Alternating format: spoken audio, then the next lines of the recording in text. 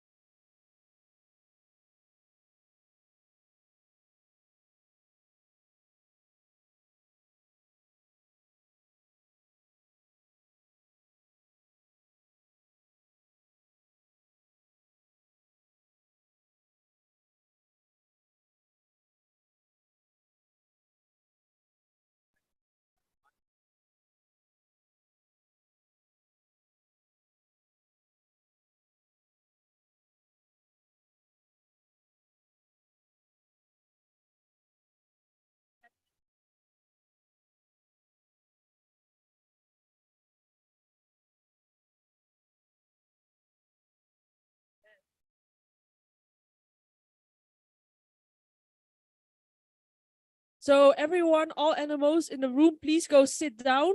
Atena from the CCC will bring your voting cards to you. You do not need to approach us. Please just sit down and log into Nemo Vote as soon as possible.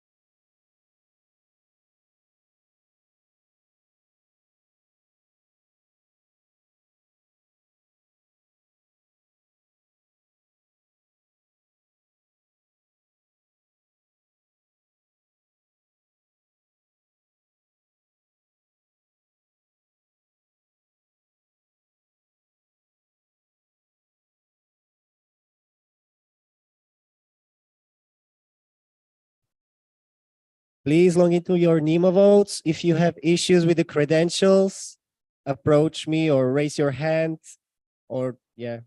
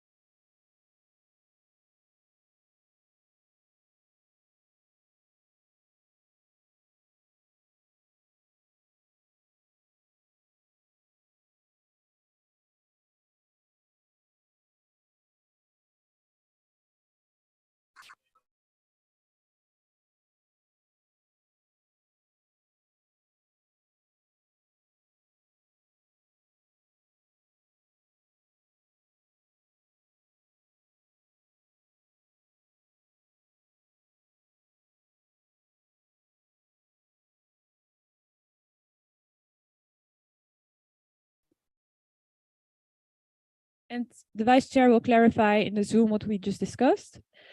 Another thing what is very important for us to keep on moving fast with the votes is for you to stay into NEMO vote. Because as you know, per the hybrid balance, we need this 90% threshold to be reached. So we need kind of a stable amount of people in NEMO vote. So please stay in NEMO vote. And that is for now. I will give you more instructions when we start with the actual elections. So we can move to the next agenda item. Point of information by the CCC.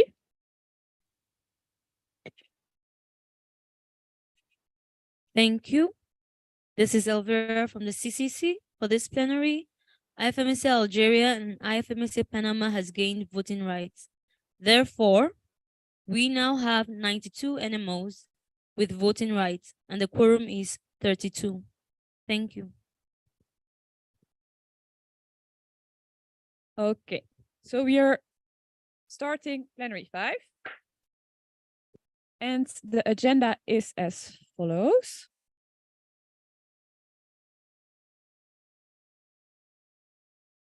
The slides seem not to be moving.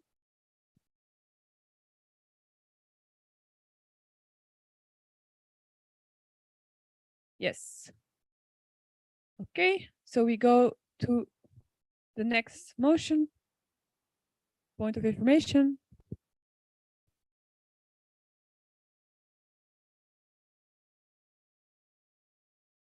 Hello? Okay. Sorry. This is Elvira again from the CCC.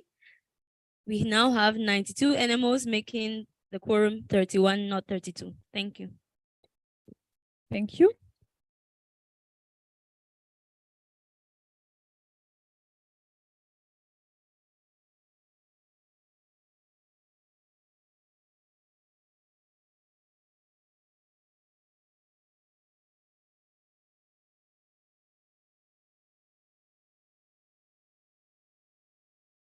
So other point of information by the CCC? Yes. So this is even from the CCC. We would like to inform you that currently the plenary agenda is not correct because paragraph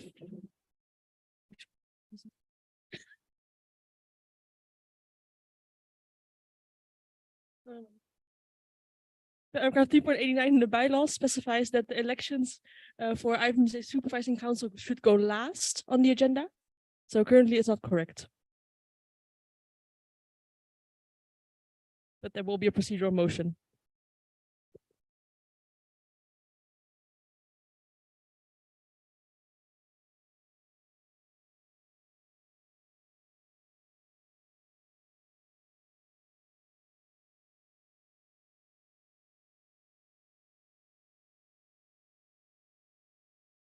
So I had a request to open a speakers list at the start of the plenary. Who would like to be on the speakers list? The speakers list at the start of the plenary. IFMSA Sweden. I see no other people that want to be on the speakers list. Okay, so IFMSA Sweden, you can proceed. You have exactly 2 minutes. Gabon on Zoom.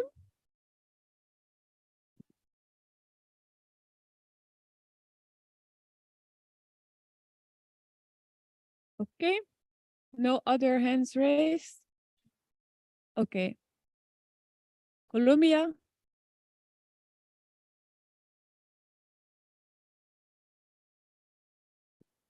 Okay, so IFMSA Sweden, you can proceed. This is Sharon from IFMSA Sweden. Am I audible? Yes. So I would like to read a statement on behalf of 37 NMOs from all 5 regions. Dear fellow NMOs and dear IFMSA family, the activity that has taken place on the NMO server in the form of statements both from IFMSA Pakistan and MSA Pakistan has not gone unnoticed. These emails contain multiple allegations made towards the other party. Many of these statements contradict each other, and there's no way for us NMO presidents to draw any objective conclusions from the information and quote-unquote evidence provided by both parties.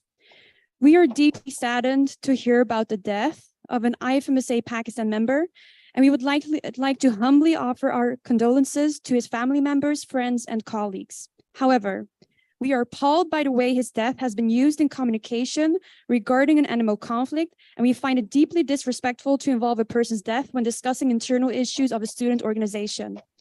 Considering the gravity of this situation and also the gravity of other accusations, including but not limited to bullying, harassment, financial misconduct, and malfunction of office, we would like to request the IFMSA Supervising Council to follow the recommendation of the VPM report and to open an investigation into IFMSA Pakistan so as to get an objective overview of the past events that have taken place within their NMO. Moreover, leaving these accusations unaddressed and uninvestigated could lead to the escalation of misinformation and confusion. We hope sincerely that IFMSA Pakistan and MSA Pakistan will fully collaborate to clear up this matter, and we hope that this can bring closure to the dispute and that we can move forward with clarity, transparency, and harmony within this federation. We hereby want to inform the federation that we will officially request investigation in accordance with paragraph 7.18 and Annex 2, paragraph 2.6 of the IFMSA bylaws. Thank you for your attention. Thank you.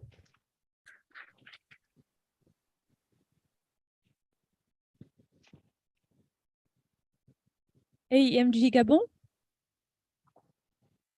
can you say something so that we can ensure that we hear you? Hello. I cannot hear you yet. Hello. Hello. Do you get me? Hello. Point of information? Hello. Martin Slomsa, Slovakia, him speaking. I would like to ask if we can ask the other participants going out and coming back to the room to use the back doors because it's very disturbing at this part of the plenary room. Thank you. Hello. Would someone Hello. stand near that door? And thank you so much, Abdullah, returning officer. Thank you for raising that issue. Meanwhile, Gabon, can you say something? Yeah, I'm talking now. can It hear seems you. like just 9 people are listening to me. Yes. I don't know if you get me. So we cannot hear the participants in the Zoom?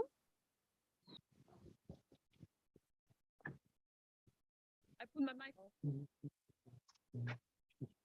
on. No. So I want to hear the people that are speaking on Zoom. I want to.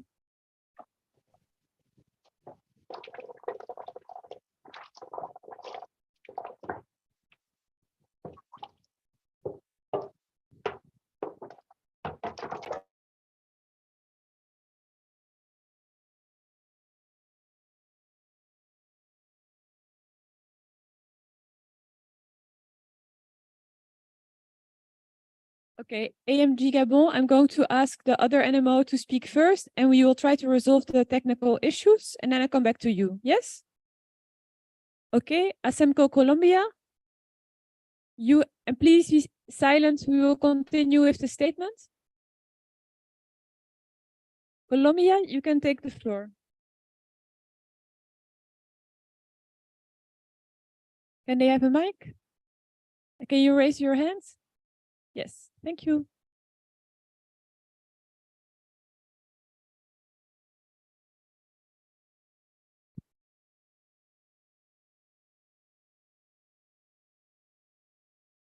Dear IFMSA family, on behalf of Asemcol Colombia and IFMSA El Salvador, tomorrow the Federation will discuss the recommendations on the SUBCO report about the investigations at the possible repercussions they could have in the future.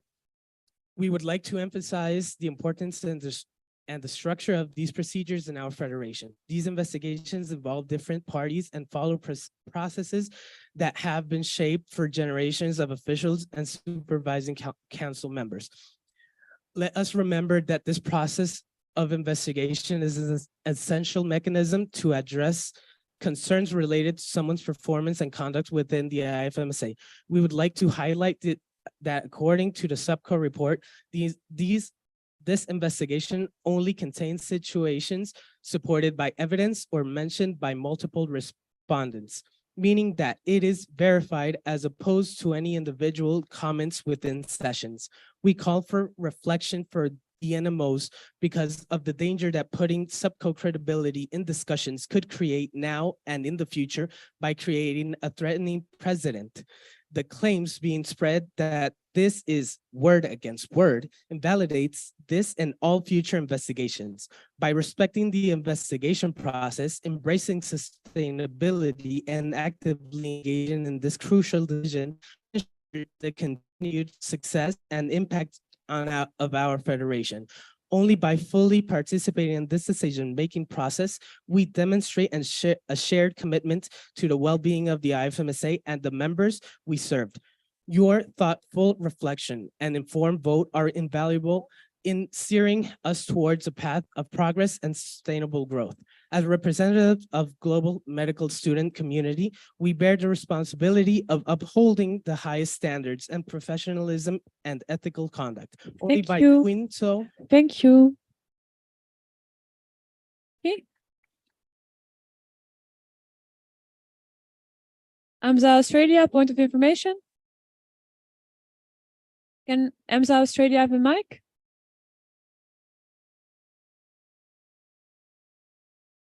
Can we be added to the speaker list as well, please? Yes. So we will add AMSA Australia to the speakers list. In the meantime, EMG Gabon, do you want to try again? Yes. Yes. Do you hear me now? I cannot hear them. Can you hear They are me? not mute. I'm seeing that their sound is on. There's no sound. It seems like in Zoom we can hear.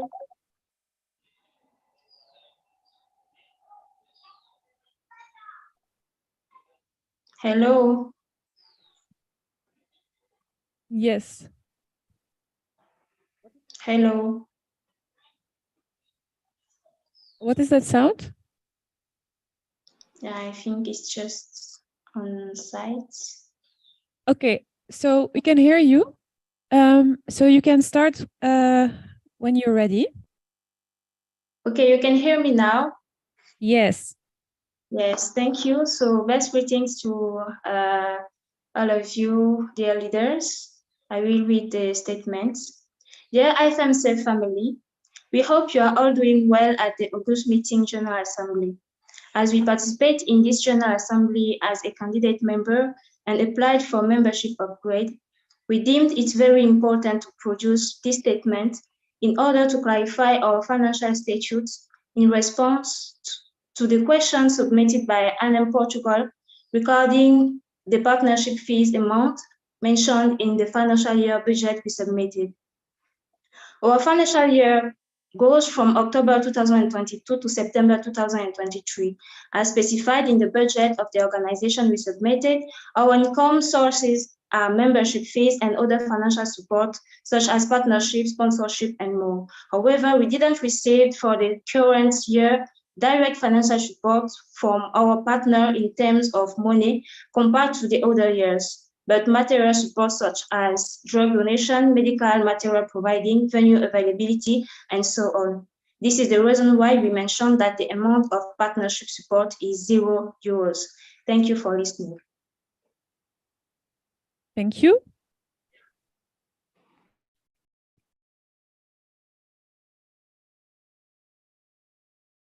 Then we move to the statement of AMSA Australia.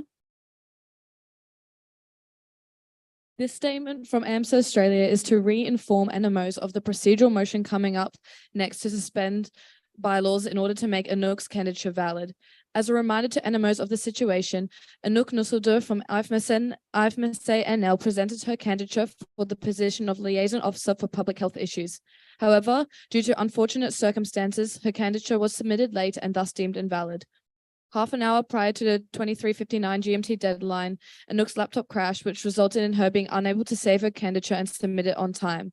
When her laptop unfroze, she went to submit her candidature at 0.00 GMT, but the form was already closed. She did not alter her candidature after this and sent it to the General Secretariat, explaining the situation directly after the deadline. Therefore, she had no extra time to work on her candidature. Unfortunately, this situation was out of her control and resulted in her candidature being deemed invalid. Due to the nature of the circumstances surrounding the invalidity, we believe that such a force majeure should not be a reason one misses out on such an opportunity. We ask NMOs to treat the situation similarly to those of previous GA candidates who had bylaws suspended to overcome technical difficulties to validate their candidature. Over the last 3 GAs alone, at least 6 invalid candidatures due to late and/or incorrect submissions in similar circumstances have been deemed valid after bylaw suspensions or overrulings of the CCC, including candidatures for SUPCO or EB.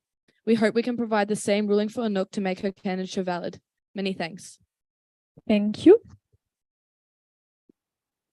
So the speakers list is resolved. And we move on to the next motion because we have received a procedural motion. That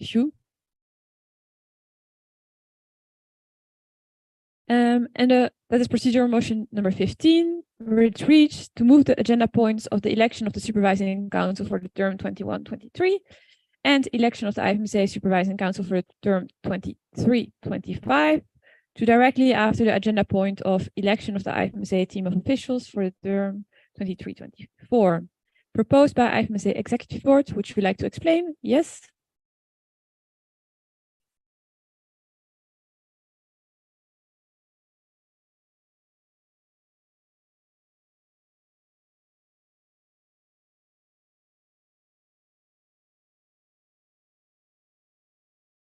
Thank you.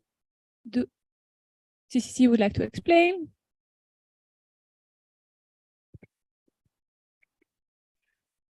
Thank you. This is John from the CCC. If this procedural motion passes, then as it states, the agenda points are moved. Otherwise, we cannot move on to elections for SUPCO because they have to go last, as we said. Thank you. Thank you for the clarification. Do we have any seconders?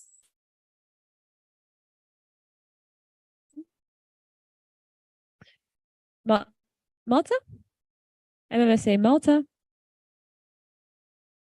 And then we proceed directly to a vote. Vote will be opened.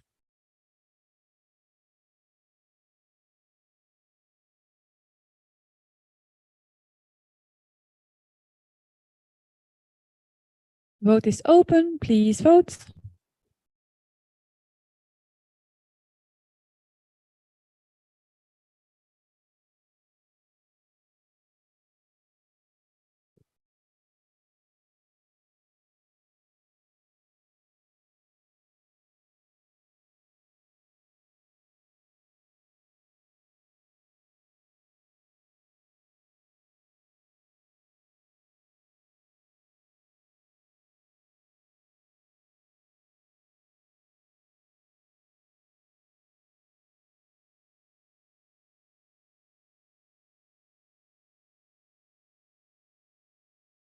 Please vote.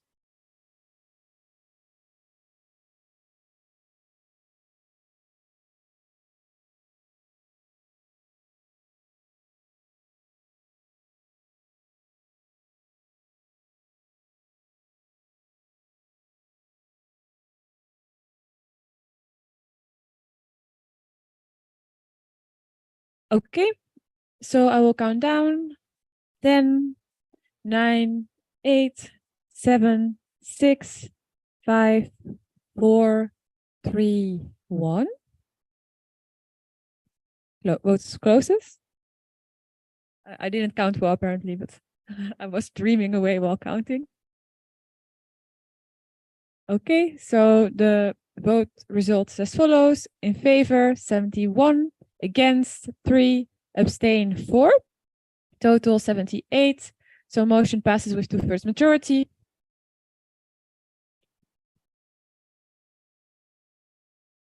We move to the next procedural motion, which is proposed by IFMSA Philippines, and BMSS Bangladesh. CCC, would you like to explain?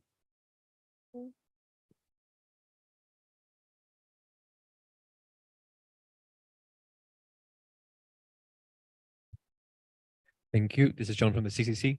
This procedure motion is valid, and if it passes, then the candidature for Mohammad Raitud Al Nahyan will become valid. Thank you. Yes. And so procedure motion number 16 reads to suspend bylaw paragraph 3.82c until the end of the 72nd August meeting General Assembly proposed by IFMSA Philippines and BMSS Bangladesh. As per Constitution and bylaws, you need to explain your procedural motion. So I would like one of the proposers ask them to read the points that they have written down as well. IFMSA Philippines or BMSS Bangladesh? Bangladesh? Yes. BMSS Bangladesh, can they have a mic?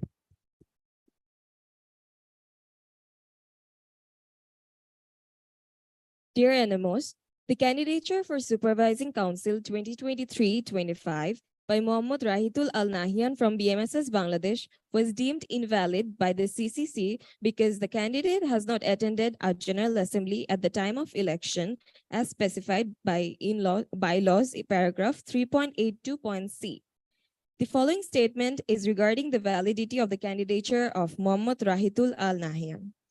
The bylaws paragraph needs to be suspended to be able to vote on the candidature of Mohammad Rahitul Al Nahyan from BMSS Bangladesh for Supervising Council 2022-25.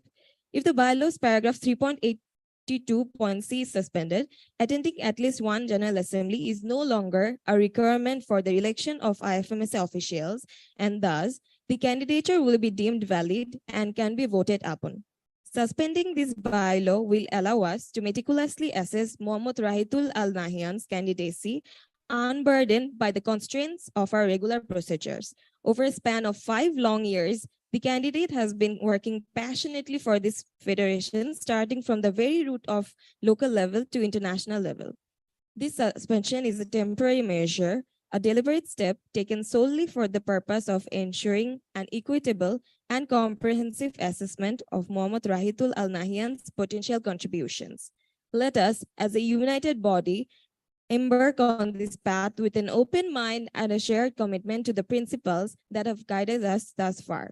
I encourage each one of you to lend your thoughtful consideration to this proposal as we collectively strive to build a stronger, more inclusive future for our organization. Thank you so much. Thank you.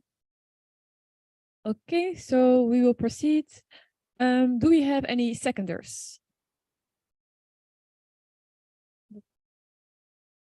Let me see Denmark. Okay, and we will proceed to a vote.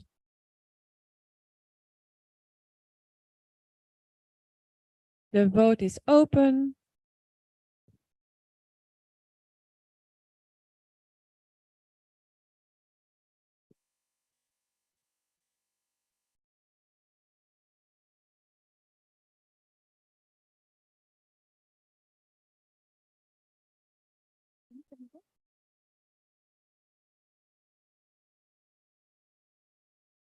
Please vote.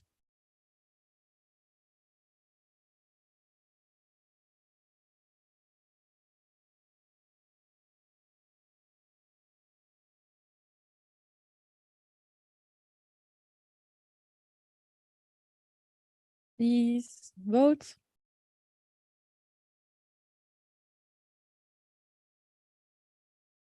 Please vote.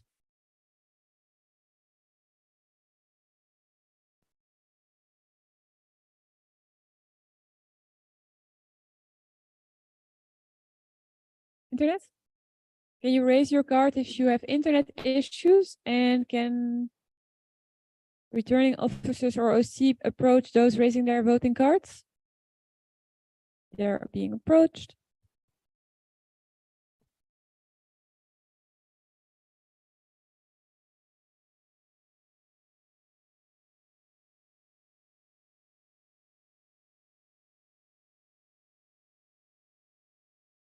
Someone has also issues online.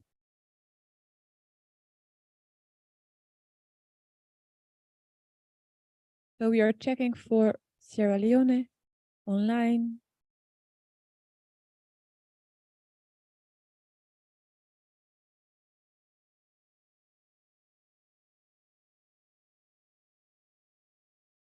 Okay, Iceland issues are resolved.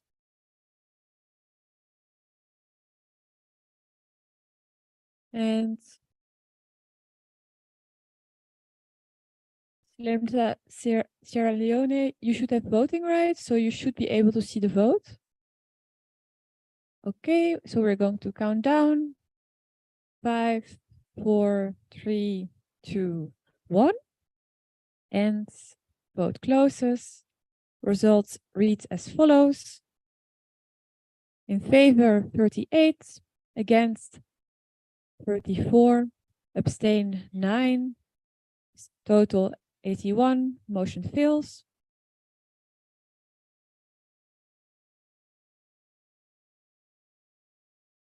So we will move to procedural motion number 17. I'll ask our secretary Anouk to leave the plenary team table.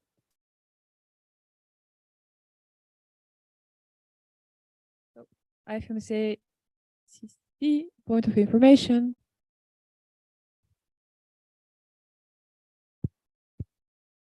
So this is Simon from the CCC. We would like to clarify that because the procedural motion did not pass, the candidate remains invalid and that cannot be voted upon.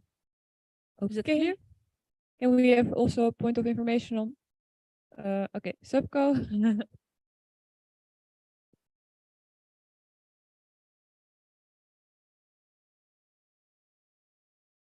The point of information from the subco.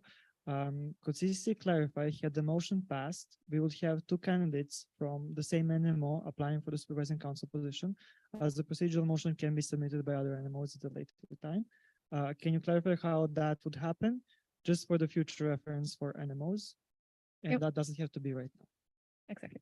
So we will clarify that at the agenda point, or before the agenda point of the subco. Turkey.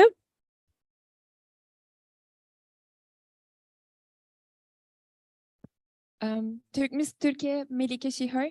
The screen is not visible from the back. Can you help with this? I'm sorry. The big screen or the TV screen? Both of them. Okay, so could we maybe make it a bit bigger so that people can read either of the screens?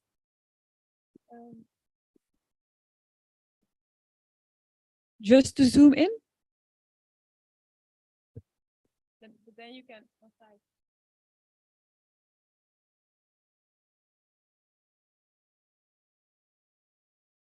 So we are working on that.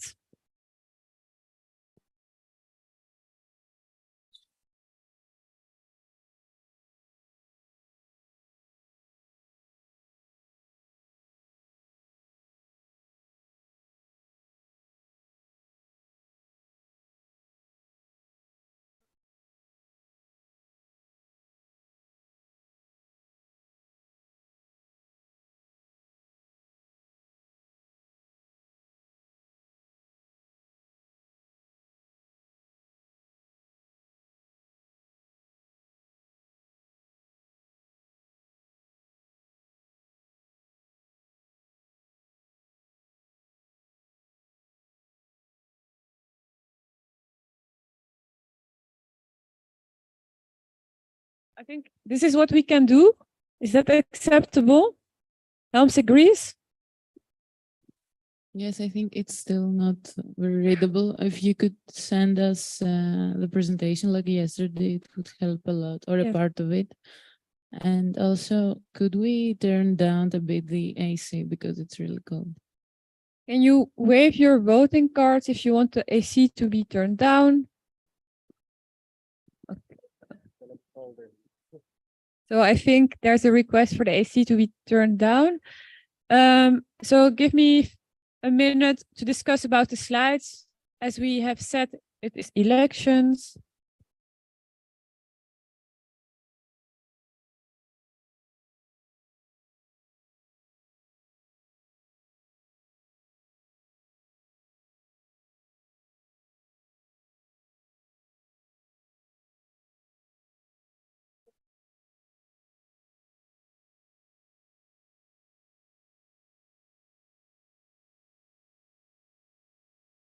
but maybe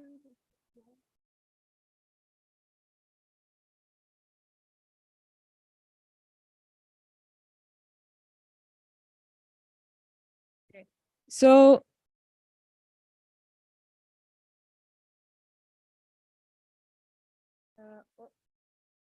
yeah. So we can show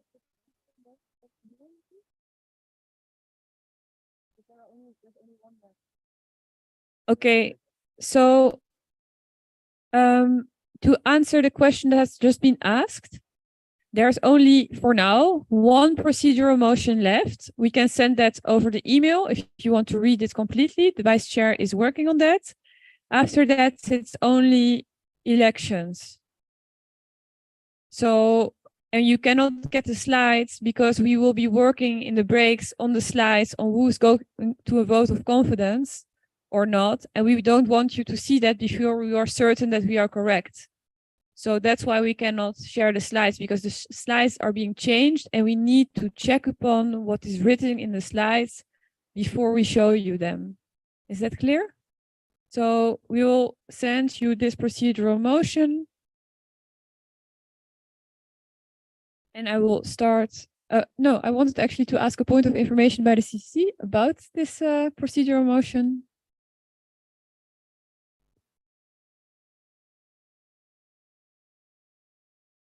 Oh, no, sorry, the next one, number 16. Number 17, exactly.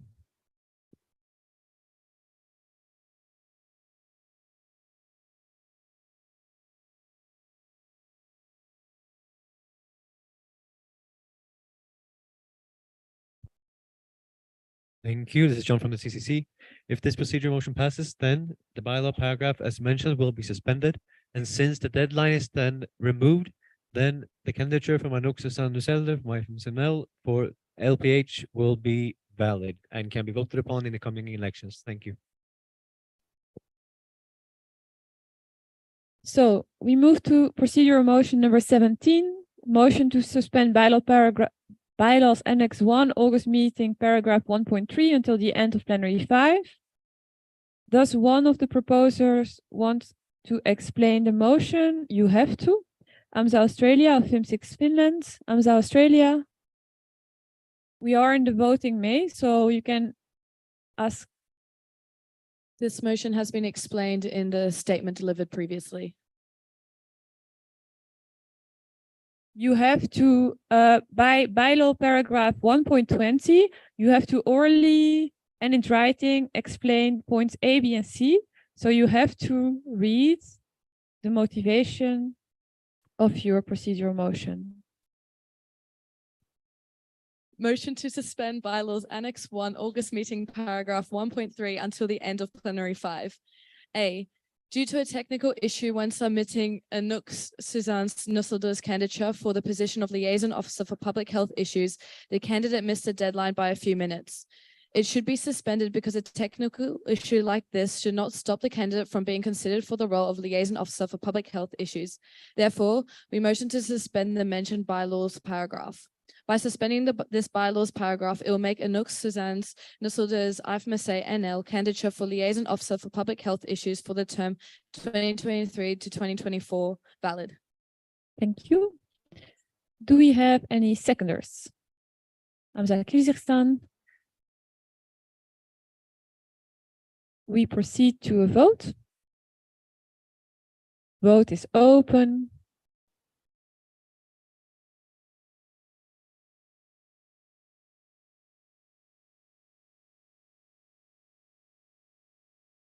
Please vote.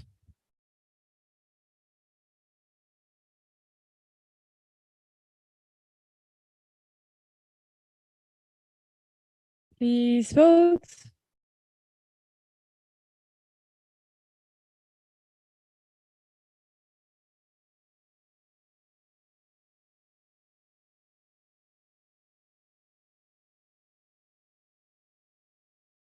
Please vote.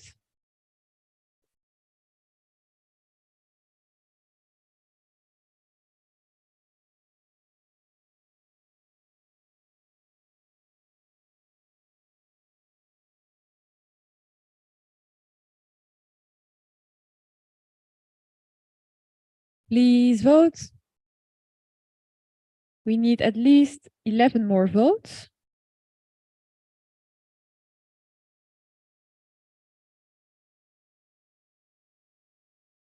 Please vote.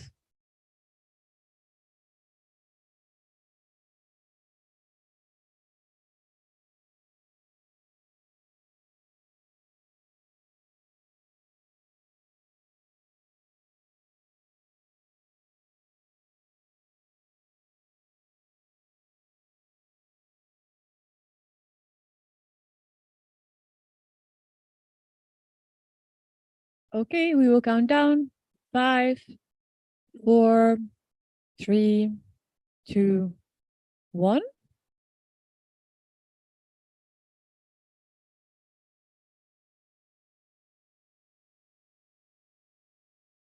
And the vote reads as follows: in favor 53, against 18, abstain 11, motion fails. Point of order.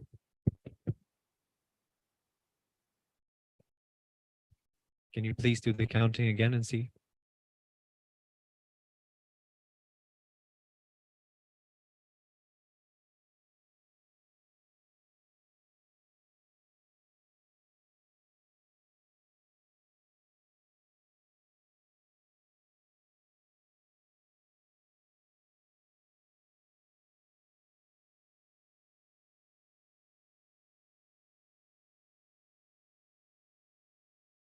Okay, excuse me, abstentions do not count, so the motion passes with 2/3 majority.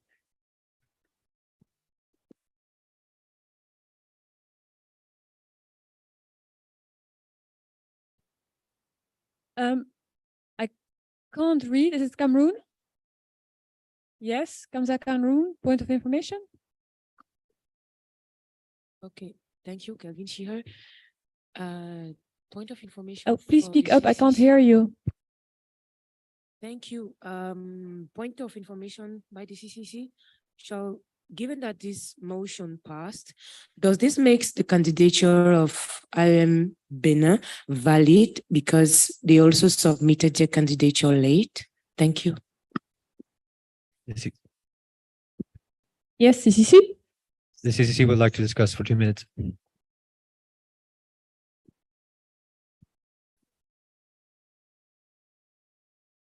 Sorry, can you please clarify the question one more time?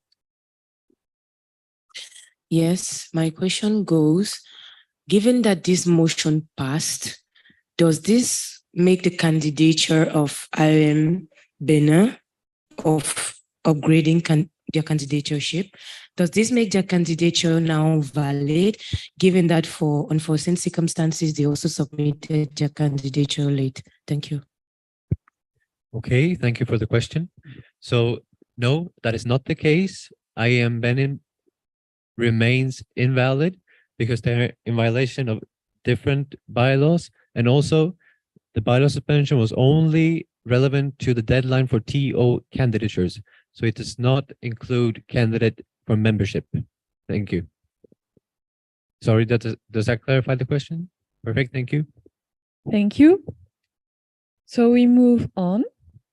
Other point of information by the CCC, and then point of information by PSM. Thank you. So since this procedure mission passed, the candidature from Anouk is now valid. Thank you. Thank you. PMSA Palestine, point of information. Yes, Mohammed Jabir from PMSA Palestine. I just wanted to suggest that if somebody from the back doesn't see the slides, he can access the online YouTube live. It would be really helpful for him without sharing. Thank you so much for that very smart comment, which we didn't think. Okay, so we move on.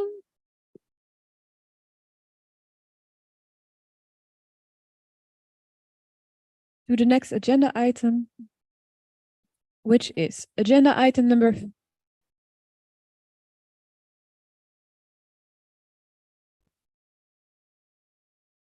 we received more procedural motions.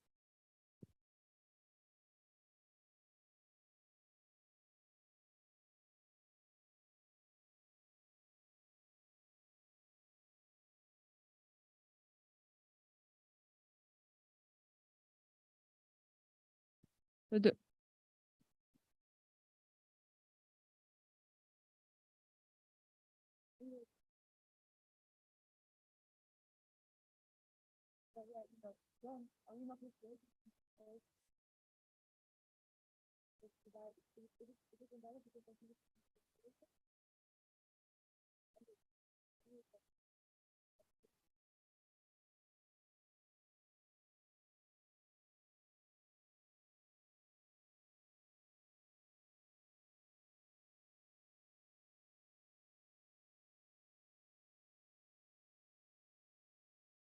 Did you notice that we have a dress code?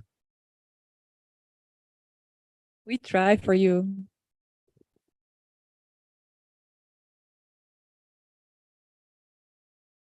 It is rebel red. This is also red. 50 Shades of Red by your plenary team. Okay, so we received another procedural motion. And we are put. Okay, in the meanwhile, there's a request for a speakers list. Does anyone want to be on the speakers list in Zoom?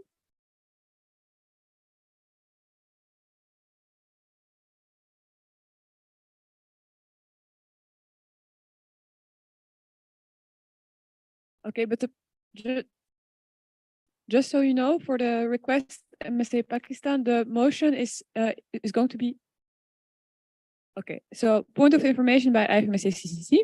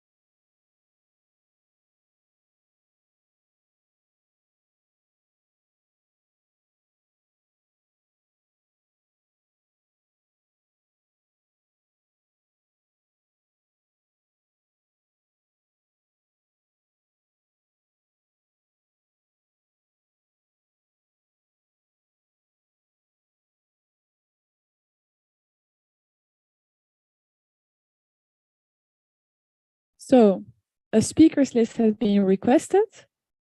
I will first put IFMSA CCC on the speakers list, and then MSA Pakistan. Thank you. This is John from the CCC. This procedural motion is deemed invalid for different reasons. Can we please have the procedural motion displayed?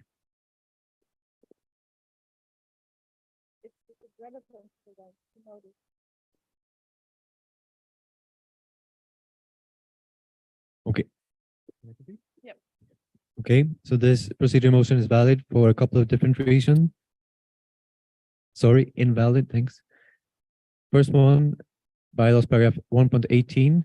A proposal to suspend a paragraph of the IFMSA constitution and bylaws should be done through a procedural motion that needs to be proposed by at least 2 NMOs. This is only proposed by 1 NMO, so it's invalid for that reason. Also, 1.19, each proposal shall be limited to a single paragraph or a single list item. The motion tables 2 different paragraphs and also states annexure, which is not the correct term, and thus the motion is invalid. Thank you. Thank you. Point of order. The CCC. Okay, so please, people at the back, the agreement here is, if you're here, you're following the plenaries, you are silent, okay? If you don't want to be here, you go out of the room.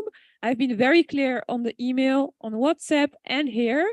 So please be silent, otherwise you leave. You have time to leave now. And I don't want to say this over and over again. I'm not your mom.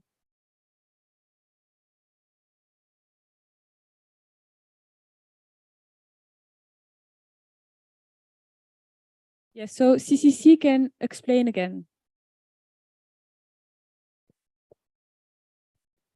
Thank you. This is John from the CCC again. So this procedure motion is deemed invalid because of a few different reasons. The first one is bylaws paragraph 1.18. A proposal to suspend a paragraph of the IFMSA bylaws shall be done through a procedural motion that needs to be proposed by at least 2 NMOs. This procedural motion is proposed by 1 NMO and thus is invalid. Also 1.19, each proposal shall be limited to a single paragraph or a single list item. This motion tables 2 different paragraphs, bylaws 2.10 and annexure. Also, the term annexure is incorrect. Also, there is no bylaw. That term does not exist. It has to state bylaws in that case. So for these reasons, this procedural motion is invalid. The CCC would like to further clarify that even if a valid motion is tabled proposing these suspensions and it passes, MSR Pakistan would not become valid. It will remain invalid because if 2.19 of the annex is suspended, then the ability to amend their application is also removed. Not just the requirement that it can only be amended according to the membership review committee report, but also you remove the ability for it to be amended, so it will still remain invalid. Thank you. Thank you, IFMSA CCC. So we go back to the speakers list. MSA Pakistan. No. It's a note about slides. Okay, so observer have speaking rights. Observer MSA Pakistan would like to have a statement. Do you give me a minute, then I give you the floor. Can you confirm? Can you say something so that I can confirm that we can hear you? Hello, can you guys hear me? Yes. Okay, so you have 2 minutes. Okay, thank you so much. So, thank you so much, CCC, for clarifying that. And we would also like to request on how we can submit a valid motion, but I would like to make my statement now. Dear NMO presidents and delegates, officials, and everyone at the August meeting, I'm so glad to have this opportunity, and it's my final request and a request from the 2,800 medical students that I am representing today at the August meeting, that these 2,800 enthusiastic medical students, including AM and APRM delegates from last year, form a significant part of IFMSA's trainer pool and are likely to be future IFMSA leaders, nationally and globally if given a chance. They do not wish to be involved in such baseless politics and harm the Federation, questioning morality. Therefore, they chose MSA Pakistan as a safe place to work on themselves as pivotal medical students who could bring innovations to healthcare and in the future. That is why I sincerely hope that you will all validate our position and vote for us during today's plenary, for I believe that is the only hope and justification possible, besides the investigation that you have requested. That's all I would like to say. Thank you so much, everyone, and I hope you will support us.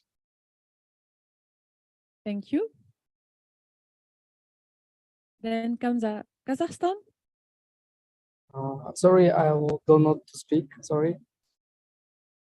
Okay, thank you. Just a reminder to people sitting at our table and also in the Zoom. I asked you to have one person at your table. So if you're 2, please, if the other one can go back to the back. And also that means that you can not be here in Zoom and at the table. So I think Venezuela, are you here in the room or are you in Zoom? You're only in Zoom, that's fine, but just making sure that we don't have double.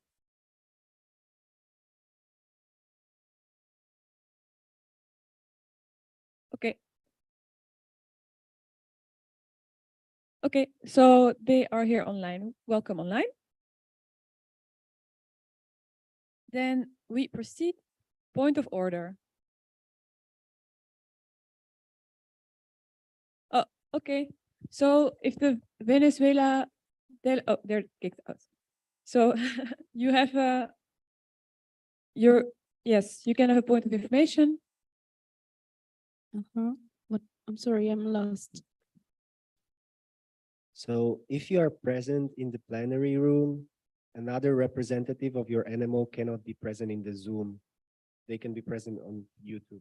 Okay, thank you. I'll let her know. With the voting card. I have it here. Thank you. So we move on. Okay, point of information by the CCC.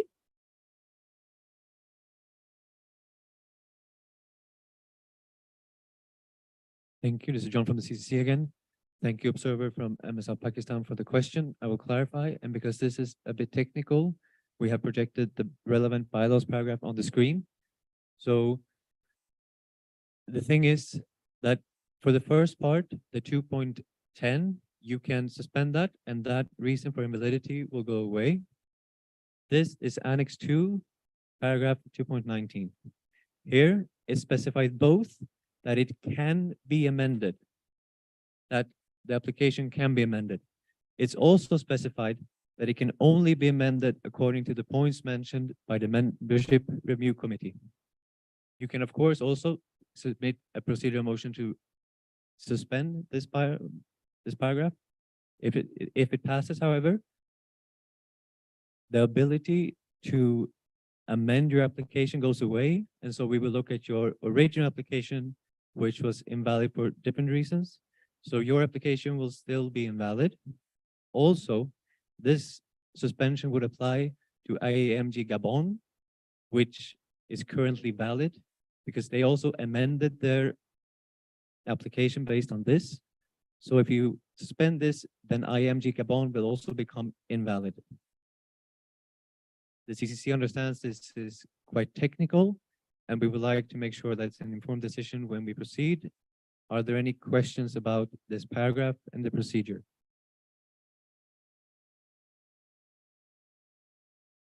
I see one. Denmark. MCC Denmark.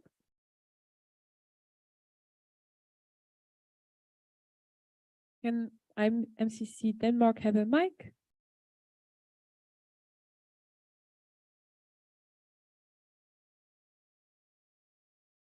Clara, I'm CC Denmark. Can you just repeat, like, Gabon will be invalid if this was anyone else validity changed? If you can repeat that. Sorry, can you repeat the last part? Can you Yes, yes, please. can you repeat No, the last can I? Sorry. Will anyone else validity be changed? Yeah. Thank you for the question. So currently, there is one application for membership upgrade that is valid. It's Gabon. So as of right now, you will, after this, go to voting on their membership. If you suspend this bylaw paragraph, then their amended application can no longer be used. Then the CCC must look at the original application before the membership review committee, which for different reasons would be invalid. So if we suspend this now, then we cannot vote on the membership upgrade by IMG Gabon. And because this is the last chance for the candidate members of Gabon to upgrade, then IMG Gabon would also lose their membership. Thank you. Are there any other questions about this?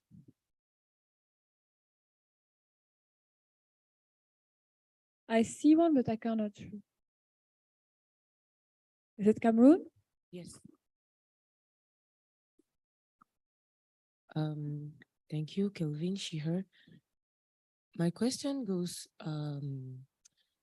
based on the report of the VPM, which I read, there was in the report, it was said that the NMO doesn't fulfill any of the IFMSA criteria to apply for associate members, as they fill none of the three conditions, but I didn't see this in the CCC report. So could the lag be explained maybe, or did they fill one of the criteria with time? I just want to know.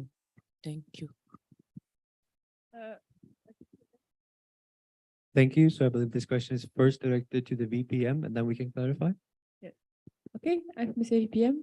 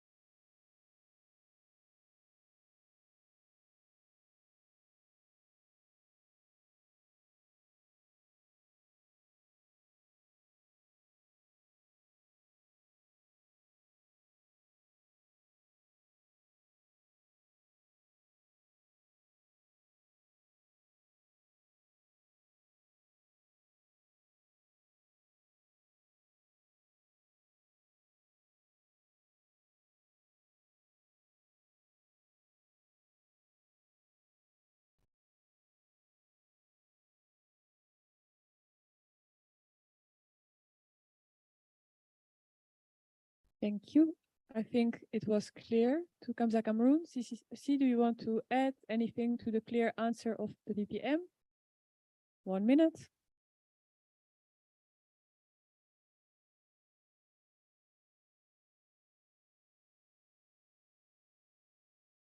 Are they?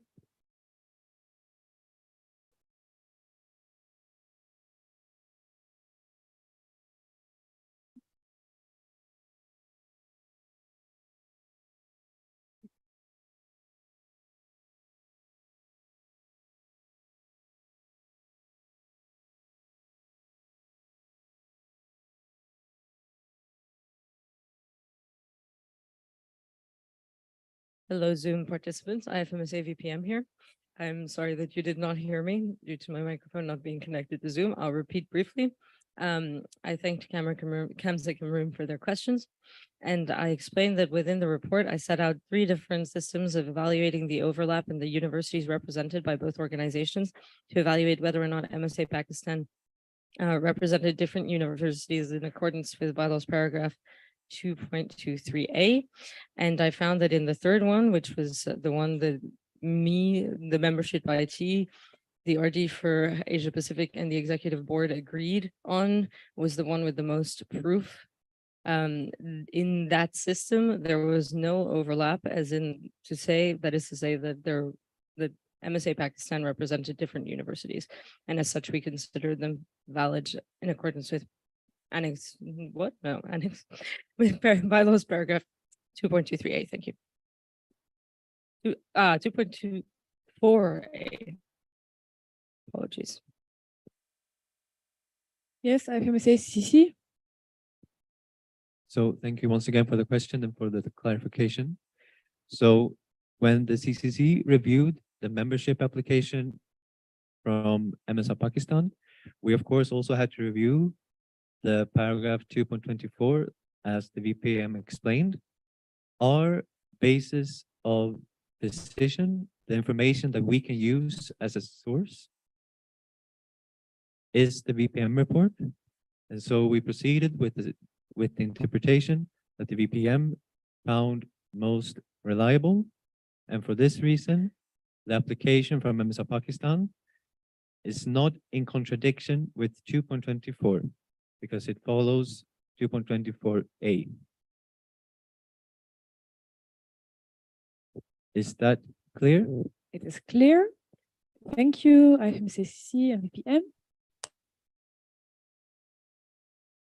Do we have any more questions about the invalidity?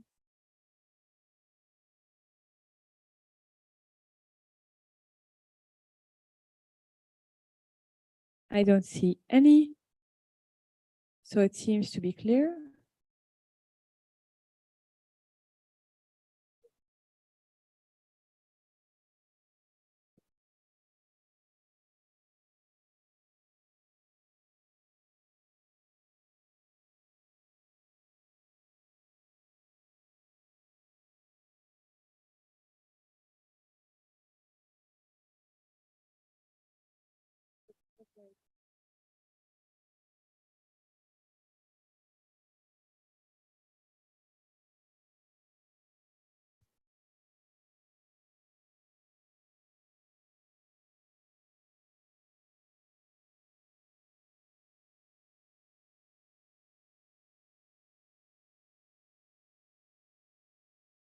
Okay, so we will proceed to agenda item number 34, adoption of the changes of status of national member organization and mission of new national member organization. So we have a point of information by the IFMSA Executive Board.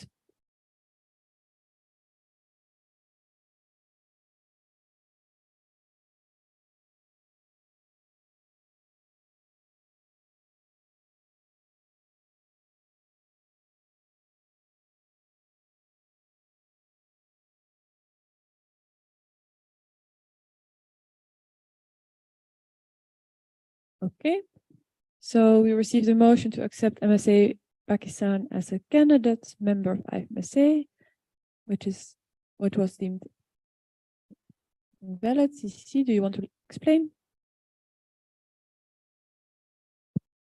Thank you. This is John from the CCC. So as we explained, the candidature application from MSA Pakistan is invalid, and thus this motion is also invalid. Thank you.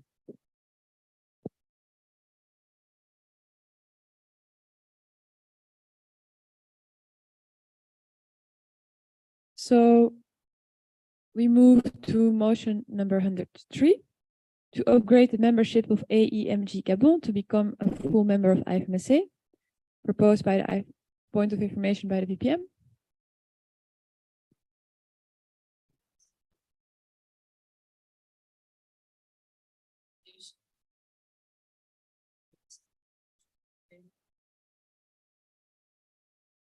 Okay. So the motion 103 is proposed by the IFMSA Executive Board. Do you want to explain? No. Do we have any seconders? Lemsink Lebanon. Do we have any amendments? I see none. Do we have a direct negative? BVMD Germany.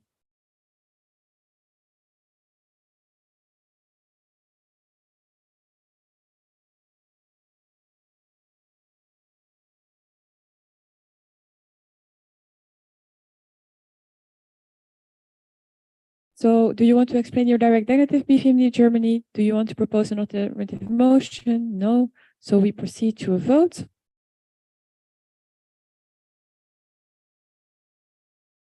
Vote is open.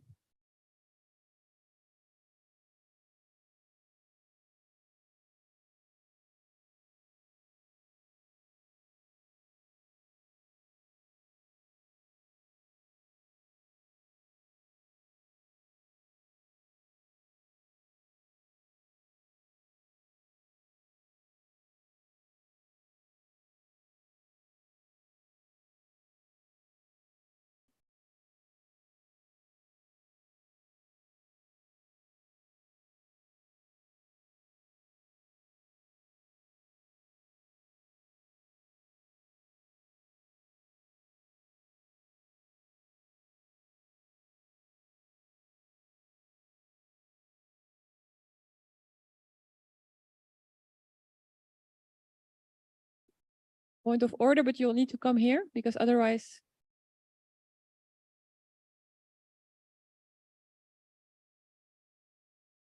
Point of order by the IFMSA Vice President for members. I have been informed that the Zoom participants did not hear my point of information and as such do not have all of the information as the same information as the participants in the room when voting on this motion. Thank you.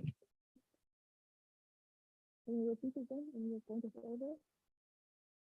Oh, and I can repeat what I said in the original motion, point of information, which is that the IFMSA Executive Board's recommendation is to accept the membership upgrade of AEMG Gabon. In case that changes anybody's vote, please also do a point of order. Thank you. So we will close the vote in 5, 4, 3, 2, 1. Vote closes.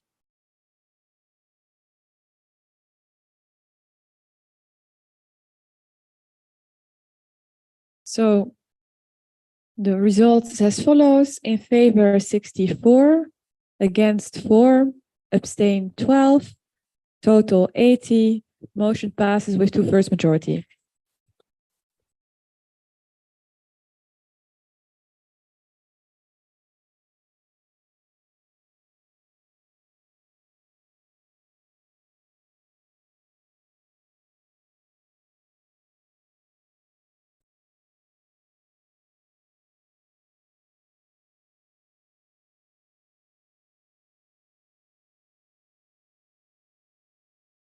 IFMSA VPM.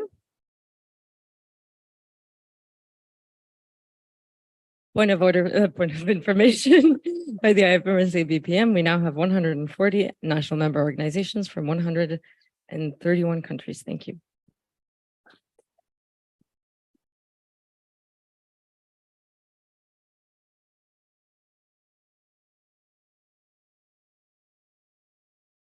So we proceed to motion number 104, which has been deemed, a lot of waving in the back. SWIMSA Switzerland.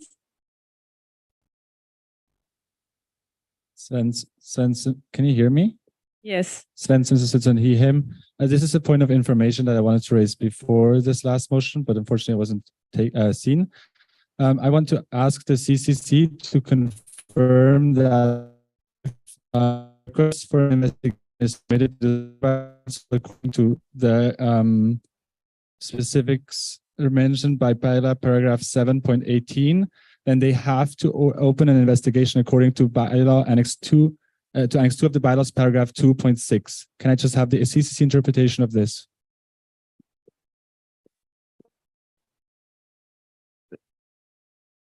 Thank you. This is John from the CCC. Thank you for the questions, IFMSA. We are not prepared for this and we'll need 2 minutes to discuss. Thank you.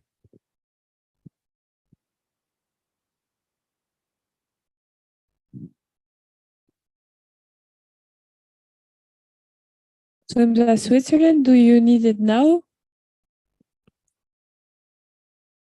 Because we already moved past. We just need it within the GA. Yes. Okay. So that will happen, but not now. So we proceed to motion number 104, which was invalid.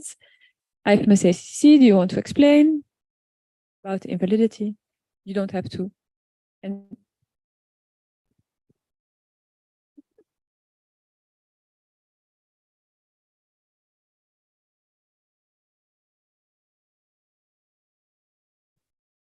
Thank you. This is John from the CCC again. Because the application from AMB Benin has become or is invalid, then this motion also is invalid. Thank you. thank you. IFMSA VPM.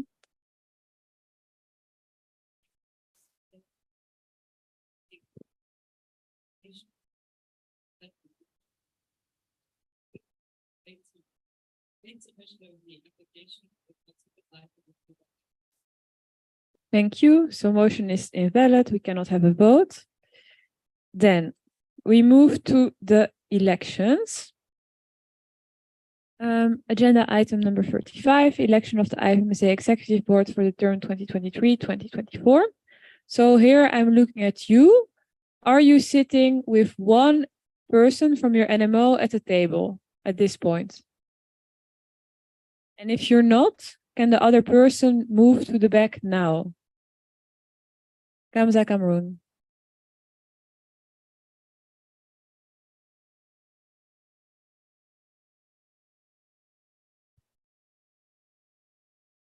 Point of order, some people, some NMOs have not been accepted on the Zoom. Can we please check if there's anyone? Thank you. We don't see anyone pending.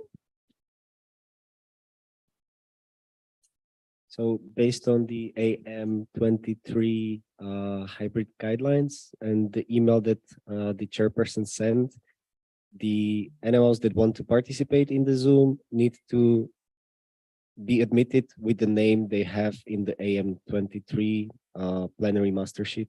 So if they are not named like that, we are not accepting them.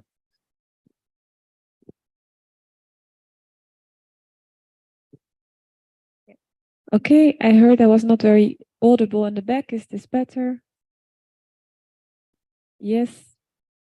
Okay, so I am assuming that you're sitting with one person per NMO at the table. Yes. And as explained, you cannot leave the room when we start the first block of voting, which will start now. So if you don't want to be in the first block of voting, leave the room now. Can we have people at the doors to ensure that people are not getting in or out? And For those in the back, you cannot approach the people voting while we are voting in this block. So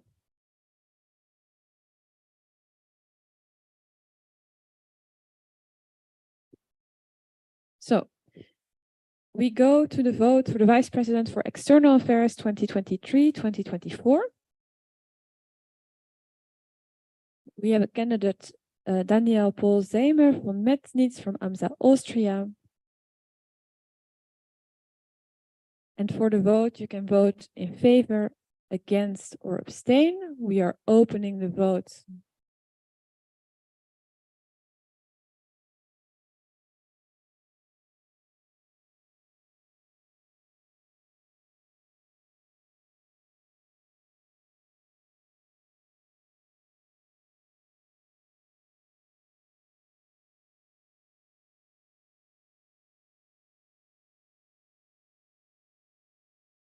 Vote is open.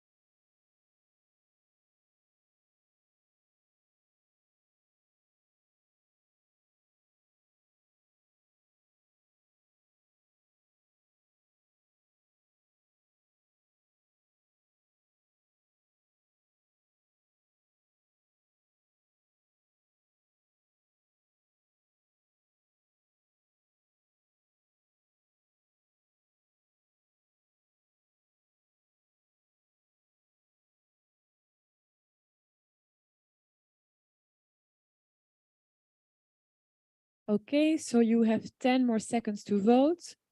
10, 9, 8, 7, 6, 5, 4, 3, 2, 1.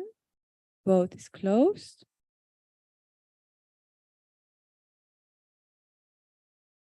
And just before we move to the next agenda item, I want to remind you that we do not discuss the result of the votes now.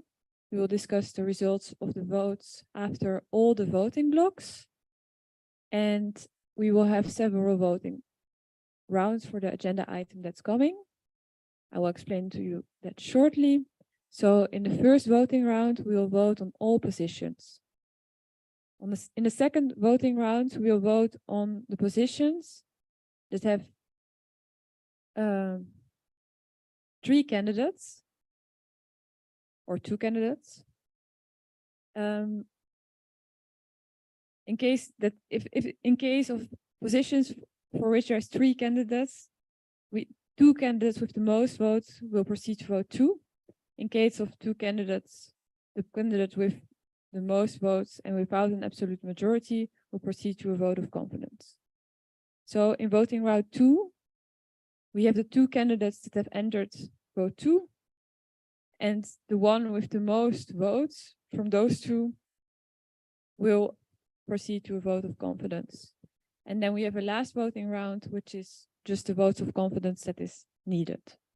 So that is what we will do for most candidates, but for the regional directors, we will do it differently. We will go through all of the voting needed per position. And that is because we need to hold up to a certain threshold as per the IFMSA hybrid guidelines for this General Assembly. I've explained it better in the email than now. So if you don't understand it, read the email. And if you have questions, ask them. And I think I can explain it to you when you ask me questions.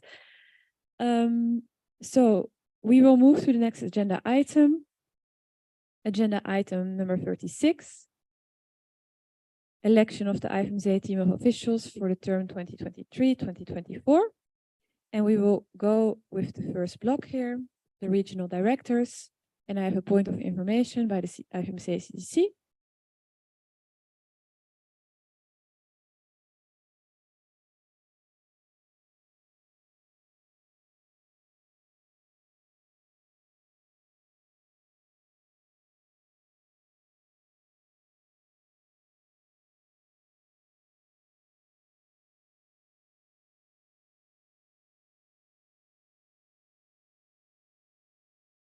Elvira from the CCC.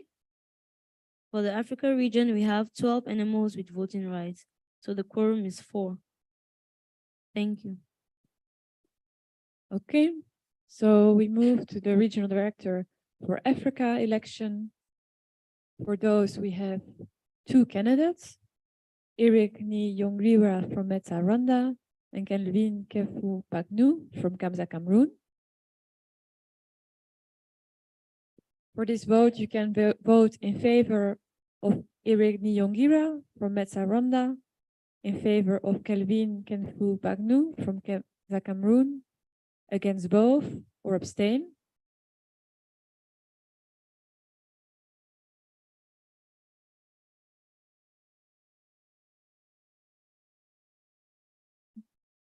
The vote is open.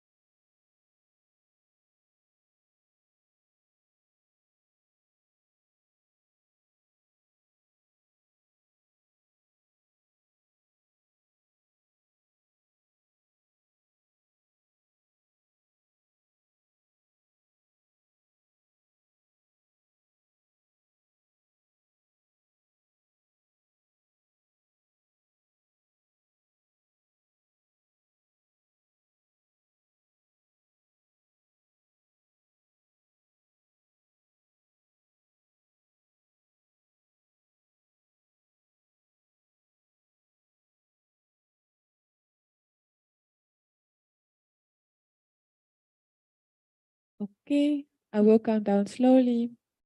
10, 9, 8, 7, 6, 5, 4, 3, 2, 1.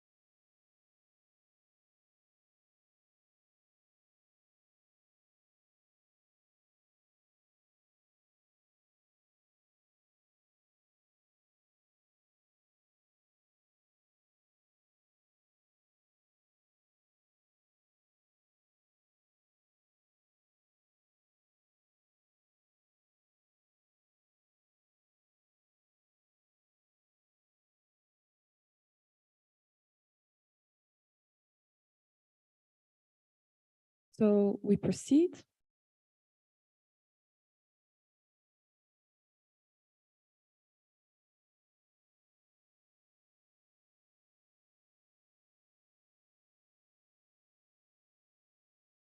One minute.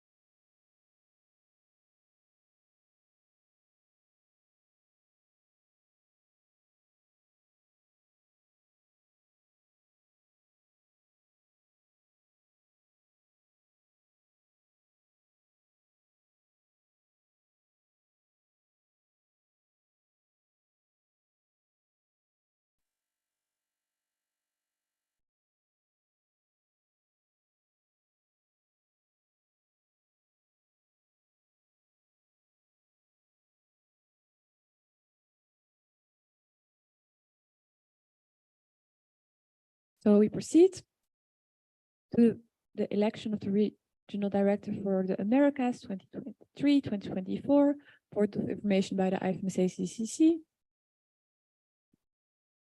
Thank you. This is Elvira from the CCC. For the Americas region, we have 14 NMOs with voting rights. So the quorum is 5. Thank you. Okay, so we move to round 1. In this round, we have 4 candidates: Lily Michelle Brown Foncesa from IFMSA Canada, Linda Carolina Prato Navas from Sosem Venezuela, Adrian Alejandro Moreno Mares from Mexico, and Santiago Vladimir Bravo Jaramillo for AEMPP Ecuador. So in this vote, you can vote in favor of Lily Michelle Brown Fonseca, in favor of Linda Carolina Prato Navas, in favor of Adrian Alejandro Moreno Mares, in favor of Santiago Vladimir Bravo Jaramillo, against all 4, or abstain. And we will open the vote.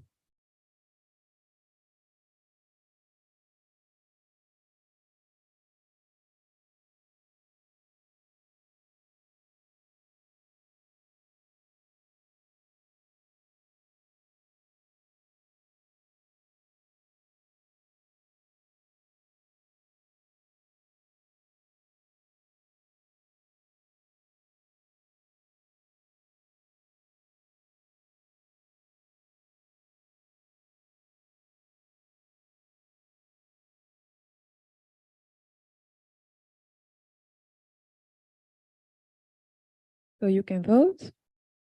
Please do so.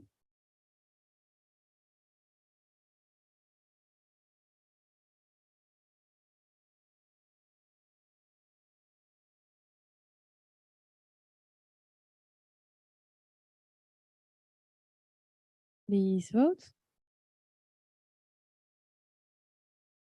So I'll count down slowly. 10, 9, 8, 7, 6, 5, 4, 3, 2, 1. Vote closes.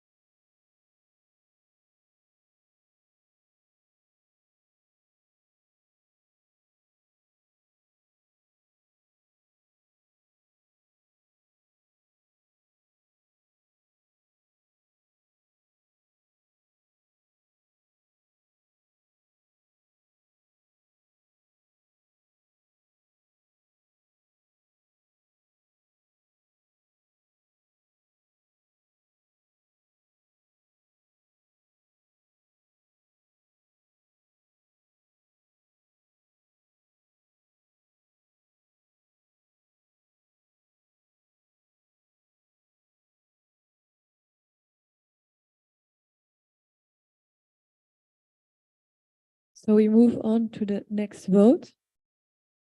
Round 2. For RD Americas. And for this, oh, it's not- we are updating the slides.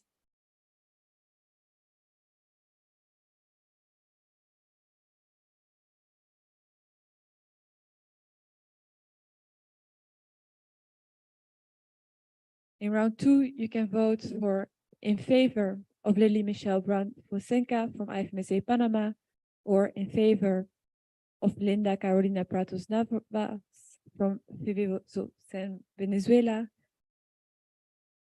against both, and abstain.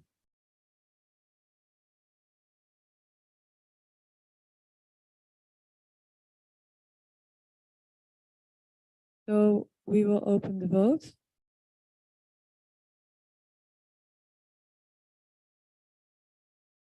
The vote is open.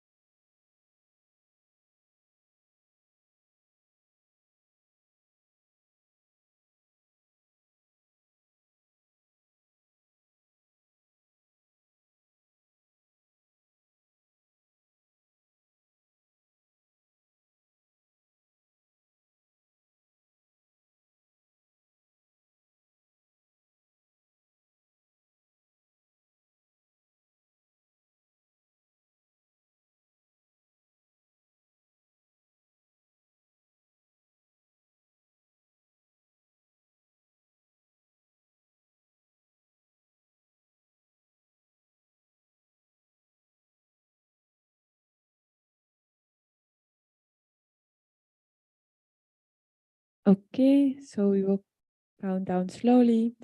10, 9, 8, 7, 6, 5, 4, 3, 2, 1. Vote closes.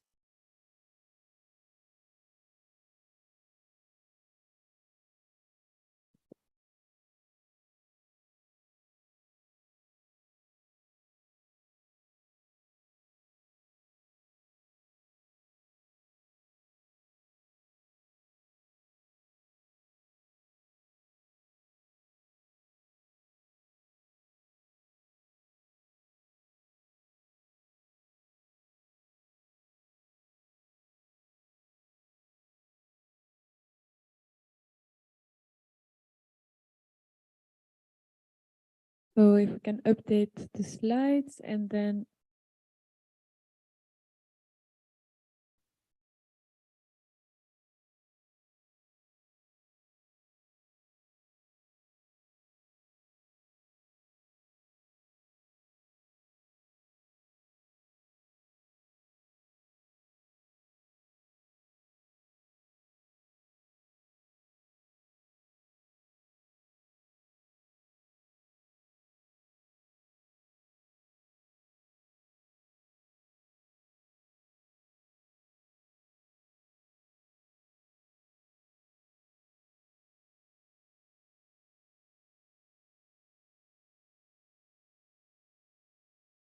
so we continue to the next voting, which is for the Regional Director for Asia Pacific 2022, 2020, 2023, 2024. For this, we have received 2 candidates, Rena Santos Malilin from IFMSA Philippines and Seju Lam from FMS Taiwan. For the vote, you can vote, for this election, you can vote in favor of Rena Santos Malilin from IFMSA Philippines, in favor of Seju Lam from FMS Taiwan, against both, or abstain. Point of information by the CCC. Thank you. This is Elvira from the CCC.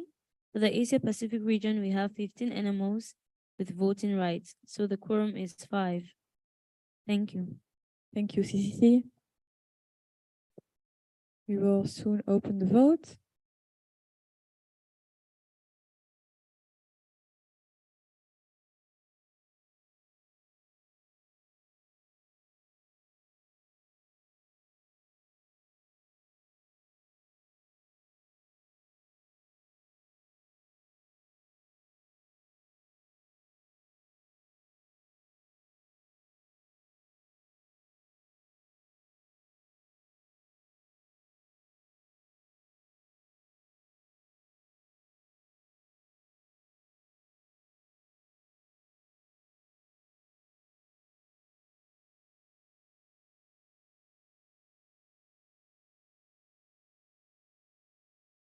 So you can vote.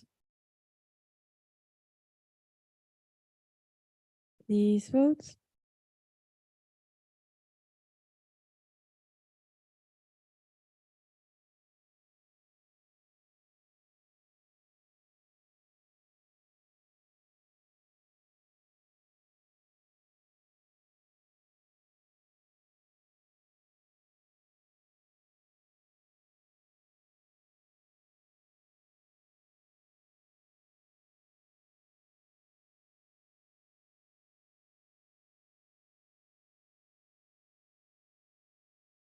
So we are close. We are slowly counting down. 10, 9, 8, 7, 6, 5, 4, 3, 2, 1. Voting closes.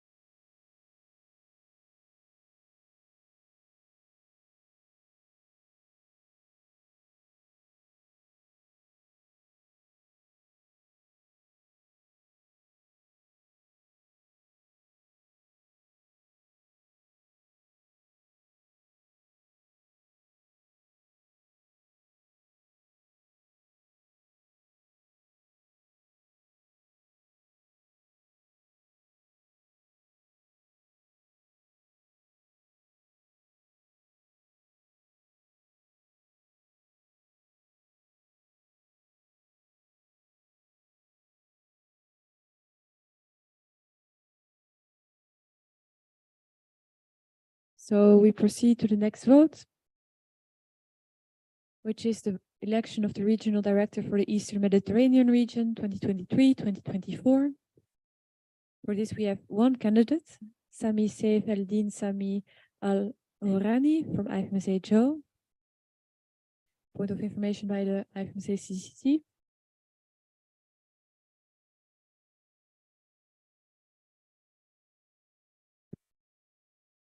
Thank you. This is Elvira from the CCC. For the EMR region, we have 13 NMOs with voting rights, so the quorum is 4. Okay, so for this vote, you can vote in favor of Sami Saif Eldin Sami El Horani, against Sami Saif Eldin Sami El Horani, or abstain.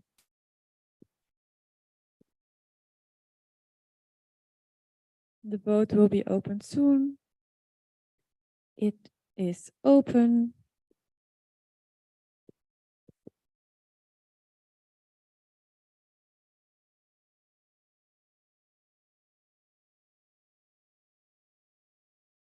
Point of order by the CCC. The quorum, we have 13 NMOs with voting rights, and so the quorum is 5. Thank you. Please vote.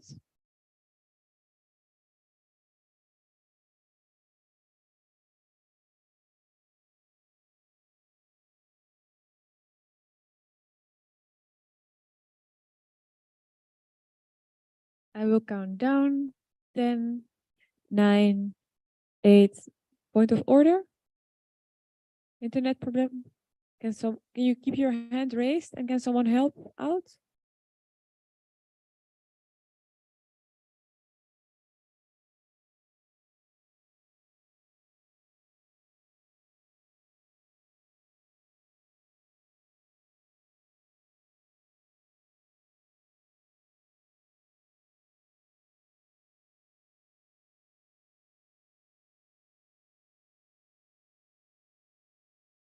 Can you let me know when it's resolved? It is resolved, so I'll continue my countdown.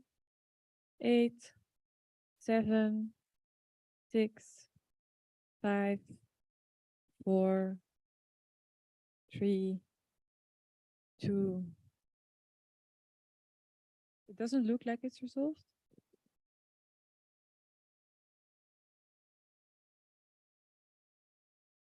One. Vote.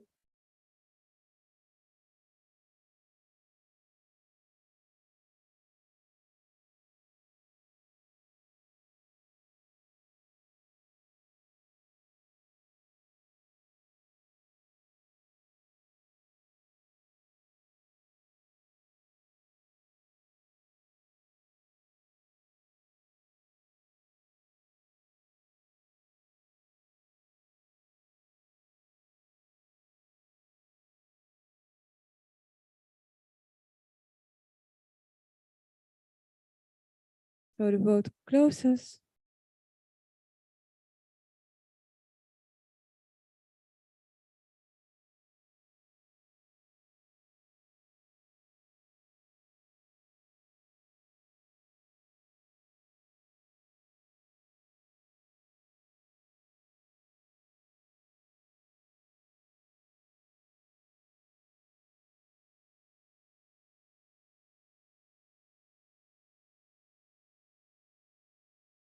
We can proceed to the next vote.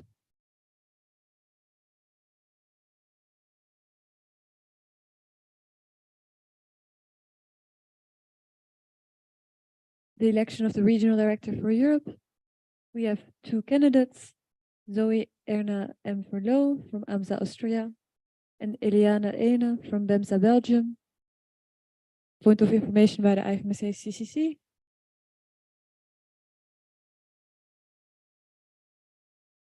Thank you. Elvira from the CCC. For the Europe region, we have 38 NMOs with voting rights, so the quorum is 13. Thank you. Thank you. So for this vote, you can vote in favor of Zoe Erna M. Verloo, in favor of Liana Ene, against both or abstain. The vote is going to open soon.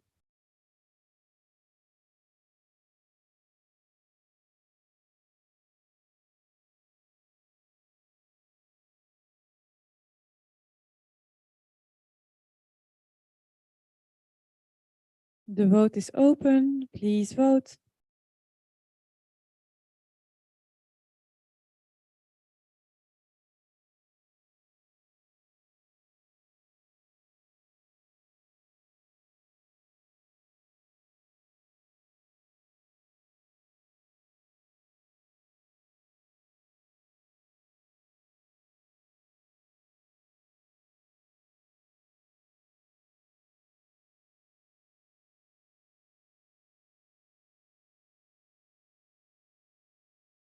Please vote.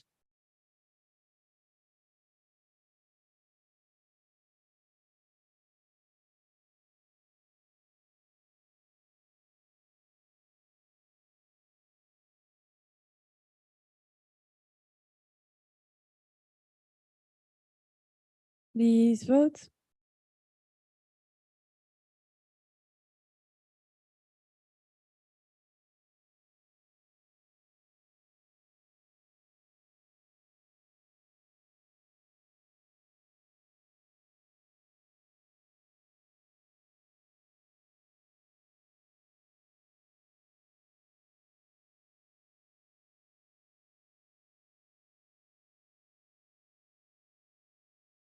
Is anyone having any troubles with voting? I don't see any.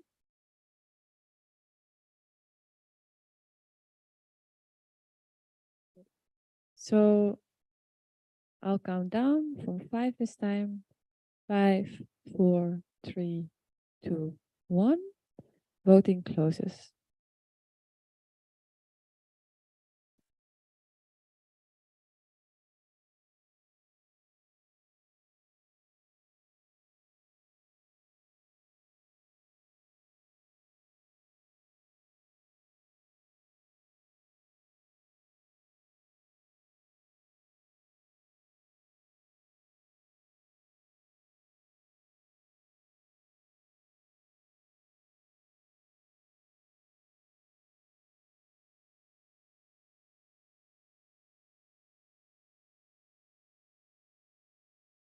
So we are done with the first block. If you want to leave the room, you can do that now. And otherwise, we are going to continue. So I'll give you 1 minute. If you leave the room now, you cannot come back after the directors of the standing committees. So you will not be able to vote on the standing committee directors.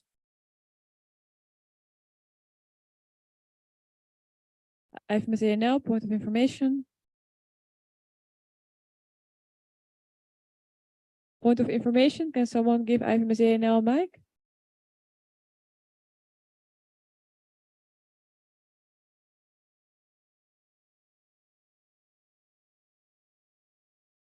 Thank you. Due to the fact that we're here with one person voting, I was wondering when it will be possible to get like a 5-minute toilet break. I have planned it. So that's after round 1 of all the votes. If that's too much, then that is too much.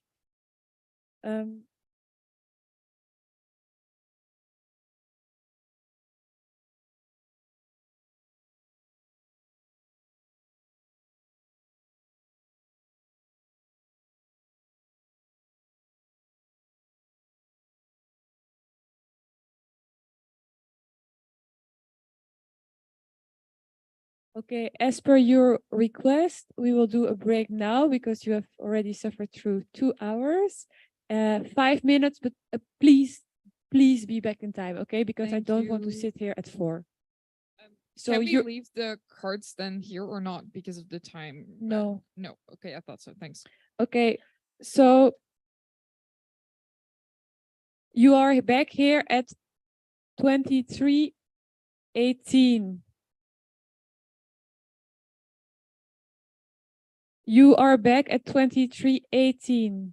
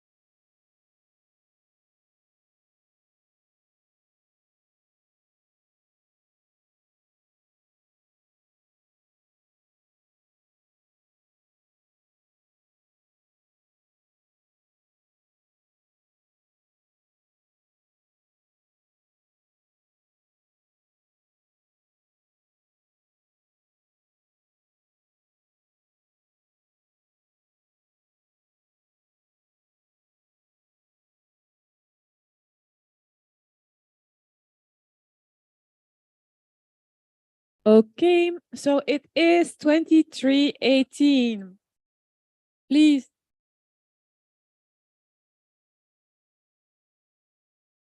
So you should come back now.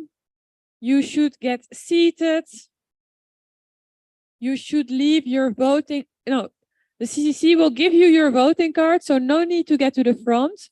You just get seated. You log into Nemo Vote, and CCC is going to give you your voting card.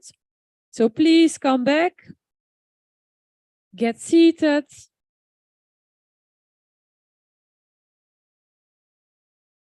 Come back. Get seated. Log into Nemo Vote.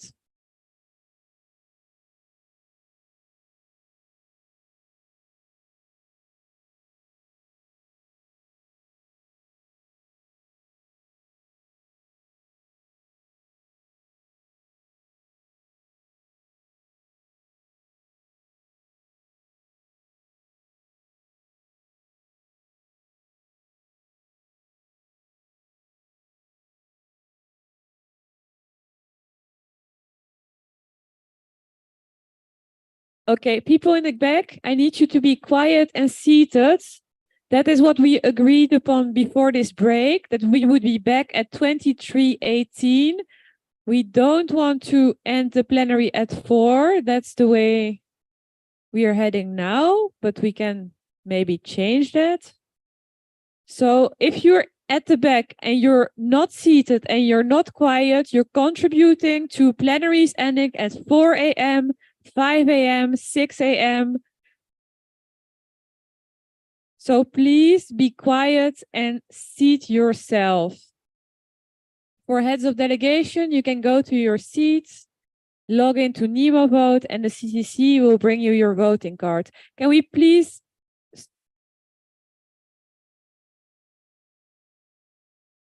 So you will have 1 minute to enter or leave the room, and then we are going to continue for those that want to leave.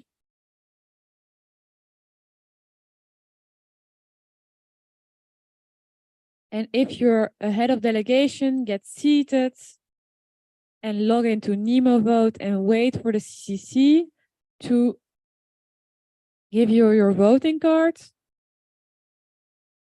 You have 30 seconds to enter or leave, and in 30 seconds, the door will close.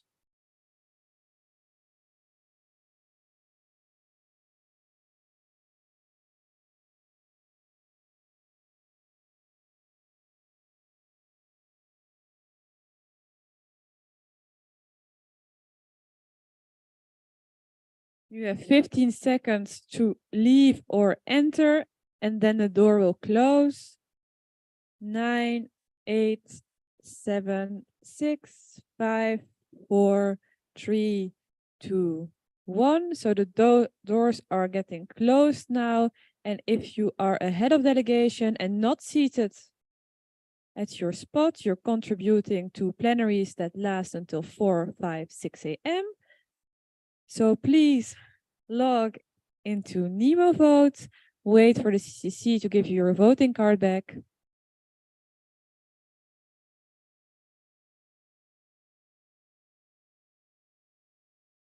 Please raise your hand if you don't have your voting card, then the CCC can find you.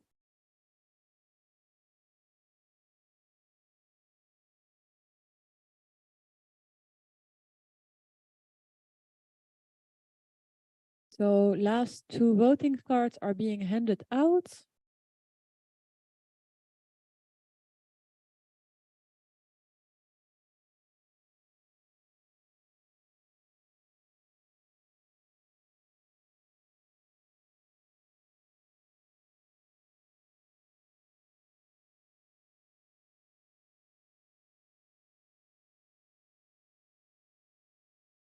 I see a hand raised.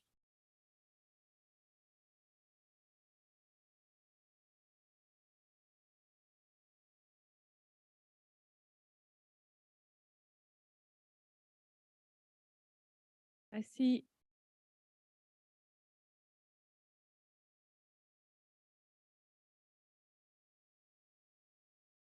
Sudan, met in Sudan. I'd like to request for another 2 minutes because we have many empty tables and the upcoming part is important for this plenary. Okay, I will grant extra 2 minutes. So the door can be opened for 2 minutes for heads of delegations.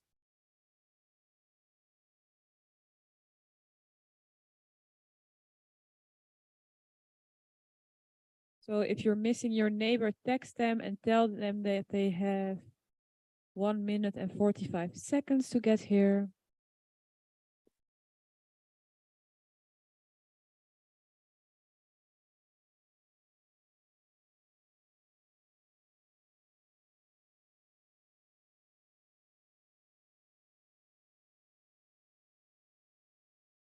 So please get seated. You are late.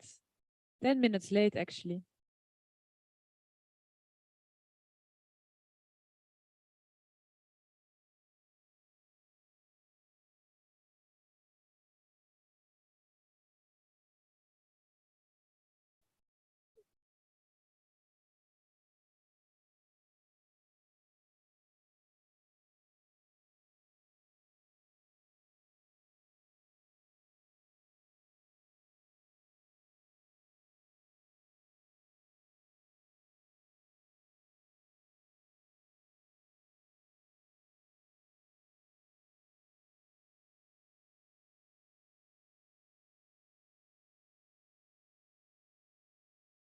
So I hope you found your neighbor that is missing.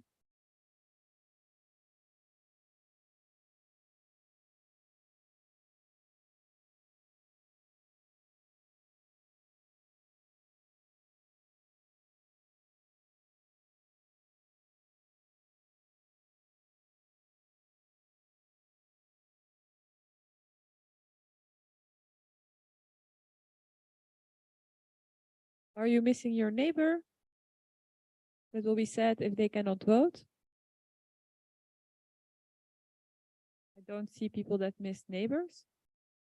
So I guess that's a good sign. So we can close the door.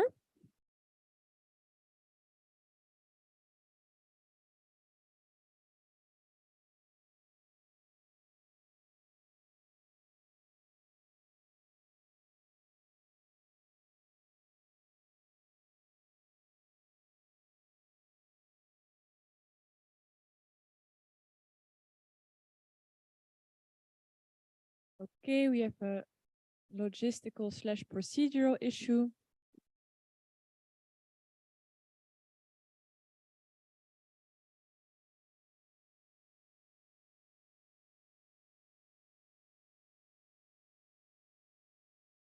So a voting card was lost earlier today and you need a voting card. So we are being creative.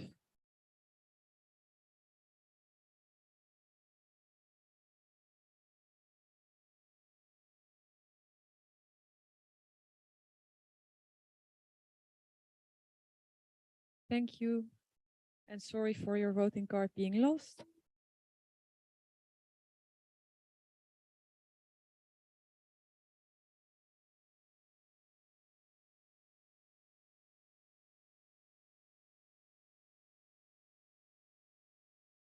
So we will continue to the next election.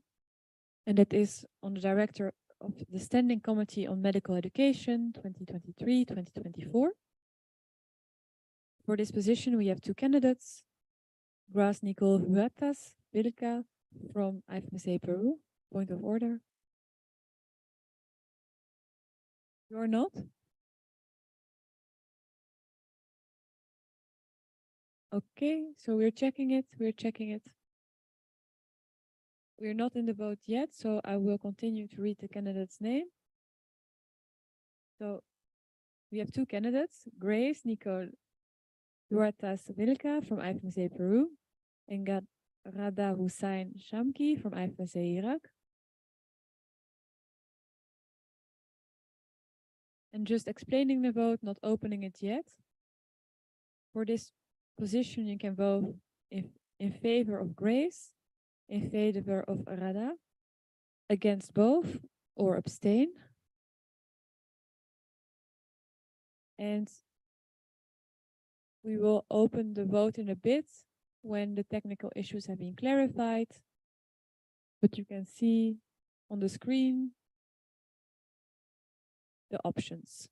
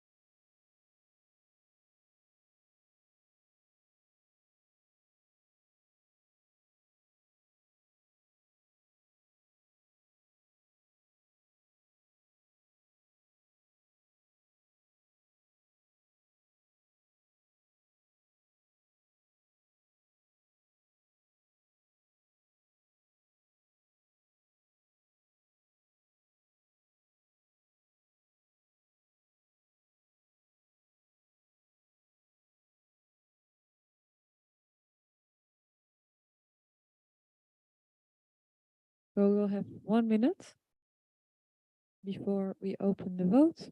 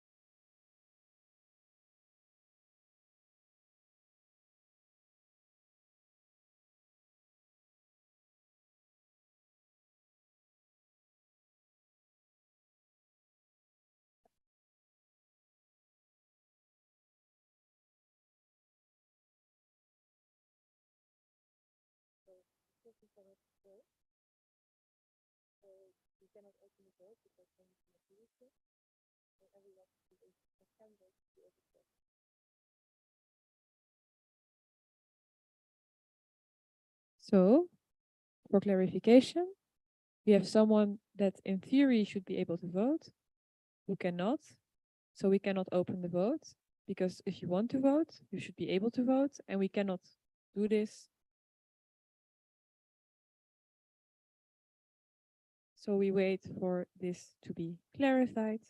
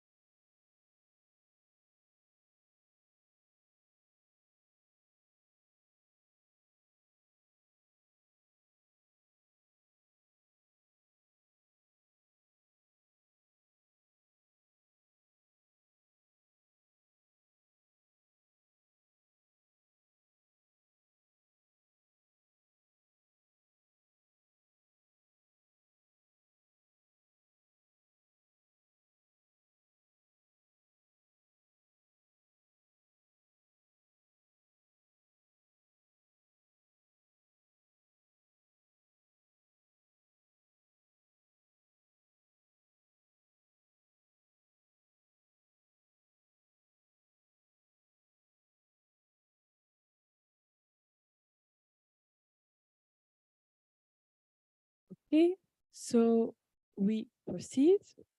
We will open the vote on the director of the Standing Committee on Medical Education for the term 2023, 2024. And the vote is now open. Please vote.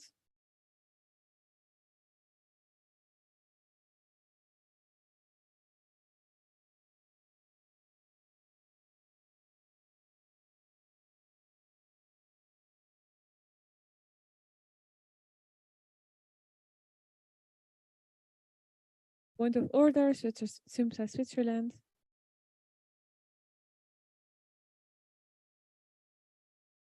Since it's Switzerland, he, him, the motion reads election of director of the Standing Committee on Medical Education.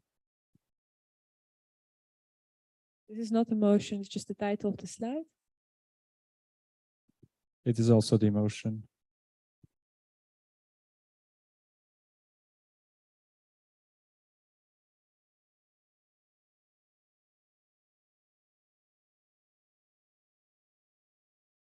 We will reopen the vote on Nemo vote.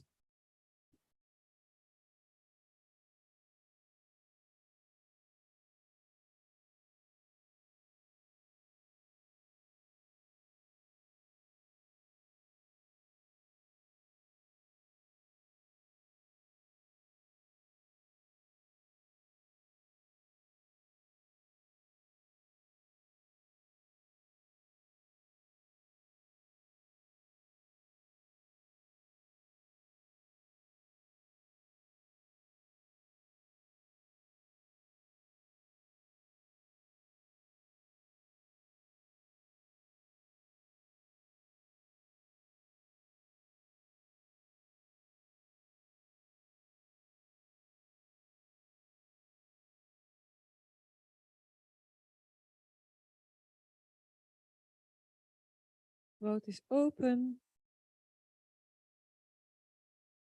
Please vote.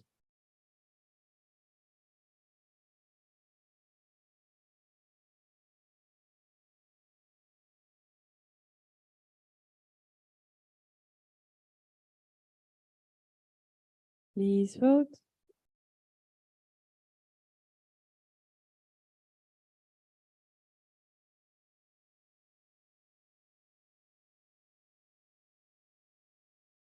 Please vote.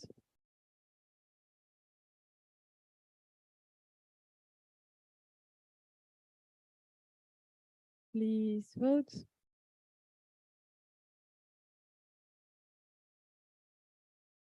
Please vote. Our internet is being slow too, so I can't. Oh, there was a jump. Point of order. Can someone help Turkey? Can you please keep your hand? Yeah.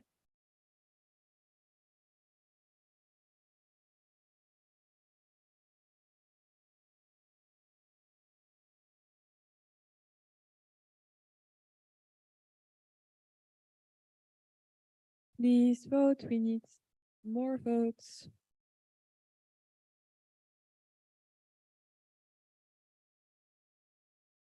I suppose that when you keep your voting card up, the issue is not resolved. Yeah, thank you so much. That's very helpful.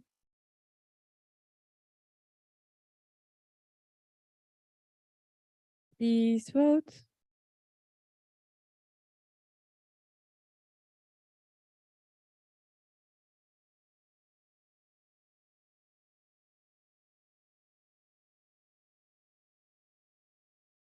Please vote. We need more votes.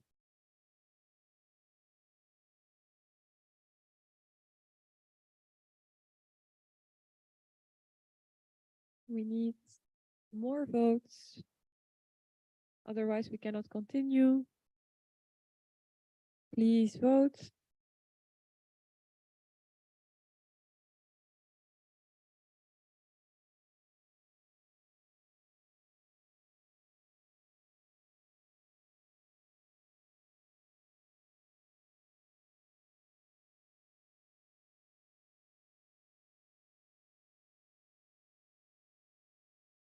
Okay, so we have 80 people logged in. I only have 69 votes. That is not near the threshold.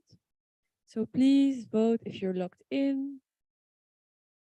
Okay, we have reached it, so I'll count down slowly.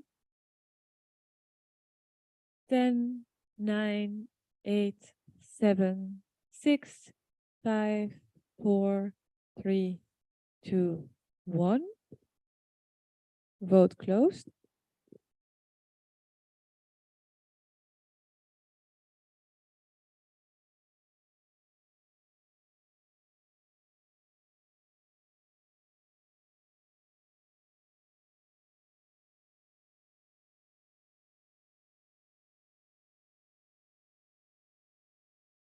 We continue to the next vote,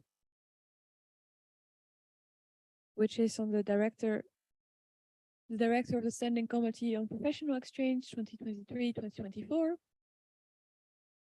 So for this position, we have 3 candidates.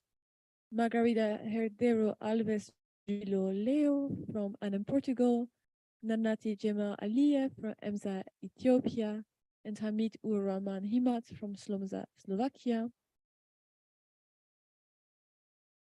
And you can vote the following: in favor of Margarita, in favor of Nanati, in favor of Hamid, against all three, or abstain. We will open the vote.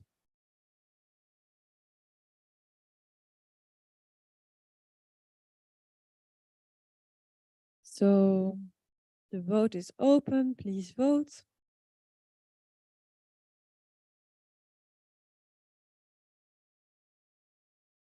Please vote.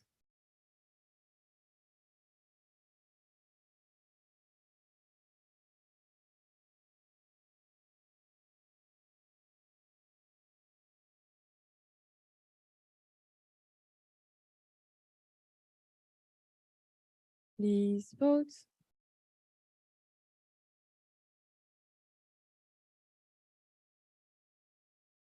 Please vote.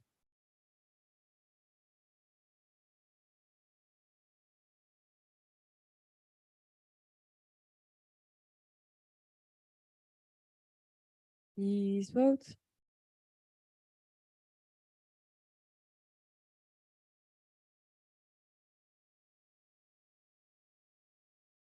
Please. So I will count down.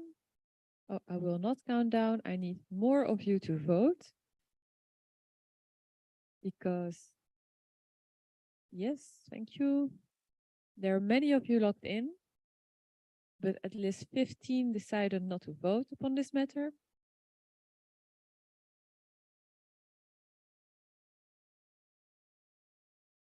If you are logged in, please vote. So I will count down. 10, 9, 8, 7, 6, 5, 4, 3, 2, 1. Vote closes. We will proceed to the next vote.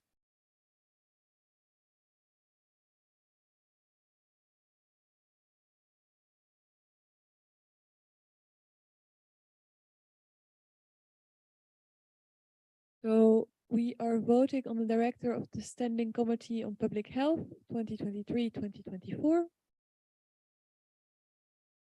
For this, we have received one candidate, Julio de Oliveira Granella from AX Spain, Catalonia. And for this vote of round one of the votes, you can vote the following: in favor of Julio, against Julio, or abstain. We will open the vote.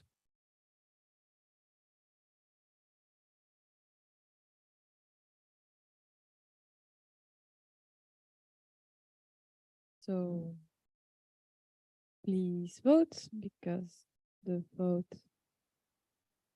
is open.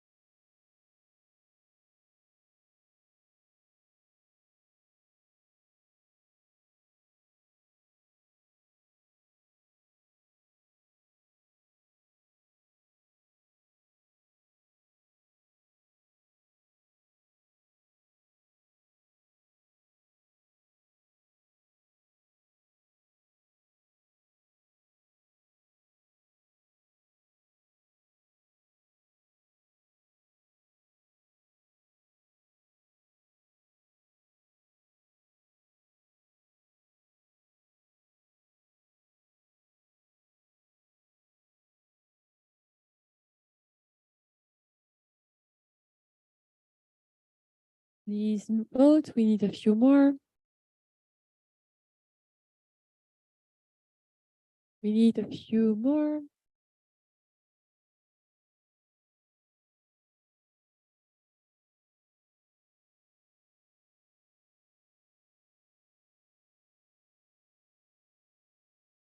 I will count down. 10, 9, 8, 7, 6, 5, 4, 3, 2, 1. Okay, so we will proceed to the next vote. which is on Director of the Standing Committee on Sexual and Reproductive Health and Rights, including HIV and AIDS, for the term 2023-2024. We have received 2 candidates, Benas Rajafarabat from IFMSA Iran and Mehek Chima from MSI India. So for the vote, you can vote the following: in favor of Benas, in favor of Mehek, against both, or abstain, and we will open the vote.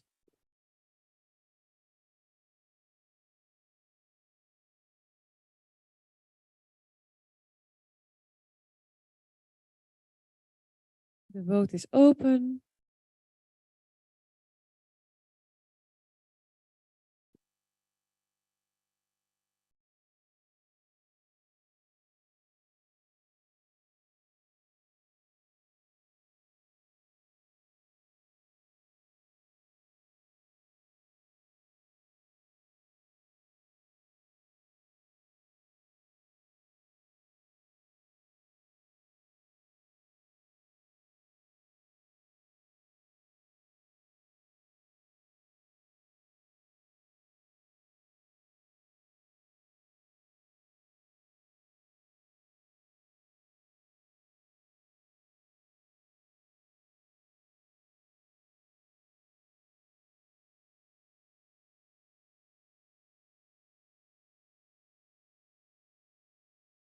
Please vote.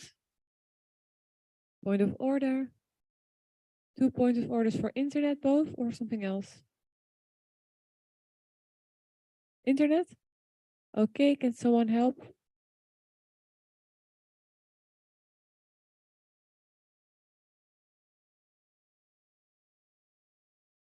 The vote is not showing here, even I'm logged in. I mean, Can you shows repeat? It shows no open votes in my screen. We are checking.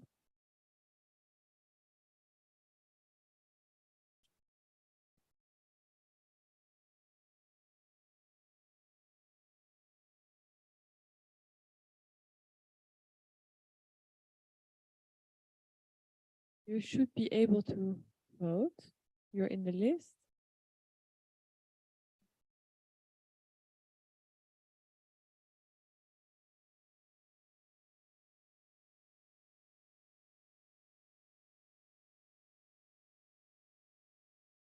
So if you're in a list and you cannot vote, then it must be an internet issue.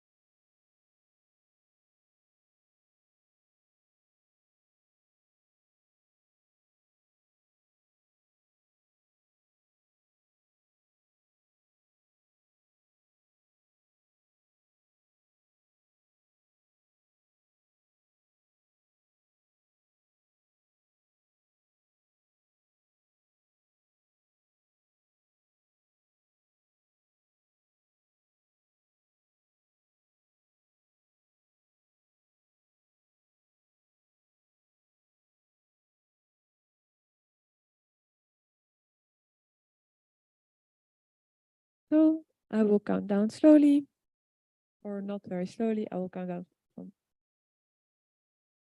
5, 4, 3, 2, 1. Yes, vote is closed. We will move to the next vote. Yes, point of information by Oman. Let's go, Oman. The whole starting to get hot again. If it's possible to turn the AC. Can you say again? The whole start to get hot.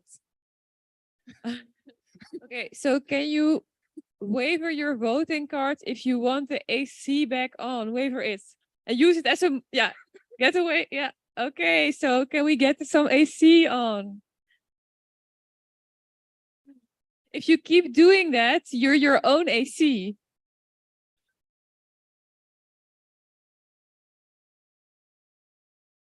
Okay, so if someone could get the AC on, very much appreciated. We will go on to the next vote on the director of the Standing Committee on Research Exchange 2324. For that, we received 3 candidatures. We have 3 candidates. Sharif Mohammed Sadat from BMSS Bangladesh, Ahmed Abdel Rahman Roop from PMSA Palestine, and Gülce Ergün from Turkey. The vote will read as follows. You can vote in favor of Sharif, in favor of Ahmed, in favor of Gülce, against all 3, abstain. So we will open the vote. It is open.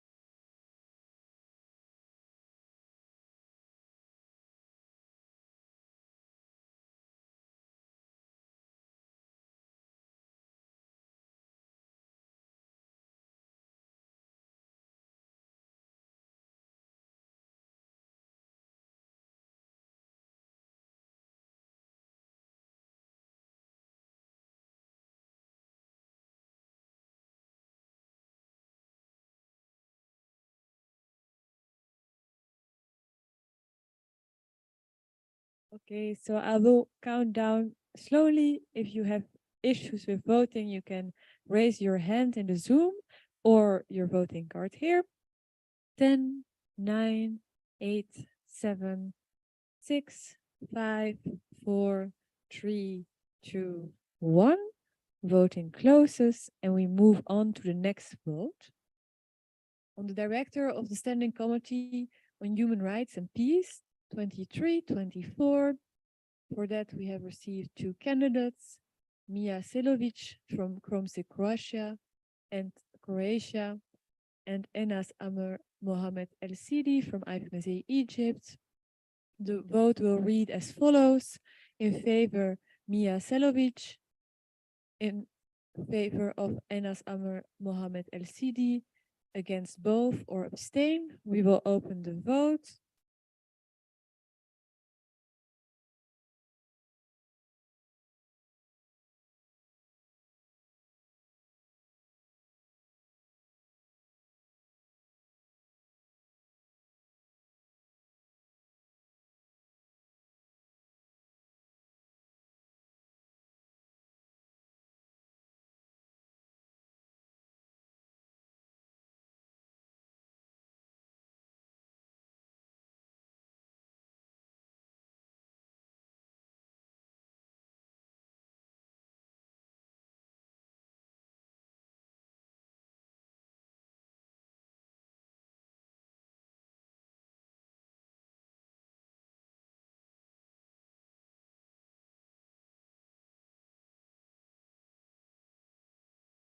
Point of order, Luxembourg.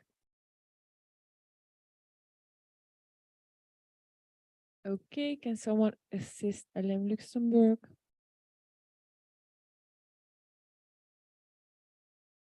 Issues have resolved. So please vote.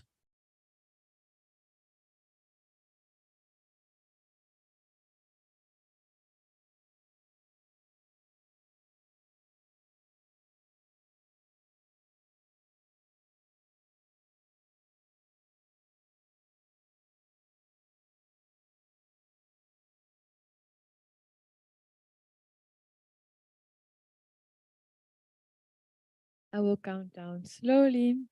10, 9, 8, 7, 6, 5, 4, 3, 2, 1. And voting closes. We will move on to the next vote, which is on the Liaison Officer for Medical Sciences and Research Issues 23-24.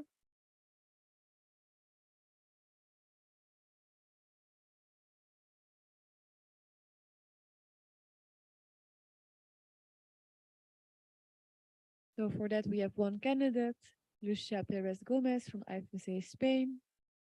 You can vote on the following: in favor of Lucia, against Lucia, and abstain. We will open the vote.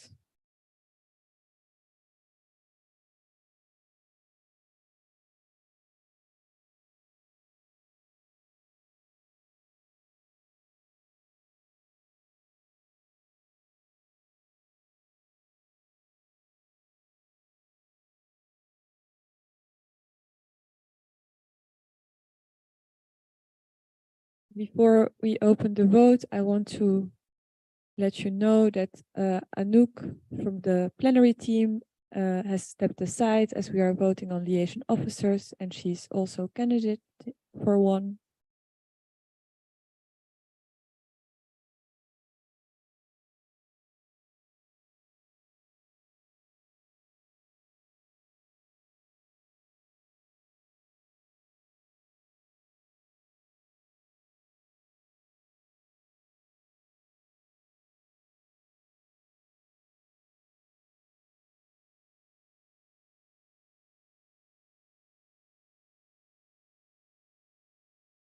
The vote was opened.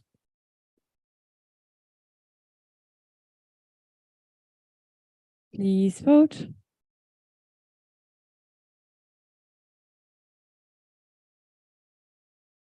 Please vote. Please vote.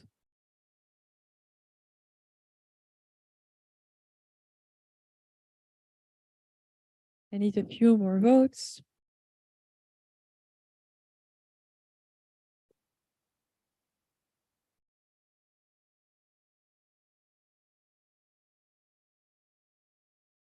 So I will count down slowly. If you have issues with voting, please let us know.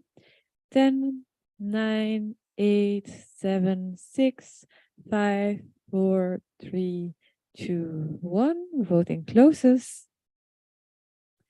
Okay, and we proceed to the next vote for the liaison officer to the World Health Organization, term 23-24. For this, we have received 3 candidates. Beth Eleanor Stinchkombe from SFGH UK, Arwa Hani Mahmoud Mohammed Charabi from IFMSA Egypt, and Mohammed Seifaldin Osama Hassan Abdallah Rahman from Medicine Sudan. The vote will read as follows: in favor of Beth, in favor of Arwa, in favor of Mohammed, against all 3, or abstain. We will open the vote.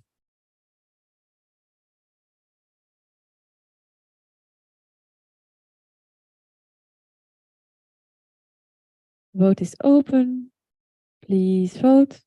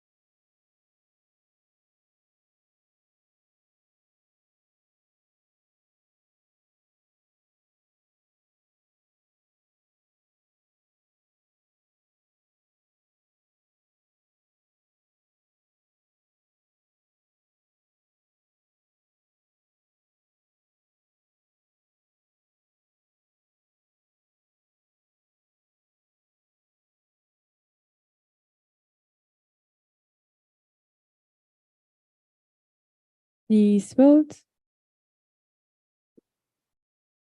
So I will count down. 10, 8, 9, 8, 7, 6, 5, 4, 3, 2, 1. Voting closes. We proceed to the next vote, which is on the liaison officer. Oh, can we refresh the slide because we have.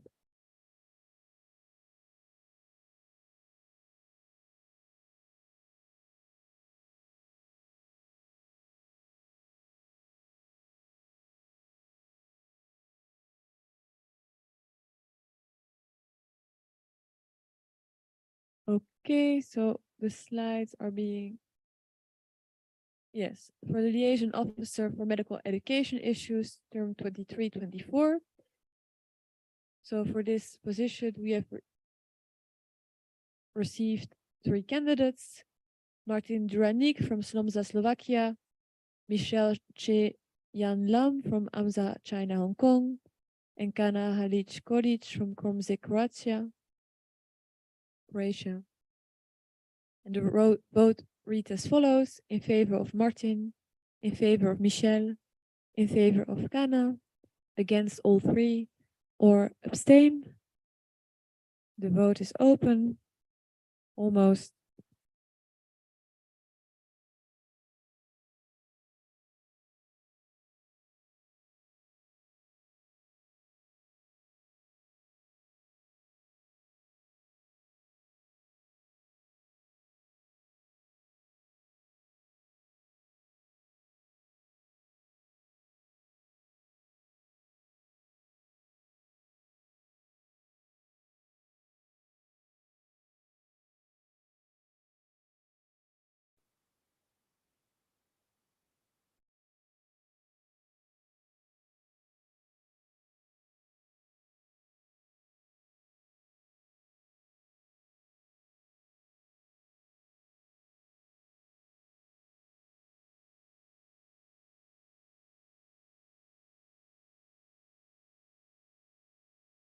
Okay, so can you please refresh the slide to adjust for the name of the candidate?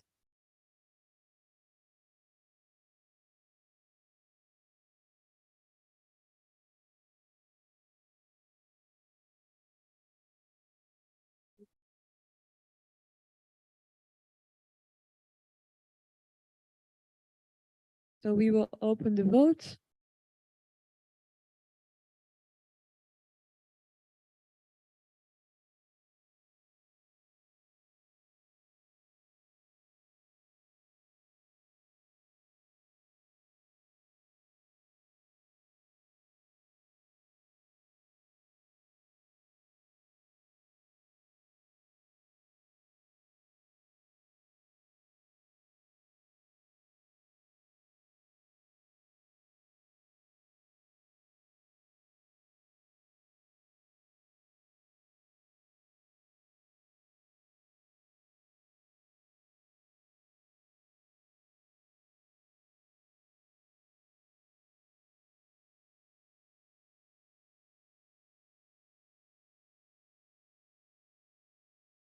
Please vote.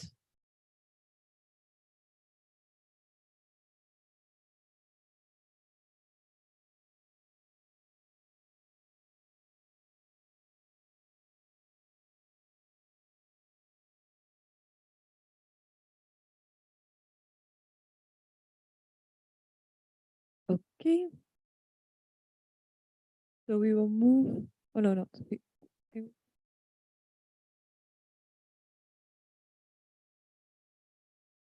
So we need more votes. Please vote.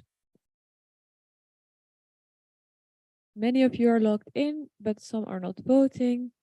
I will count down now. 10, 9, 8, 7, 6, 5, 4, 3, 2, 1. Vote closes and we proceed to the next vote.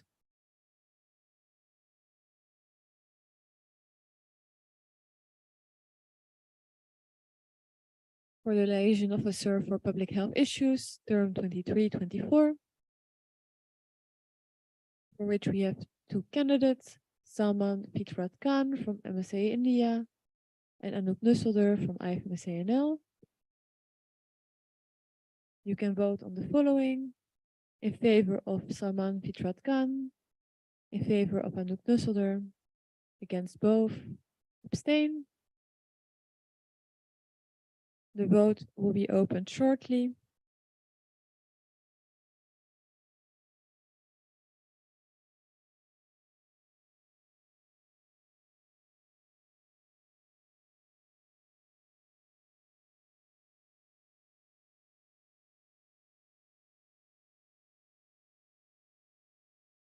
The vote is open. Please vote.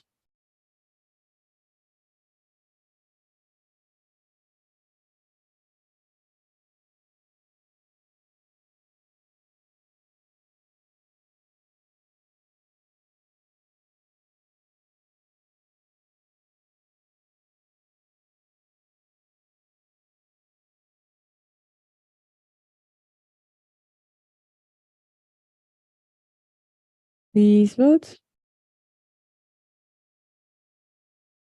Thank you for the people that are supplying us with snacks. We love you. Thank you so much. But please keep voting.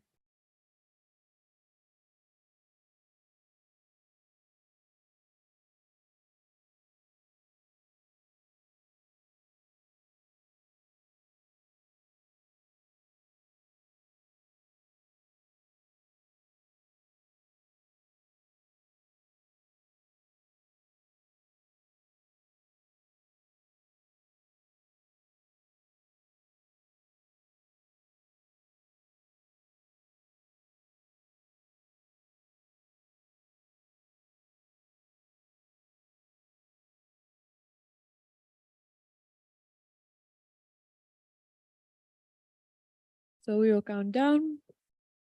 10, 9, 8, 7, 6, 5, 4, 3, 2, 1. Vote closed. We move on to the next vote. For the liaison officer for sexual and reproductive health and right issues, including HIV and AIDS issues, for the term 23-24. For that, we received two candidates, of which one is withdrawn. So remains Yahan Xu from IFMSA Australia. And you can vote for, in favor of Yahan Xu, against Yahan Xu, or abstain. We will open the vote.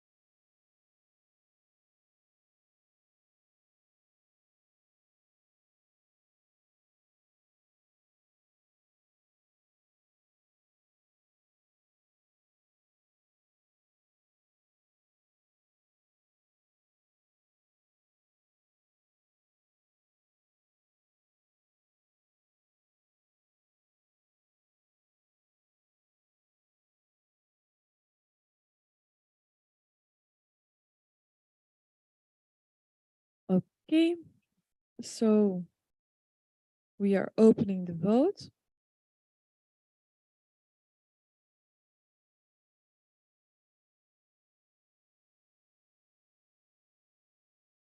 The vote is open. Please vote.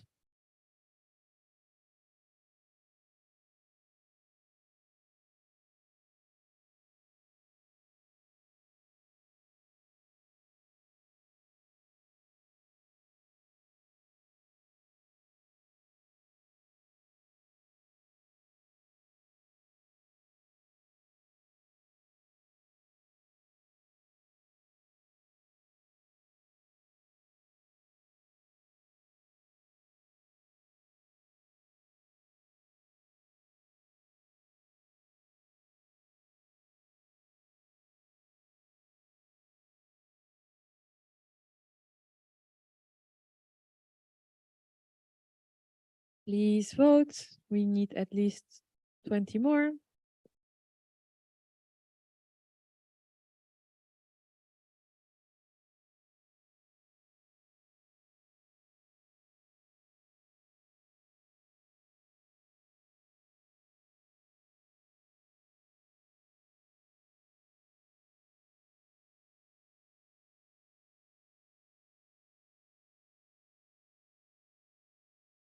So we will count down. 5, 4, 3, 2, 1. Vote closes. So we move on to the next vote, which is the Liaison Officer for Human Rights and Peace Issues, term 23-24, for which we received one candidate, Ana Maria Dragu from PASM Romania. And the vote reads as follows. You can vote in favor of Ana Maria Dragu. You can vote against Ana Maria Dragu, and you can abstain. We will open the vote.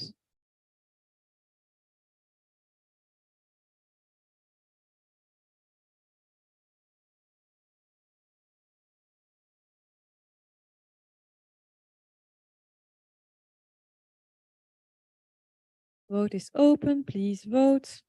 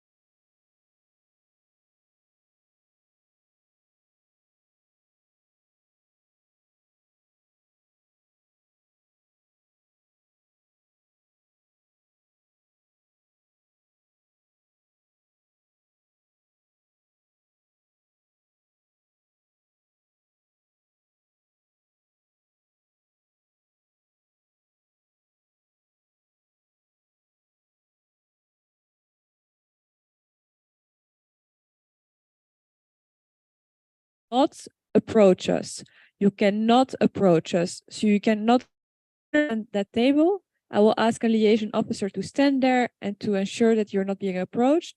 If one person of the CCC can stand at the near the door, that's the best. Then people can give you the card at the door while they are leaving. So this one member of the CCC will stand near the door in the back, and you can give your card to the CCC, and you cannot approach us. I see you back at 35, exactly, logged in, seated, and silent.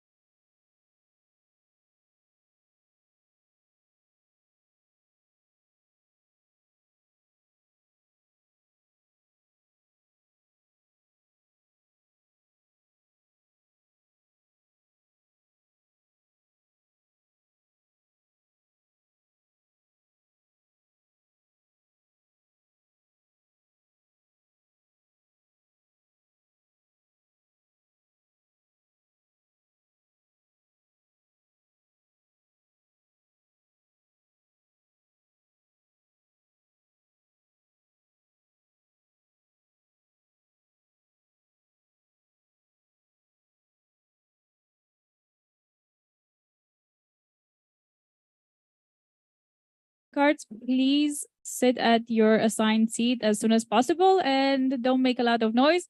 And if you don't have your voting card in 3 minutes, please raise your hands and keep them up. Thank you.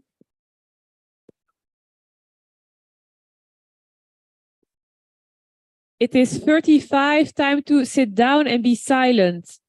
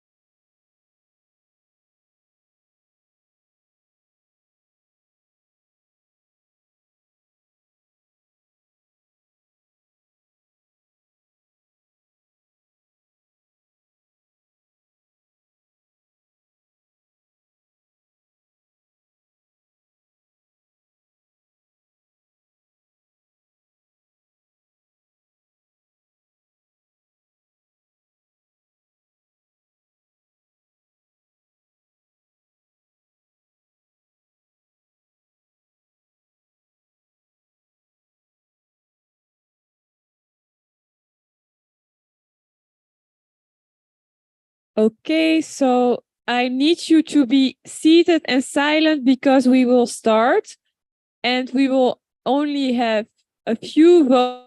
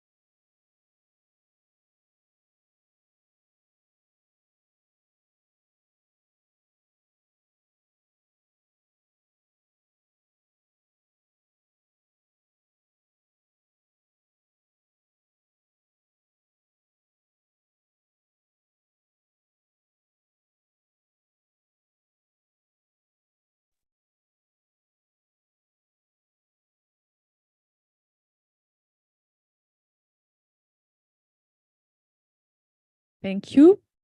Does anyone else need a voting card?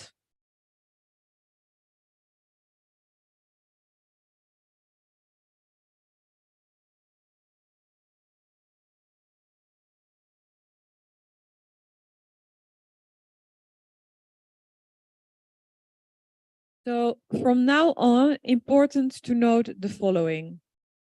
You cannot come to our table because we are discussing the election results. So if you're arriving now and you don't have a voting card, you need to wave and the CCC will come towards you. So we will close the doors because the break is long over. And can you log into NemoVote because we need to know that we are able to reach this 90% threshold, not only quorum, but that 90% threshold before we can proceed. So please log into NemoVote. The doors are closed. You're in for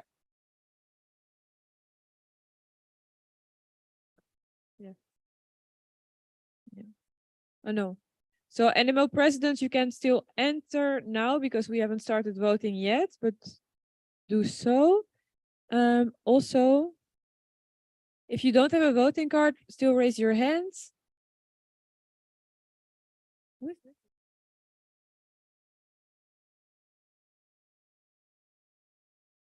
If you're missing your neighbor, text them.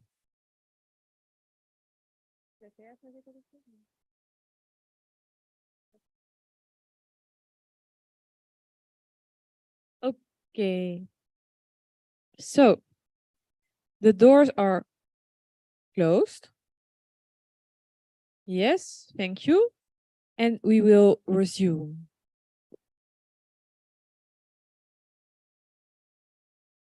We will not resume because we need 8 more people to be connected to, and that's really the minimum because then each of you needs to vote. So please log in and stay logged in because otherwise we are in for a long voting session. Please log in. Please log in. Okay, we need 6 more, 7 more. Log in. Please log in. People online as well. We cannot reach the threshold now. So again, if you're missing your neighbor, text them to come to make it possible to go on. We can still not reach the threshold with this amount of votes.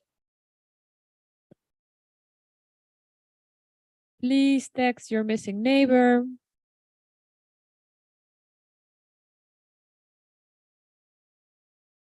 We cannot reach the threshold.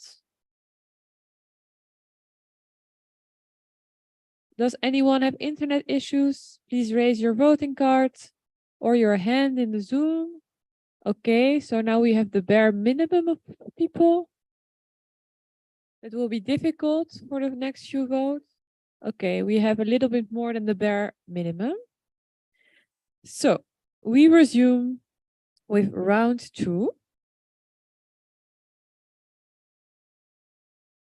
With the vote for Director of the Standing Committee on Professional Exchange 2023-2024. The candidates that went to the second round were Margarida and Nanati. And the vote that you will be voting upon reads as follows. You can vote in favor of Margarida, in favor of Nanati, against both, or abstain. And you will be able to vote very soon. Now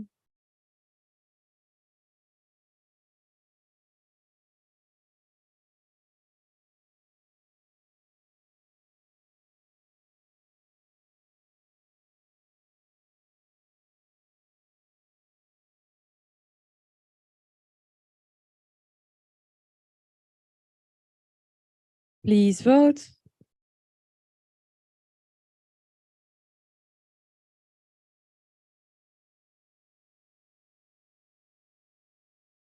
Please vote.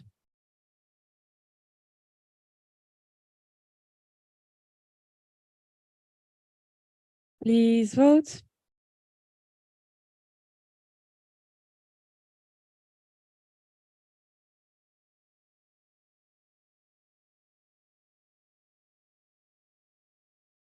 Please vote. We need a few more votes.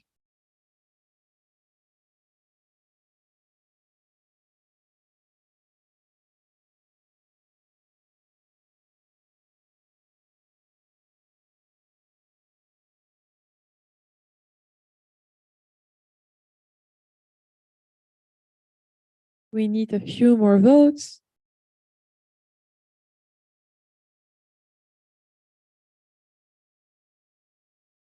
Please vote.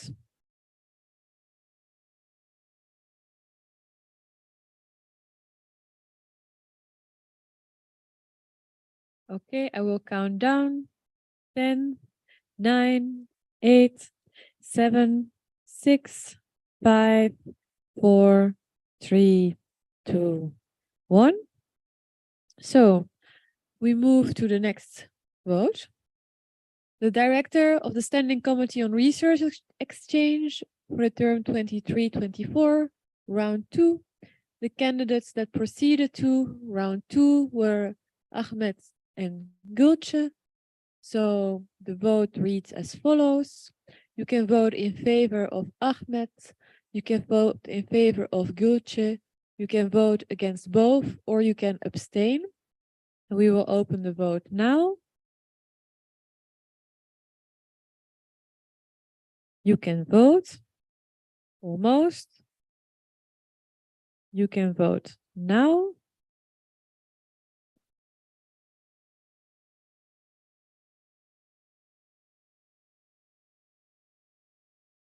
Can you hear us in the Zoom? Hola? The mic, I can hear.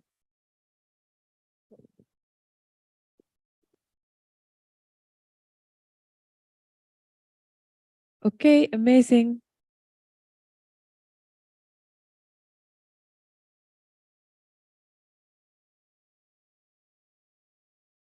Please vote. We need more or less 20 more votes. Please vote. Please vote.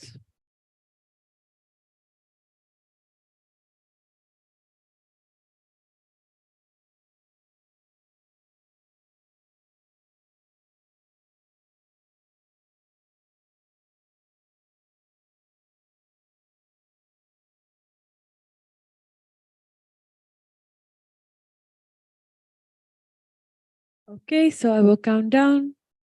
10, 9, 8, 7, 6, 5, 4, 3, 2, 1. And you can, or the vote is closed.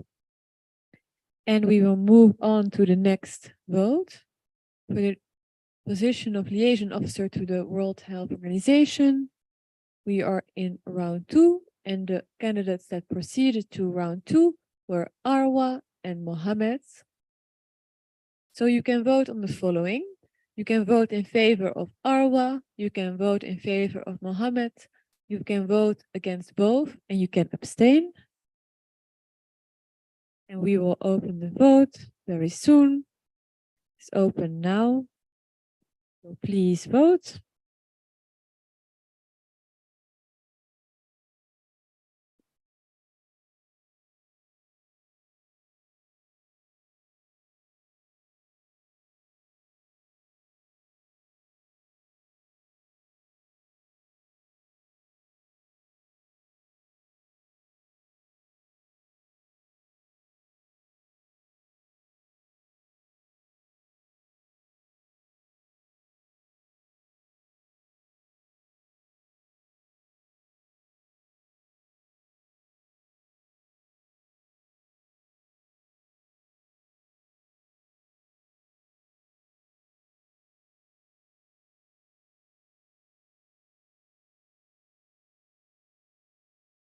Okay, I will count down.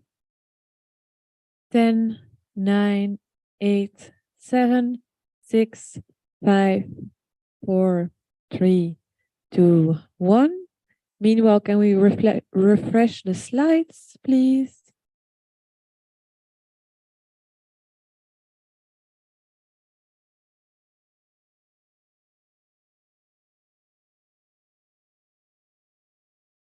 Okay.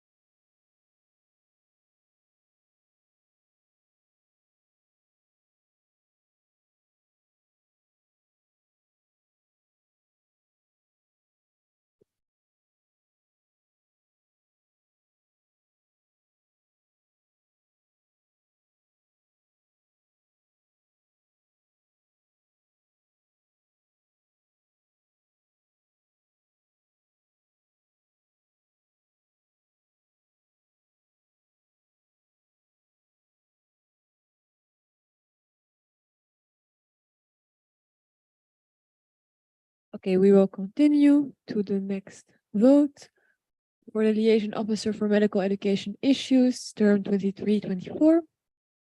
The candidates that proceeded to the second round were Michelle and Kana. So you can vote the following: in favor of Michelle, in favor of Kana, against both, or abstain. So we will open the vote now.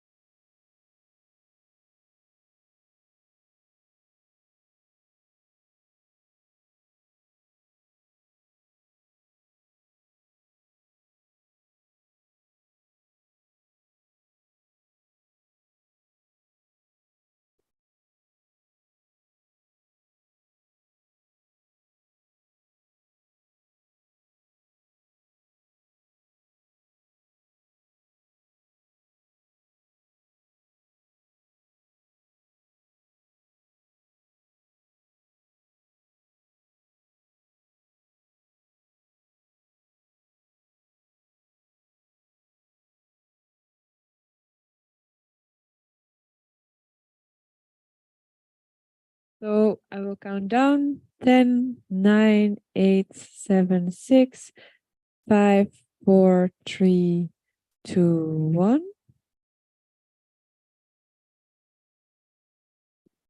Okay. So we will need a little bit more time or a little time to prepare the votes that need a vote of confidence. So I don't want to give you a full-time break. So don't leave the room. Just stretch your legs and we will be back to you soon, and it won't take too long. And kind reminder, do not approach us because we are discussing results. So if a returning officer can help us so that people do not approach us, that would be nice. Don't leave the room. Just so you know, the door is still closed.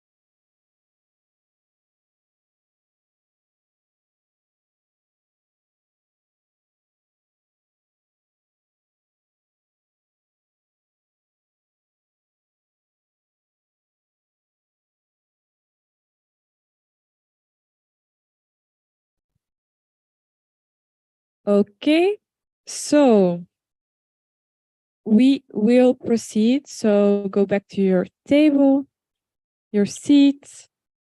If you were logged out to Nemo vote, please log in again.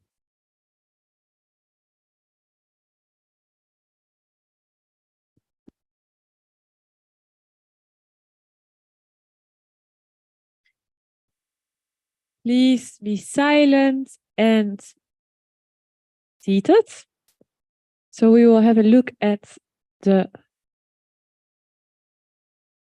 online presence in NemoVote, which is insufficient to reach the threshold. So please log in if you haven't done so, because otherwise we cannot proceed. So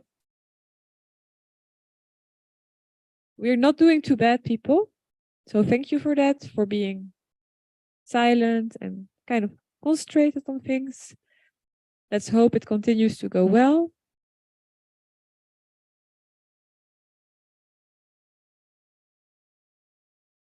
Okay, so we have reached a little bit more than the minimum that is needed.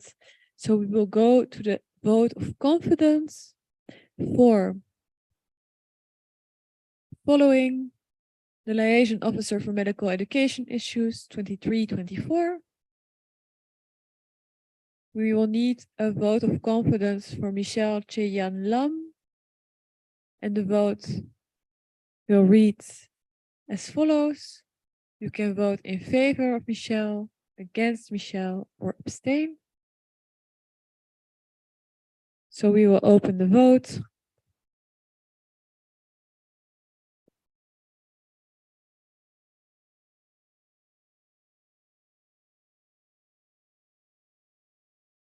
You can open the vote. Oh, sorry, you can vote. It was open, just want to rectify that. Thomas wants to rectify it.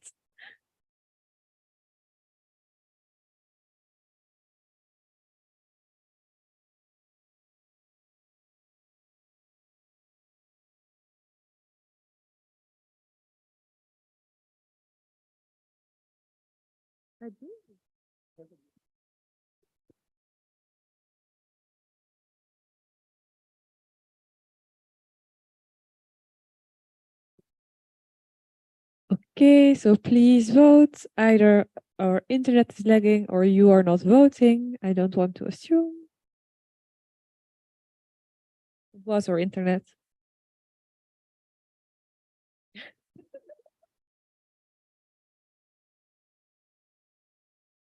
Okay, we need one more vote and I'm going to count down. 10, 9, 8, 7, 6, 5, 4, 3, 2, 1. Okay. So what we will do is to move to the next agenda item.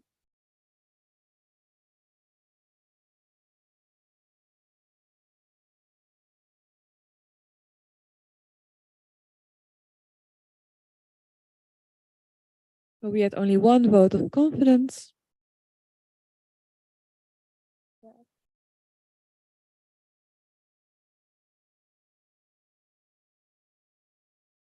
So if there are animal presidents that missed the last, how do you say that, block and want to get back into the room, they can.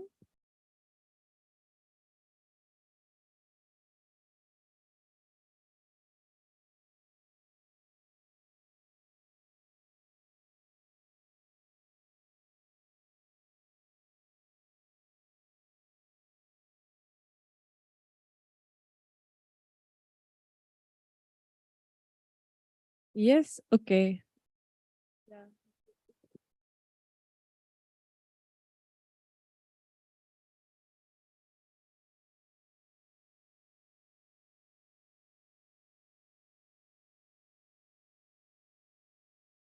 So we need a moment to rearrange some slides.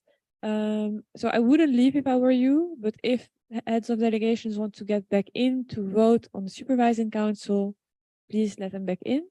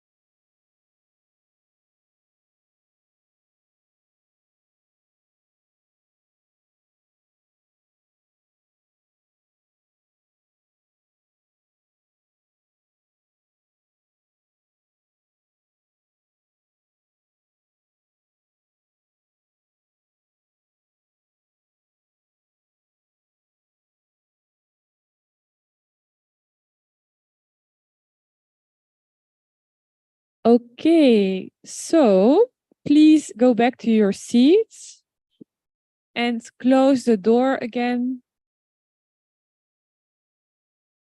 The door is closed. The people in the back are seated and silent. The people at their tables are also seated and silent. They are not. I see people talking. Please be silent. Please be seated. Some people are not. Okay, so we will go to agenda item number 38, election of the IFMSA Supervising Council. And then we see that we had four candidates for 3 positions, but one has been deemed invalid. So that makes the voting a lot easier. And that means that we will only have 3 votes because there is 1 candidate for each position. So we move to the first vote for position number 1, which is a random number. Could be any out of 3. And for this, you can vote in favor of the candidate Vedant Shukla from MSI India, against Vedant Shukla from MSI AI India, or you can abstain. We will open the vote. And please be silent.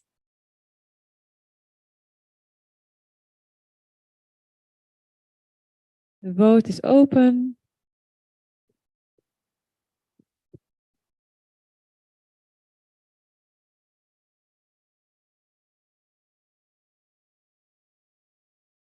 We're doing quite well time-wise. We may not end at 4. But please do vote to make that happen.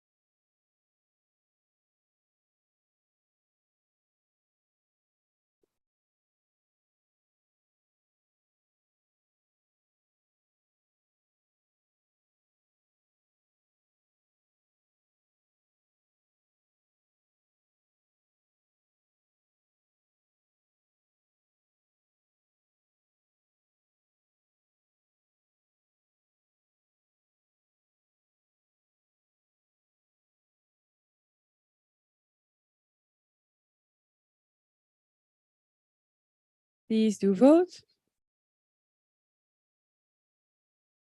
So I will count down. 10, 9, 8, 7, 6, 5, 4, 3, 2, 1. And we will proceed to the next vote. Still on IFMSA subco, term 23-25, for the second candidate in the second position. If you can vote in favor of Fareshte Bagheri from IFMSA Iran, you can vote against of Fareshte Bagheri from IFMSA Iran, and you can abstain. The vote is going to open very soon. It is opened. Please vote. Please vote.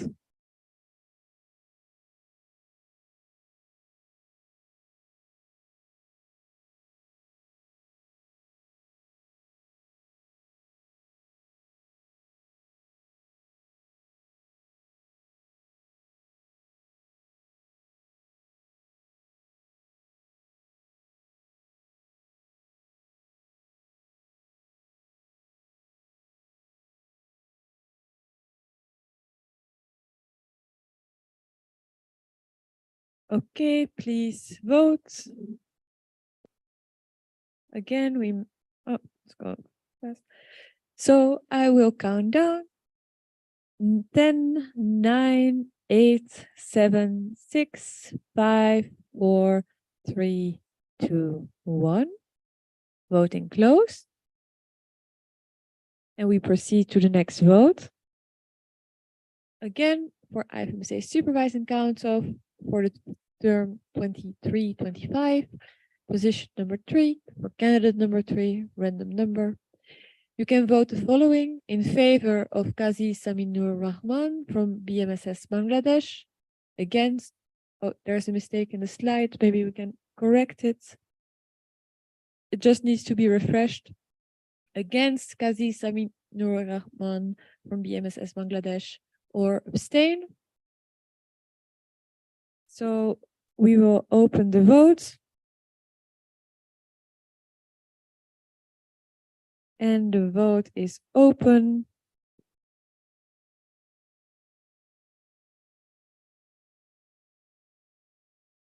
You can vote. And the faster you vote, the faster you'll have a break. Please vote. Please vote.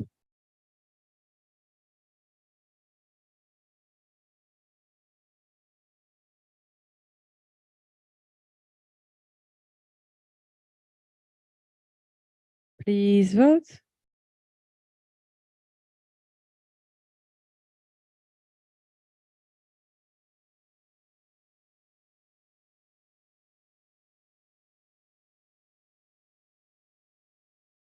I can also just be silent if you prefer that.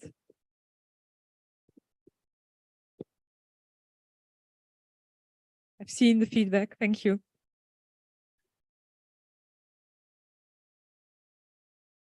Okay, so I'll count down. 10, 9, 8, 7, 6, 5, 4, 3, 2, 1. Vote closes.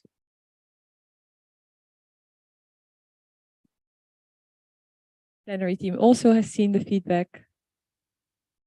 They agree.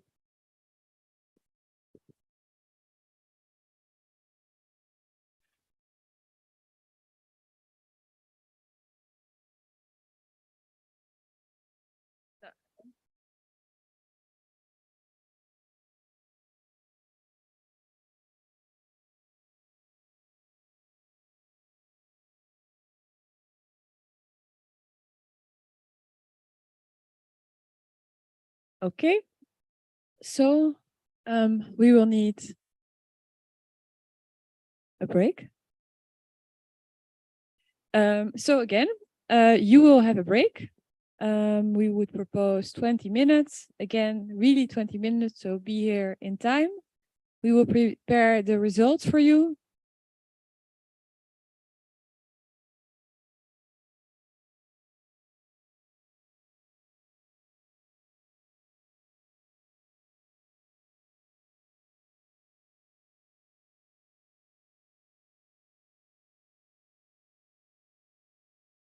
Yeah. Okay, so you can get your break, be back at 1:37. So one of the CCC members will go to the door so you can give your voting card to them. You cannot approach us because we are discussing election results. So if you want to leave the room, give your card to the CCC who is at the door and be back at 1:37 sharp.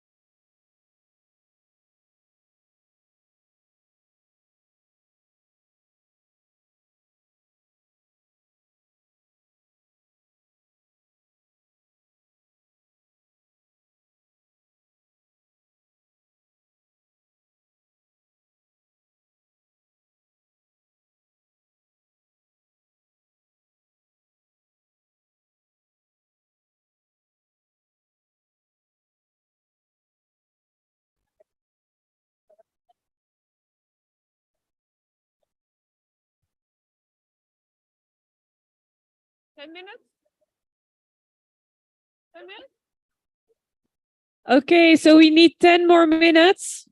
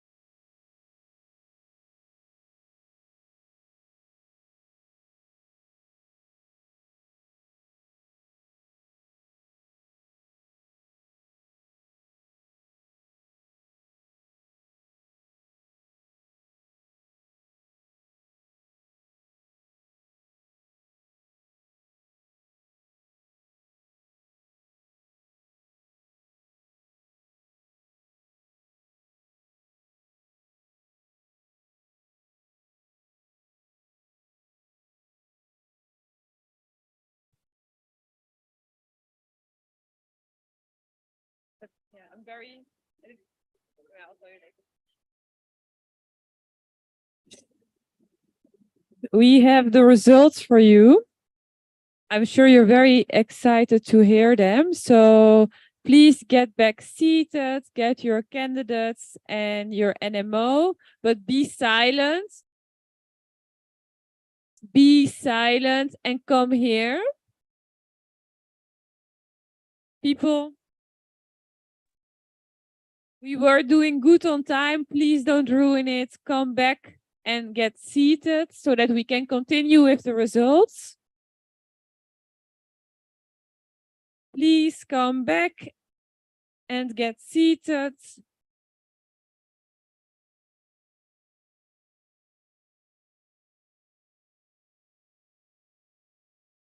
So, and you can come back, by the way, with 2 people at your table because we have done the election. So,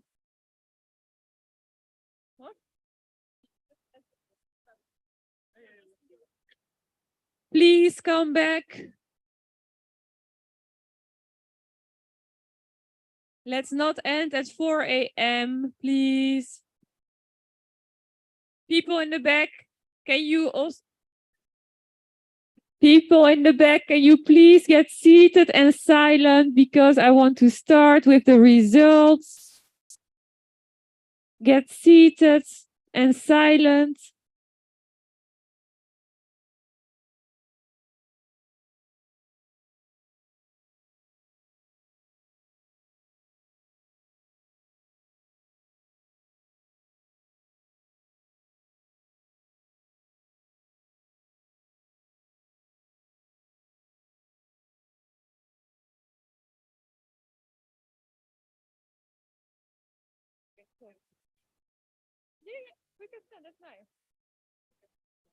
Please get seated and silent so that we can enjoy the results. I don't see you seated or silent, especially you're not silent. That worries me more.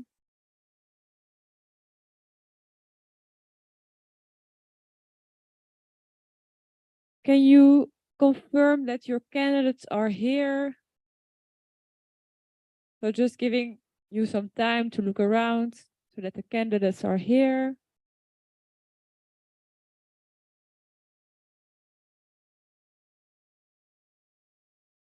So CCC is handing out voting cards. Please raise your hand if you don't have your voting card. I still see some hands.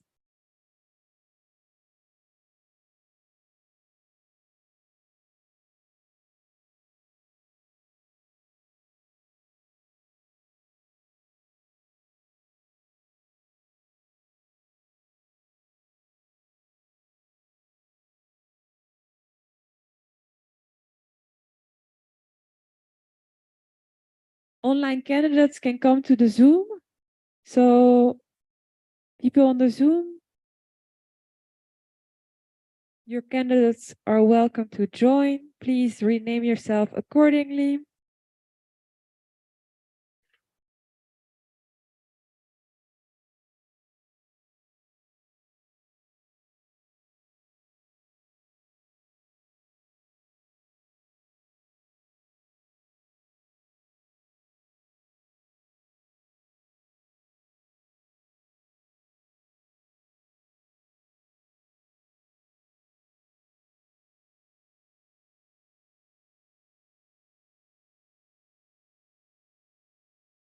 So we are waiting for a few voting cards that are being handed out.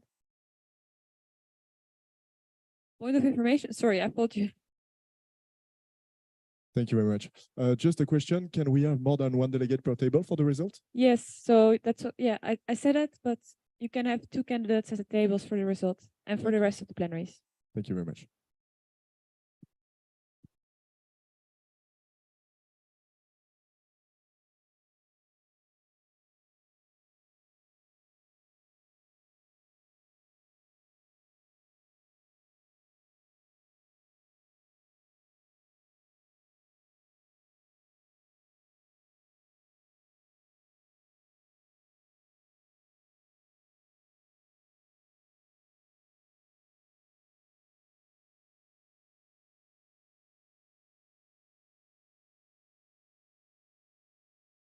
Okay, so is this audible for the back?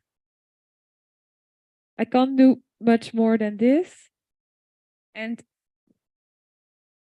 Is this audible for the back?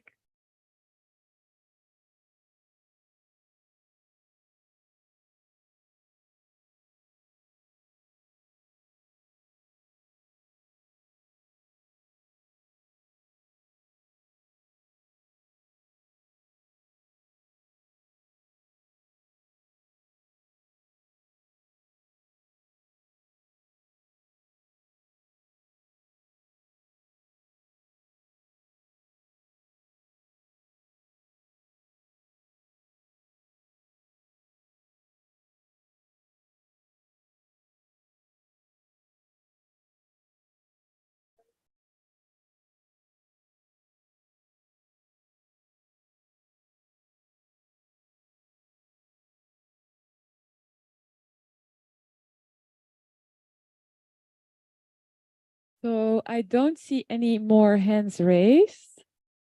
So we will almost proceed to the results. I just have one strong request to you, and that is to clap only once a candidate has accepted the position. That has the following reason. We have some election results with several candidates, and you will see that a candidate has won and another one has not won.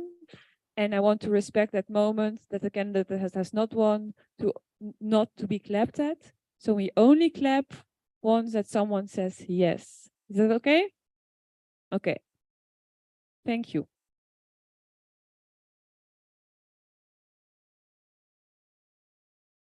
So then we start.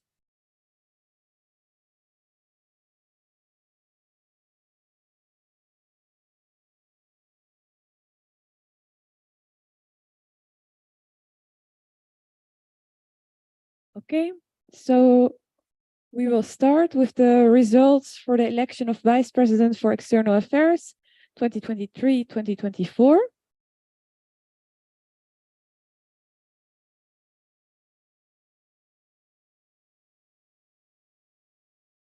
So we have in favor of Daniel Paul Zimmer von Metznitz 53, against 19, abstain 11.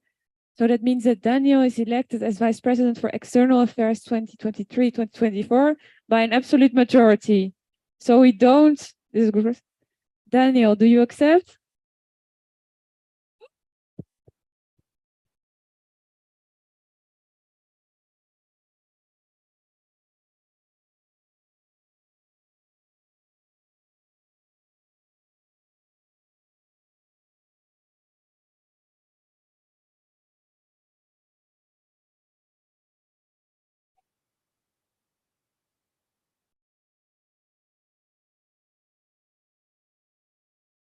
So, as bylaw paragraph 3.20a, I request the Vice Chair to read the following results.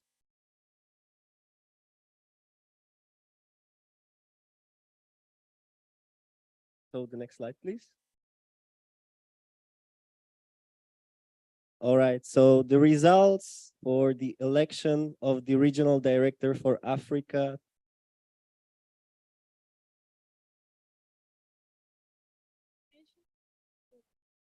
We can turn on the screen so we can see as well. Left screen is not working. Can that screen be turned on? Unless I can read, well, I'm going to read it, if that's okay. All right. So again, results of the election of the Regional Director for Africa 2023-2024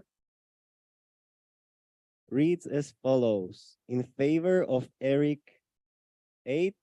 In favor of Nkenfu, 4. Against both, 0. Abstain, 0. In total, 12. This means that Eric is elected as Regional Director for Africa 2023-2024 by absolute majority. Eric, are you here with us?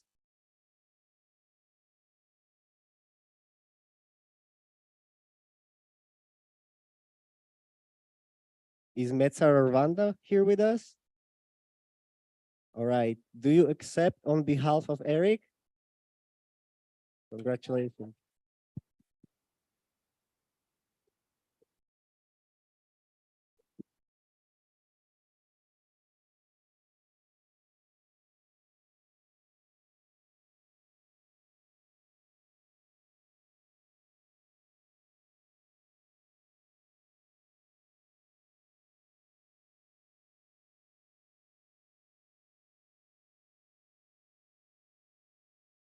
Okay, so we proceed to the results of the election of the regional director for the Americas 2023-2024.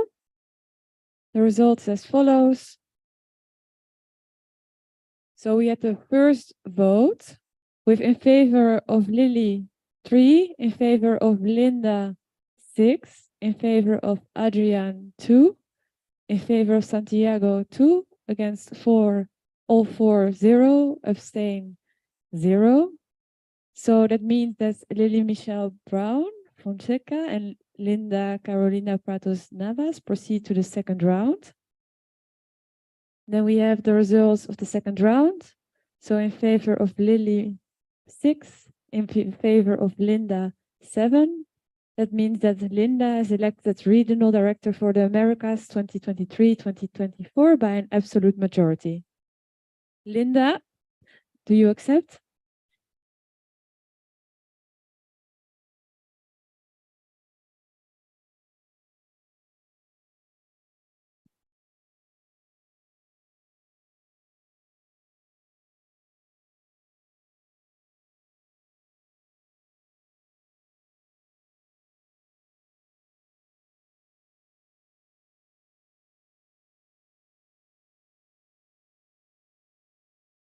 All right, so we go next.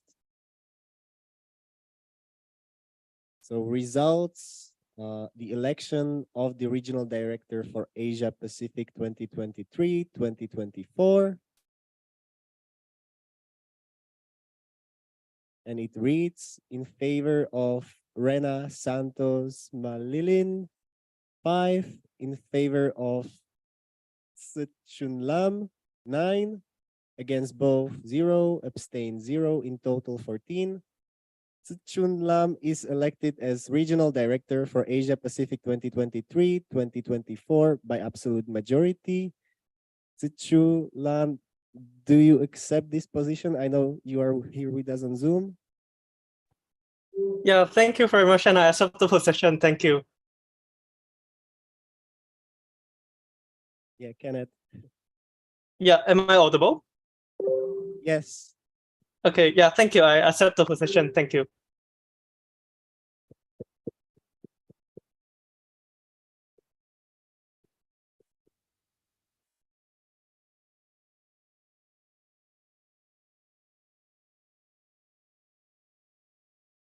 Okay, so we will go to the results of the election of the regional director for the Eastern Mediterranean region 2023-2024.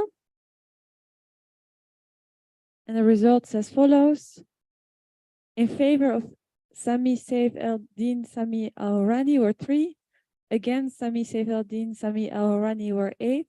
Abstain 1.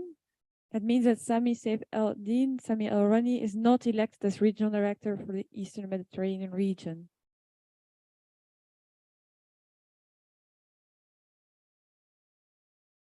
Okay, so the next results, election of the regional director for Europe 2023-2024.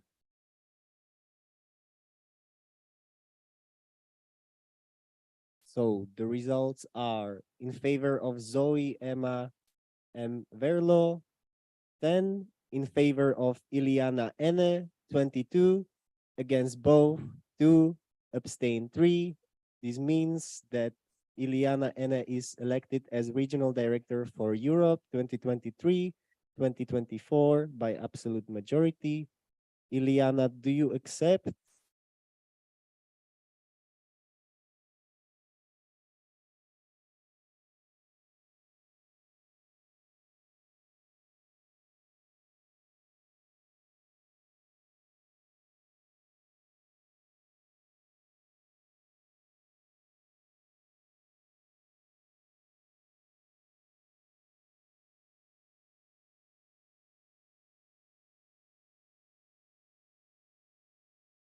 Okay.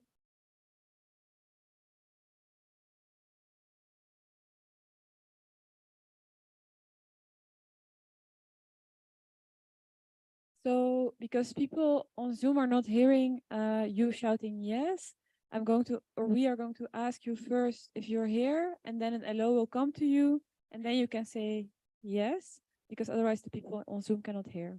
So returning officers, get yourself ready. Thank you so much for all the running around. So we will proceed with the election of the results for the election of the director of the Standing Committee on Medical Education 23-24, which is as follows. So we had in favor of Grace 40, in favor of Rada 32, against both 2, abstain 4. That means that Grace is elected as director of the Standing Committee on Medical Education 2023-2024 by an absolute majority. Grace, are you here? Can you wave? Do you accept the position? Yes, I accept. Thank you.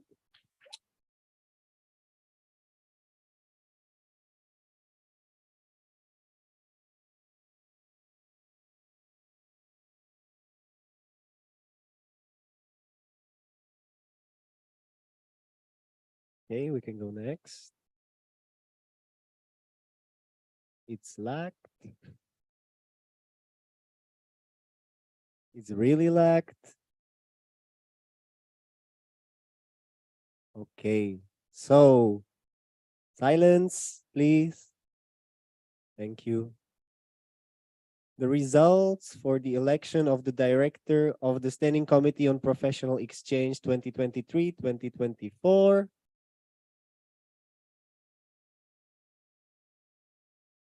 And it goes as follows.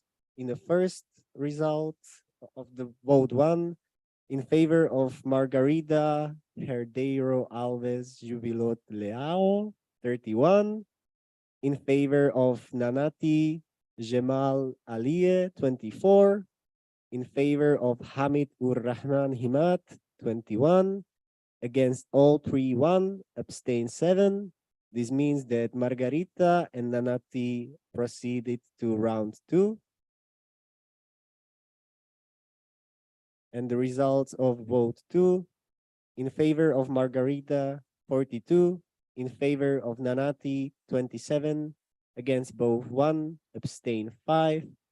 Margarita is elected as director of the Standing Committee on Professional Exchange 2023-2024 by absolute majority. Margarita, I know you are here with us on Zoom. Do you accept? Yes, thank you. I accept the position.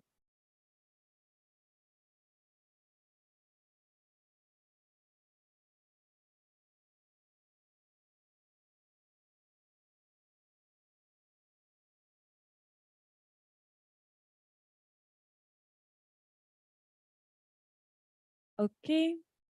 So we move on to the results for the election of the director of the Standing Committee on Public Health 23-24. And the results are as follows. In favor of Julio de Oliveira Granella were 71, against 5, abstain 8. That means that Julio is elected as director of the Standing Committee on Public Health 2023-2024 by an absolute majority. Julio, are you here? Yes, can we get a mic? And I accept.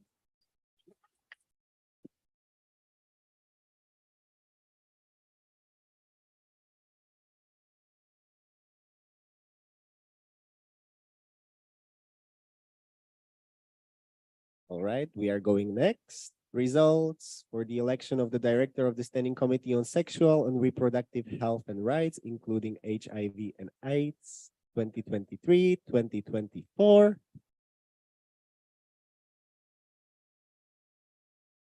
In silence. Push. In favor of Behnas, 27. In favor of Mehek, 46. Against both 2, abstain 7.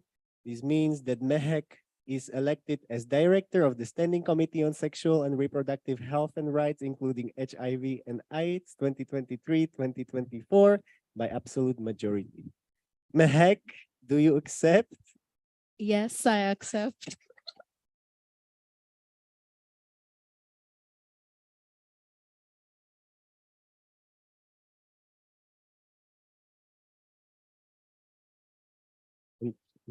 The chair's face is as red as her dress. And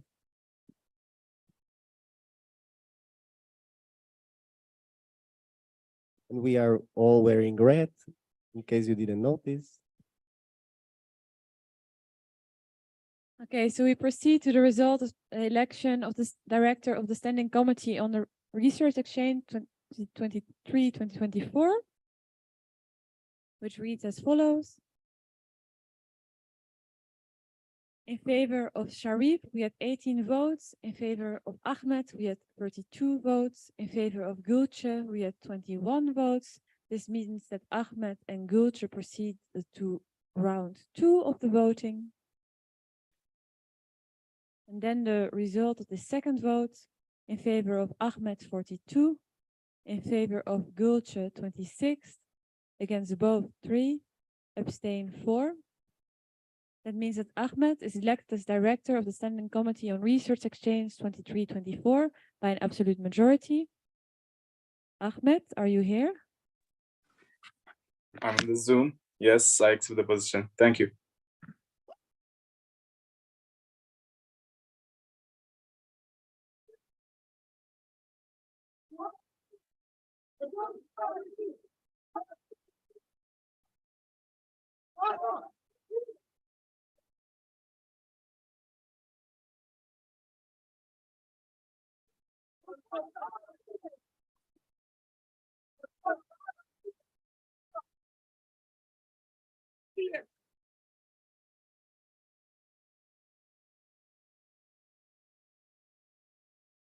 So we go next.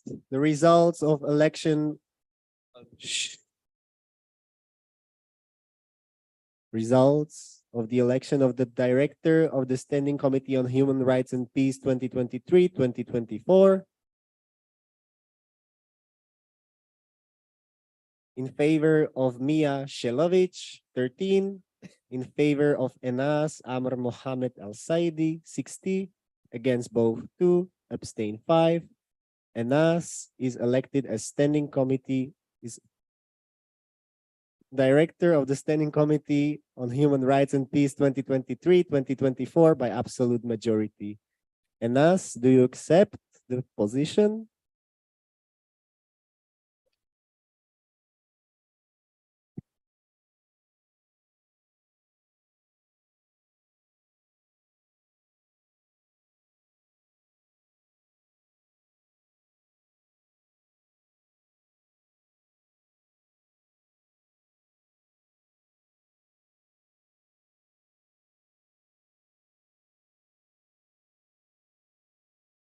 Thank you.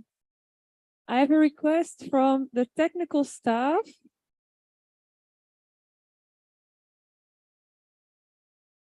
So the request from the technical staff is not to tap too much on the mic. Apparently it damages them. Do you hear that? So to the candidates in the back, when you announce your results, like don't tap on the mic because then it gets damaged. That's a request by the technical staff. Okay? So we proceed to the result of the election of the Liaison Officer for Medical Sciences and Research Issues 23-24, which reads as follows. In favor of Lucia Perez Gomez, 70, against 6, abstain 7. That means that Lucia is elected as Liaison Officer for Medical Sciences and Research 2023-2024 by an absolute majority. Lucia, are you here and do you accept? Yes to both.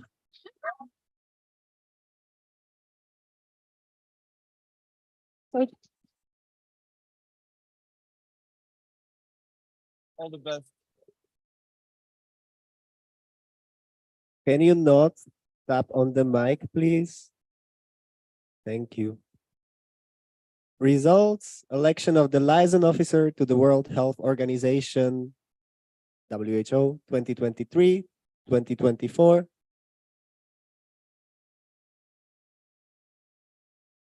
So results of the vote number 1, in favor of Beth, 21, in favor of Arva, 30, in favor of Mohammed, 25. This means that Arva and Mohammed proceeded to round 2.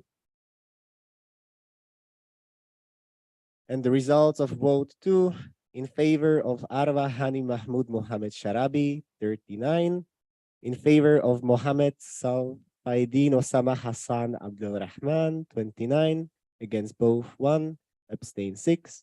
This means that Arwa Hani Mahmoud Mohammed Sharabi is elected as liaison officer to the World Health Organization 2023-2024 by absolute majority. Arwa, do you accept the position?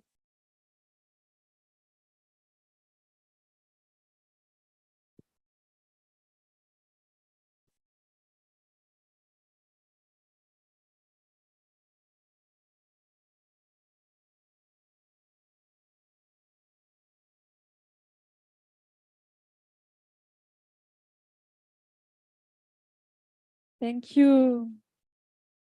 So we move on to the results of the election of the liaison officer for medical education issues 23-24. Can you be silent because we moved on to the next results? So for these we had several rounds. In favor of Martin Duranik, 8. In favor of Michel Sherian Lam, 35.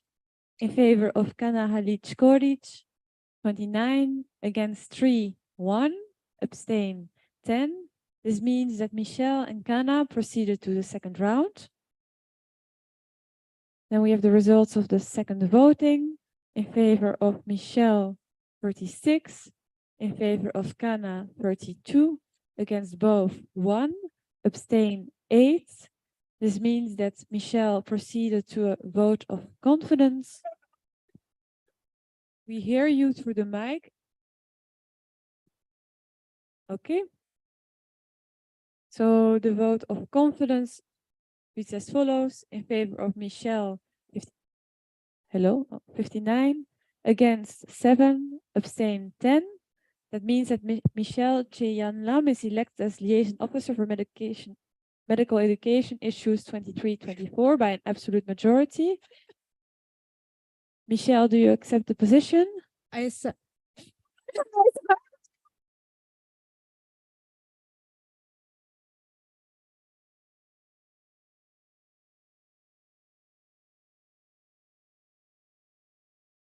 Okay, we move on. And if we could ask you not to talk to the microphone when we announce the results, please. Shh. So results of the election of the liaison officer for public health issues 2023-2024. In favor of Salman, 45. In favor of Anouk, 26. Against both, 3. Abstain, 8. This means that Salman Fitrat Khan is elected as liaison officer for public health issues 2023-2024 by absolute majority. Salman, do you accept the position? Yes, I do.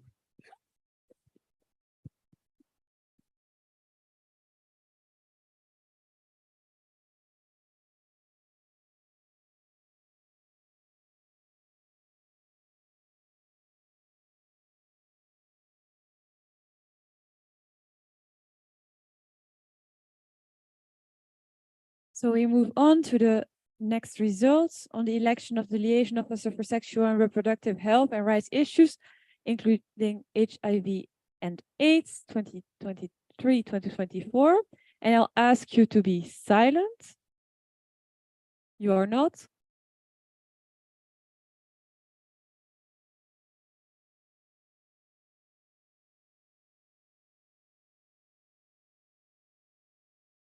Okay.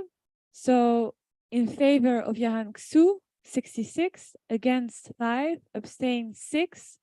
That means that Johan Xu is elected as liaison officer for sexual and reproductive health and rights issues, including HIV and AIDS, 2023-2024 by an absolute majority.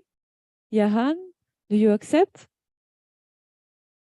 Yes, Do I you- accept. Oh, sorry, I'm trying online.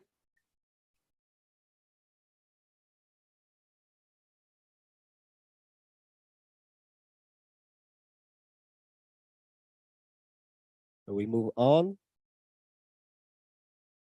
Results of the election of the liaison officer for human rights and peace issues 2023-2024.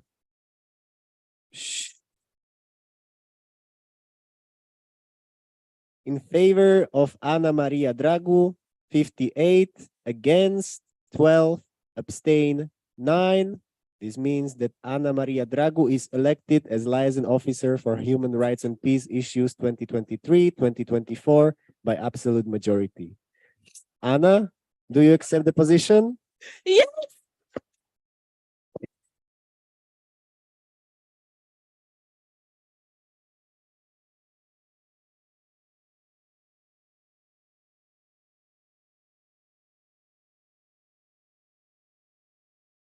Thank you. So we will move on to the results of the IFMSA Supervising Council 2023-2025 elections. And for the first position, we had in favor of Vedant Shukla, 51, against 11, abstain 10. That means that Vedant is elected as IFMSA Supervising Council for the term 23-25 by an absolute majority. Vedant, do you accept?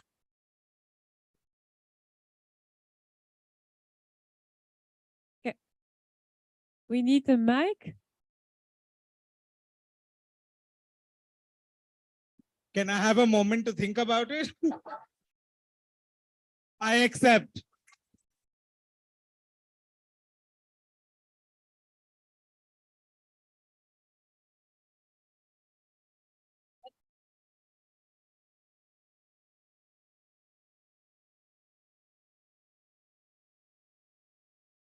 For the position number 2, in favor of Ferește, 61, against Ferește, 4.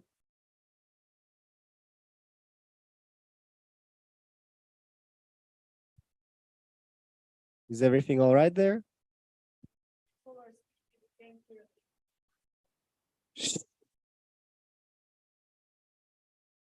It's not only us louder, but you also being quiet. Exactly. Again, for the position number 2, in favor of Ferește, 61, against 4, abstain 7. This means that Ferește Bagheri is elected as IFMSA Supervising Council 2023-2025 by absolute majority. Fer, do you accept the position? Yes.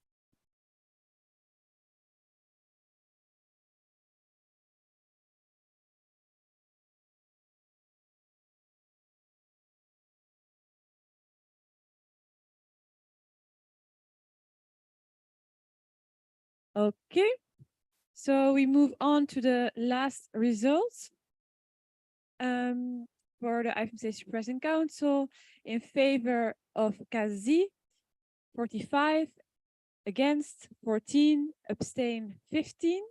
That means that Kazi Saminur Rahman is elected as Supervising Council 23-25 by an absolute majority. So I'm going to say it again. In favor of Kazi, 45, against 14, abstain 15. That means that Kazi Saminur Rahman is elected as Supervising Council 23-25 by an absolute majority. Kazi, do you accept? Yes, I accept.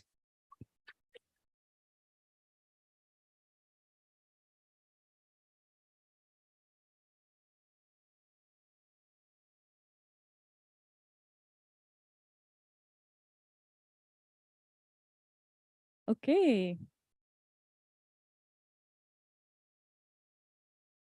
So this was the agenda, or this was not an agenda item. These were the results, and we will move on with the plenaries. We are on a good time schedule, people. So I think we might end before 4. I'm very proud of you.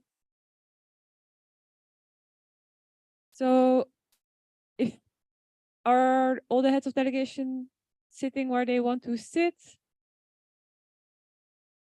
And can the people in the back? Yeah, if you, I can't. IFMSA TO? Yes, that was what I was going to ask. So we have a request for a speakers list. On that speakers list is IFMSA TO. Does anyone else wants to be on the speaker list? Be elect. We are starting slides. So give us a few moments.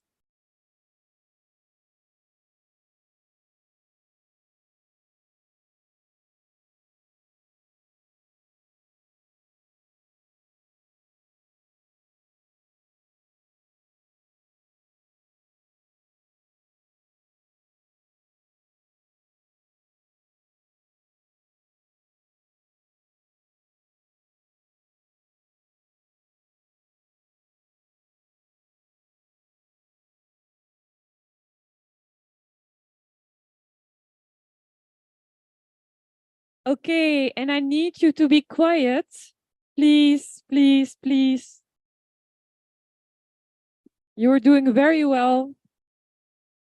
But please be quiet. It's not quiet in the back. So if you want to leave, you leave the room, you can. We are not in elections anymore. And otherwise, you're in the room and you're quiet. So IFMSA TO, you have the floor. Dear IFMSA family, this statement is on behalf of the IFMSA team of officials and the Supervising Council. Today, you have made some of the most important decisions for our federation in the upcoming term. The candidates put their utmost effort into expressing their dedication, both in writing and during their presentations. We, more than anyone else, understand the challenges they face. You engaged in thoughtful debates and discussions to select the very best individuals to represent our federation on the international stage. We want to congratulate the newly elected team of officials 23-24. 1 year ago, we stood on a different stage, on a different continent, but with the same giddiness, excitement, and joy you feel tonight. We know you are also nervous and unsure of what the next year will bring you. Trust us when we say that even though it will not be easy, sometimes even very difficult and challenging, this will be one of the most exciting years of your life.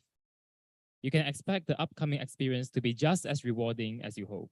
We are confident that a year from now, you will feel as grateful as we do today. We sincerely wish you the best of luck with all your plans, and we eagerly look forward to witnessing the positive contributions you bring to the Federation in the months to come.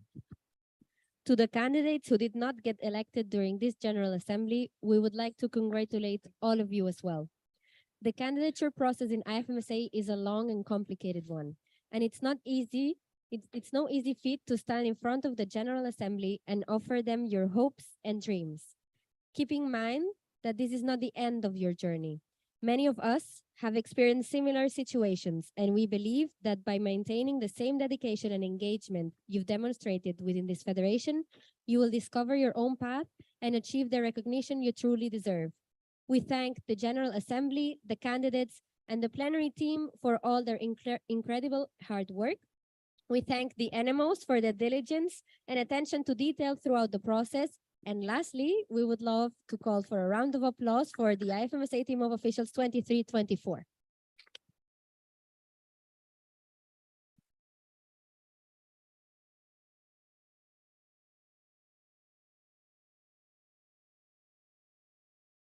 Thank you. IFMSA EB elect, you have 2 minutes. The floor is yours.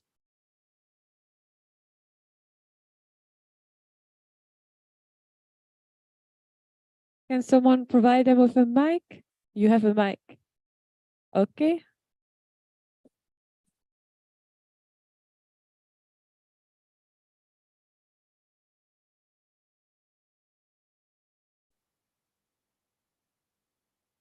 Dear EB, dear TO, dear IFMSA family, dear candidates, we would like to extend our sincerest wishes for success to all the candidates and acknowledge all the individuals who took the time, courage, and effort to apply and to stand before us to present themselves to be part of the team of officials and subco of our federation. Without your dedication and passion for this federation, we would never be able to move forward and continue. We would never be able to build future leaders and inspire others. We hope that everyone here in this room and online understands the power of being inspired. It makes us go a step further in our lives. It is a very challenging and fulfilling time for everyone. It helps us develop our ideas, shape our thoughts, and show our dedication to the world. It is a matter of great courage to come forward, presenting your growth, ideas, plans, and passion for IFMSA and the different areas of our work, and committing to embrace the challenges along the way. Additionally, we want to thank those of you who were not elected. We realize that putting out a candidature and not being elected can be taxing and have an unpleasant effect on the candidate's mental health. We also want to congratulate you on your resilience in overcoming this and would encourage you to keep working for global health and taking advantage of the opportunities that the Federation has to offer. We sincerely hope that the dedication, passion, and love that you have shown for the Federation will increase further in the coming days, and that we all will get the chance to see you shine brighter in future opportunities. We want to wish all of you who were elected a wonderful, safe, and healthy term. We are extremely excited to work together towards the further growth of IFMSA. Thank you. Thank you.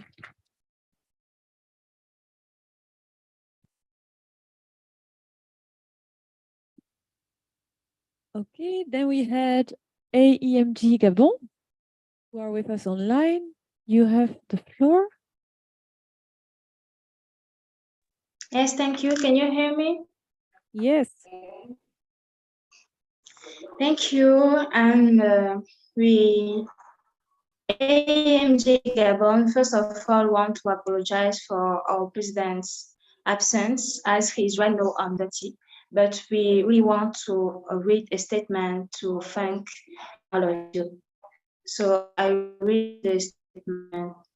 IFMSA members, today we are definitely glad to address to you as a full member.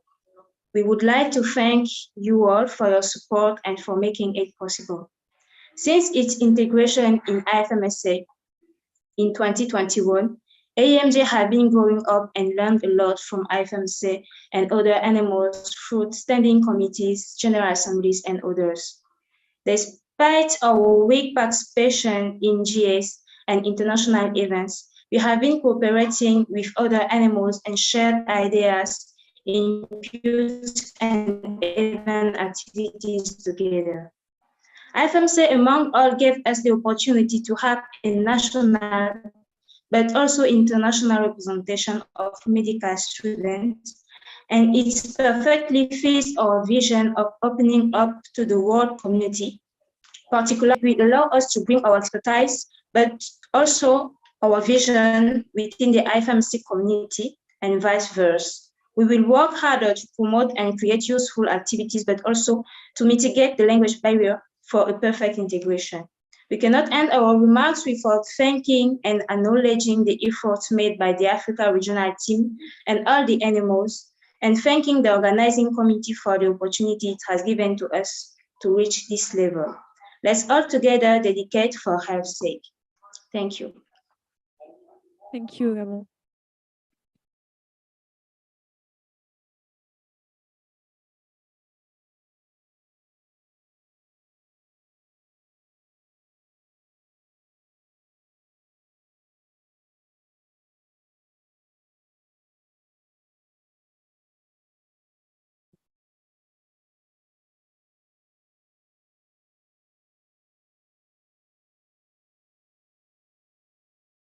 Okay, so we move to the next agenda item, which is agenda item 39, election of the IFMSA honorary life members. We have received none. So we move to the next agenda item number 40, election of the host organization for the 73rd March meeting General Assembly 2024. For this point of information?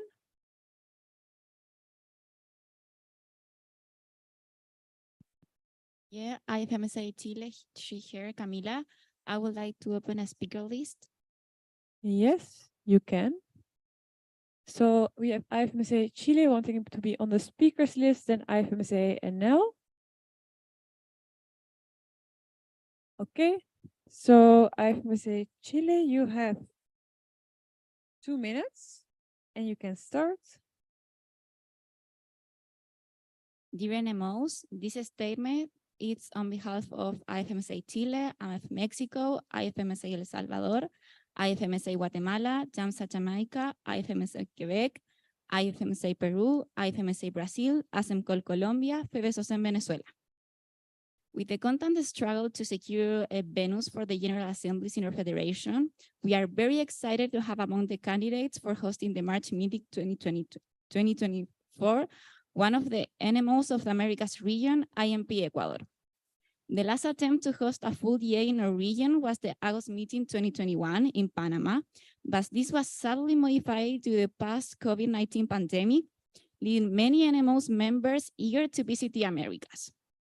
As NMOs for the Americas region, we are honored to have one of us as host candidate for the next March meeting 2024. And we would like to show our appreciation and gratitude for all the efforts IMP Ecuador has made to this possible. Through their candidature, we are thrilled to the possibility to discover all the beauties and hospitality of the country. Furthermore, it's a great opportunity to talk about the diversities within the region and the great potential of innovation and thrive within the IFMSA.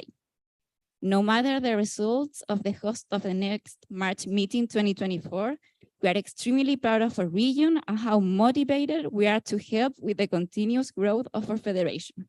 Thank you for your attention. Thank you.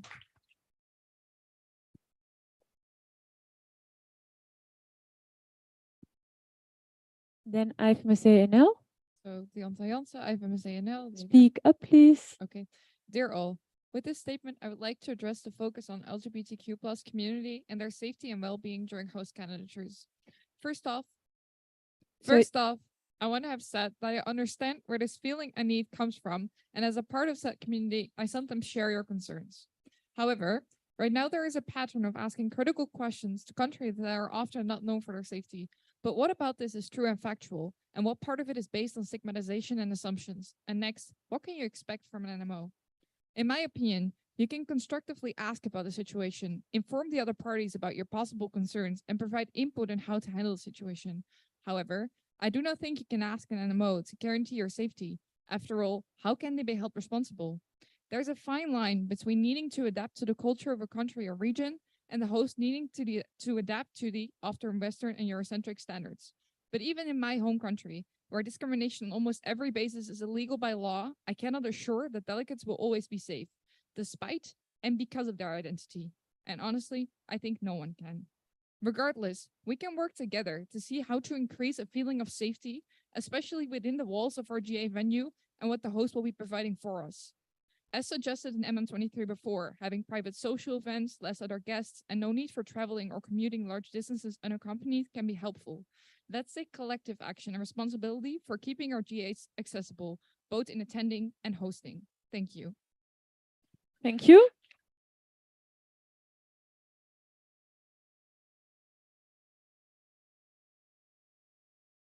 So that will conclude the speakers list, and we will go on to the motion.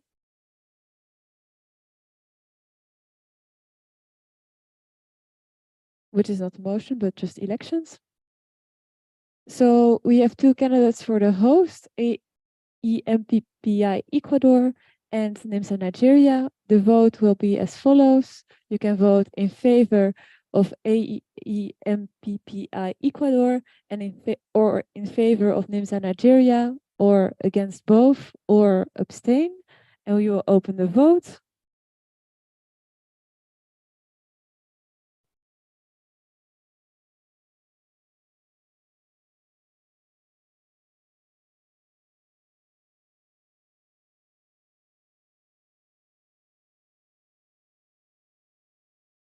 The vote is open. You can vote.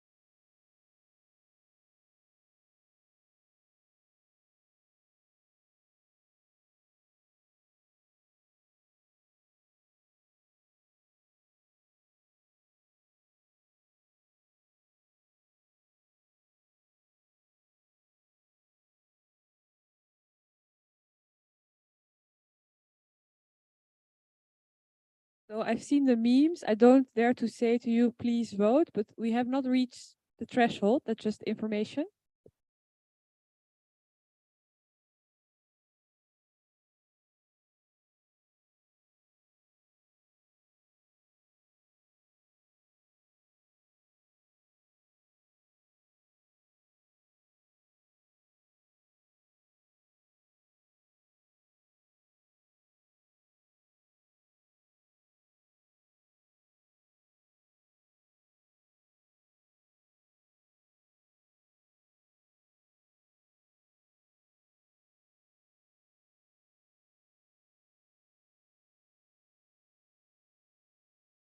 So we will close the vote in 5, 4, 3, 2, 1. And you will need to give us a minute.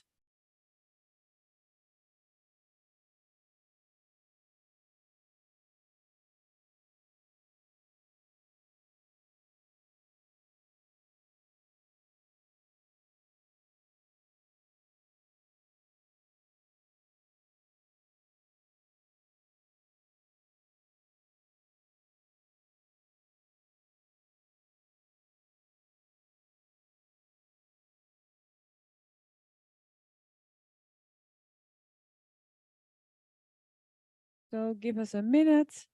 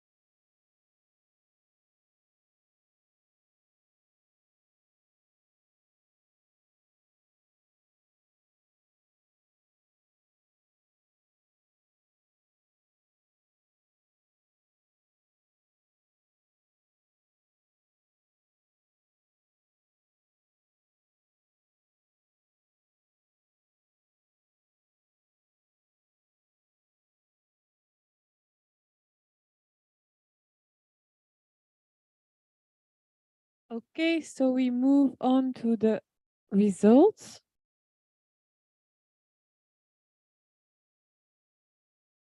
Which reads in favor of AEMPPI Ecuador 53, in favor of NIMSA Nigeria 17, against both 5, abstain 0, total 75, which means that AEMPPI Ecuador is elected as the host for the 73rd March meeting General Assembly 24 by an absolute majority.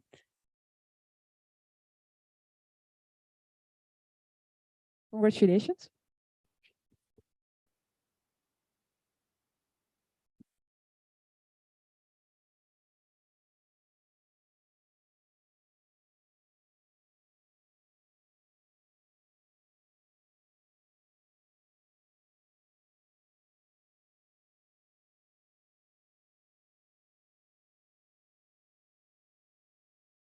So we move on to agenda item number 41, election of the host organization for the 73rd August meeting. General Assembly 2024. So we have one candidate,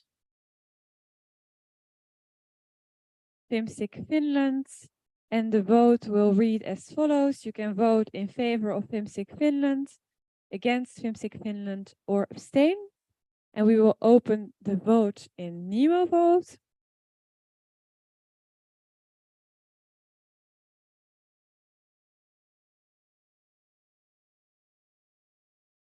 It is open.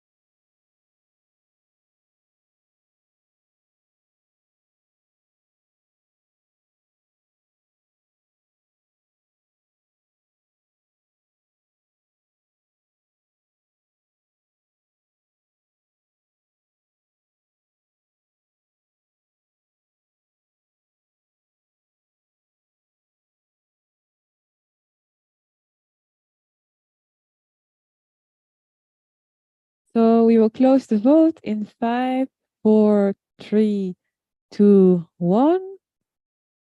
Please be silent. So the vote reads as follows.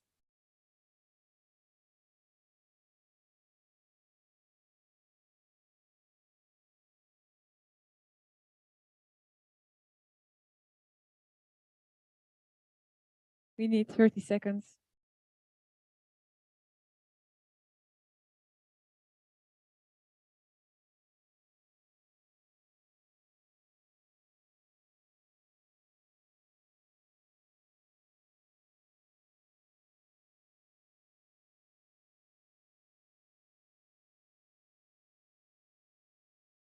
Okay. So the results reads as follows. In favor of FIMSIC Finland, 68, against 5, abstain 1, total 74, which means that FIMSIC Finland is elected as host for the 73rd August meeting General Assembly 2024. Congratulations.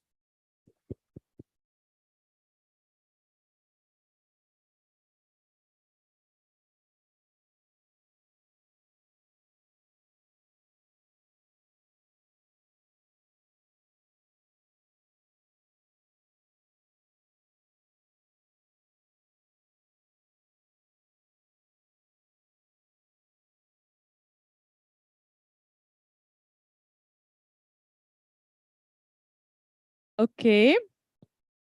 So I don't want to put pressure on you. You can open a speakers list, but we can also end before 3. But I guess that will not be the case tonight. I think IFMSA TO that wants to open a speakers list. Anyone else wants to be on that speakers list? IFMSA NL. Any other people? Okay, we might still make it. So IFMSA TO, you can start.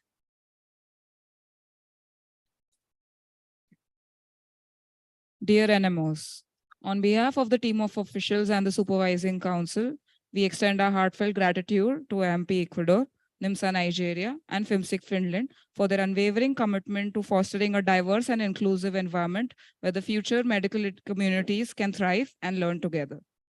The dedication and effort put forth by both NMOs in organizing our future General Assemblies are truly commendable. It is your passion and commitment that makes these events successful, facilitating the exchange of knowledge, promoting collaborations and advancing medical education on a global scale. The March meeting and August meeting serve as an invaluable platform for medical students from all 5 regions to share their experiences, knowledge, to present research, to share best practices in their respective fields while addressing critical health challenges faced by society worldwide. The diversity of perspectives and the wealth of knowledge exchanged during these events significantly contribute to the growth and development of medical communities worldwide. As the selected hosts, IMP Ecuador and FIMSIC Finland embark on their preparations for these gatherings, we encourage all the NMOs to actively participate and collaborate in the organization of the next 2 General Assemblies. Your engagement is pivotal to the success of these events, ensuring that the impact extends far beyond their conclusion.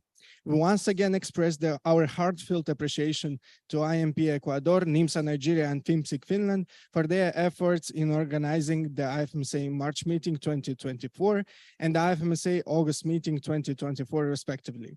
Let us seize this opportunity to encourage other NMOs to step forward and take part in the organizing future IFMSA meetings, contributing to this positive transformation of medical community worldwide. Thank you all for your unwavering support, and we eagerly anticipate the exchange of ideas at the upcoming IFMSA meetings. Warm regards, IFMSA TO and SAPCO.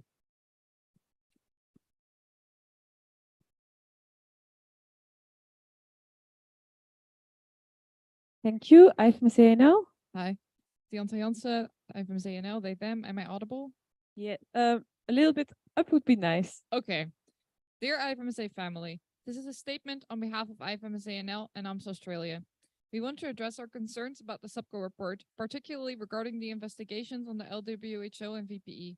While we recognize the accountability mechanisms in place to ensure an objective, evidence-based and unbiased overview of the work of IFMSA officials, we have noticed various concerning incidents regarding the investigation reports that we feel obligated to share with you. Above all, we believe that it is essential to uphold high standards of quality, transparency, and fairness in our investigations. We are not only talking about officials, but about people, including all stakeholders involved, and thus we would like to open a dialogue on these matters. We were saddened to hear that when SUPCO was notified on day 1 of a case of incomplete information in the report, they did not amend the report due to time constraints. Said time constraint was 8 hours before the scheduled start of the plenary. Moreover, they unfortunately did not share this information during president sessions. Additionally, we have observed multiple cases where the information in the SUPCO report was inconsistent with information of officials, the wording is vague, or finally, details or context is missing. This left us wondering why SUPCO chose to leave out this context, as we believe that context is of utmost importance in order to fully understand the situation at hand, rather than limiting ourselves to the outcomes. Besides this, we have noticed that the positive experiences of both officials are very little elaborated on in the report, while the negative experiences take on an overshadowing character. Because of the imbalance in the elaboration on positive and negative points, the negativity in the report takes on an often obtrusive central role in the functioning of the officials. As a result of this, we ask ourselves to what extent this is representative of the actual functioning of the officials. We do not believe that the work of the SUPCO should always be taken at face value due to their status and mandate, as this in itself sets a precarious precedent. Like any functioning body of our federation, they should be held accountable for their work. This does not mean that we should not trust the SUPCO with their mandate. However, this accountability is crucial to ensure the quality and transparency of all processes within our federation. This statement serves to raise our concerns on whether NMO can make an informed and evidence-based decision. Thank you, thank you, thank you. Thank you.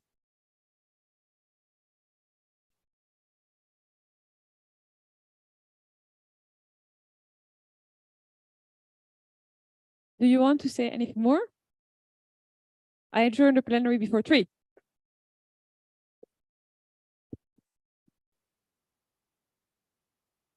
Wait. But I want to say a few things before, so please get seated. No, just very short. I want to thank you a lot. I know I put pressure on you, okay? Shh. Two things. So I want to thank you. I know I put pressure on you. I just didn't want to end this at 6 or 4 or 5, and we did it. So thank you so much for your efforts. And then we have a short announcement for which you will have to wait a little.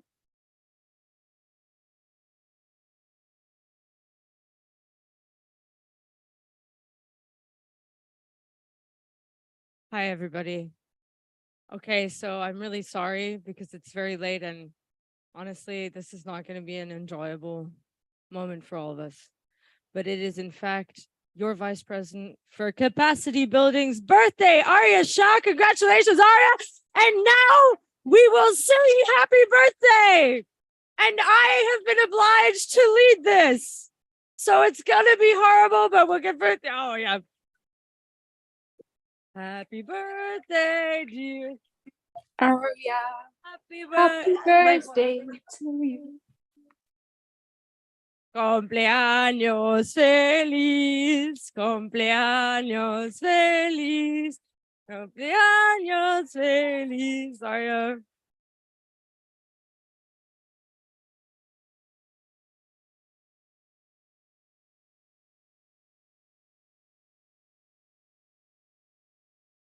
Congratulations, Arya. And now I return the floor to the chair. Adjourned. Adjourned.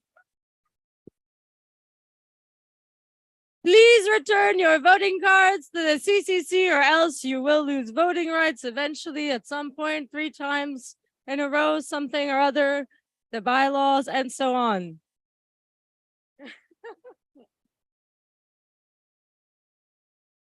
Now a word from my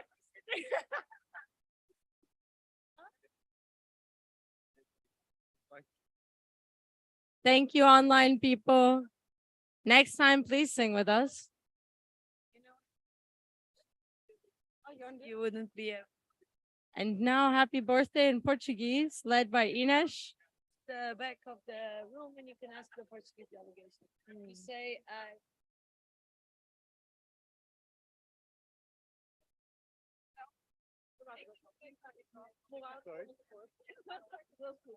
Yes, I was like, what is this going to be about? Like, I have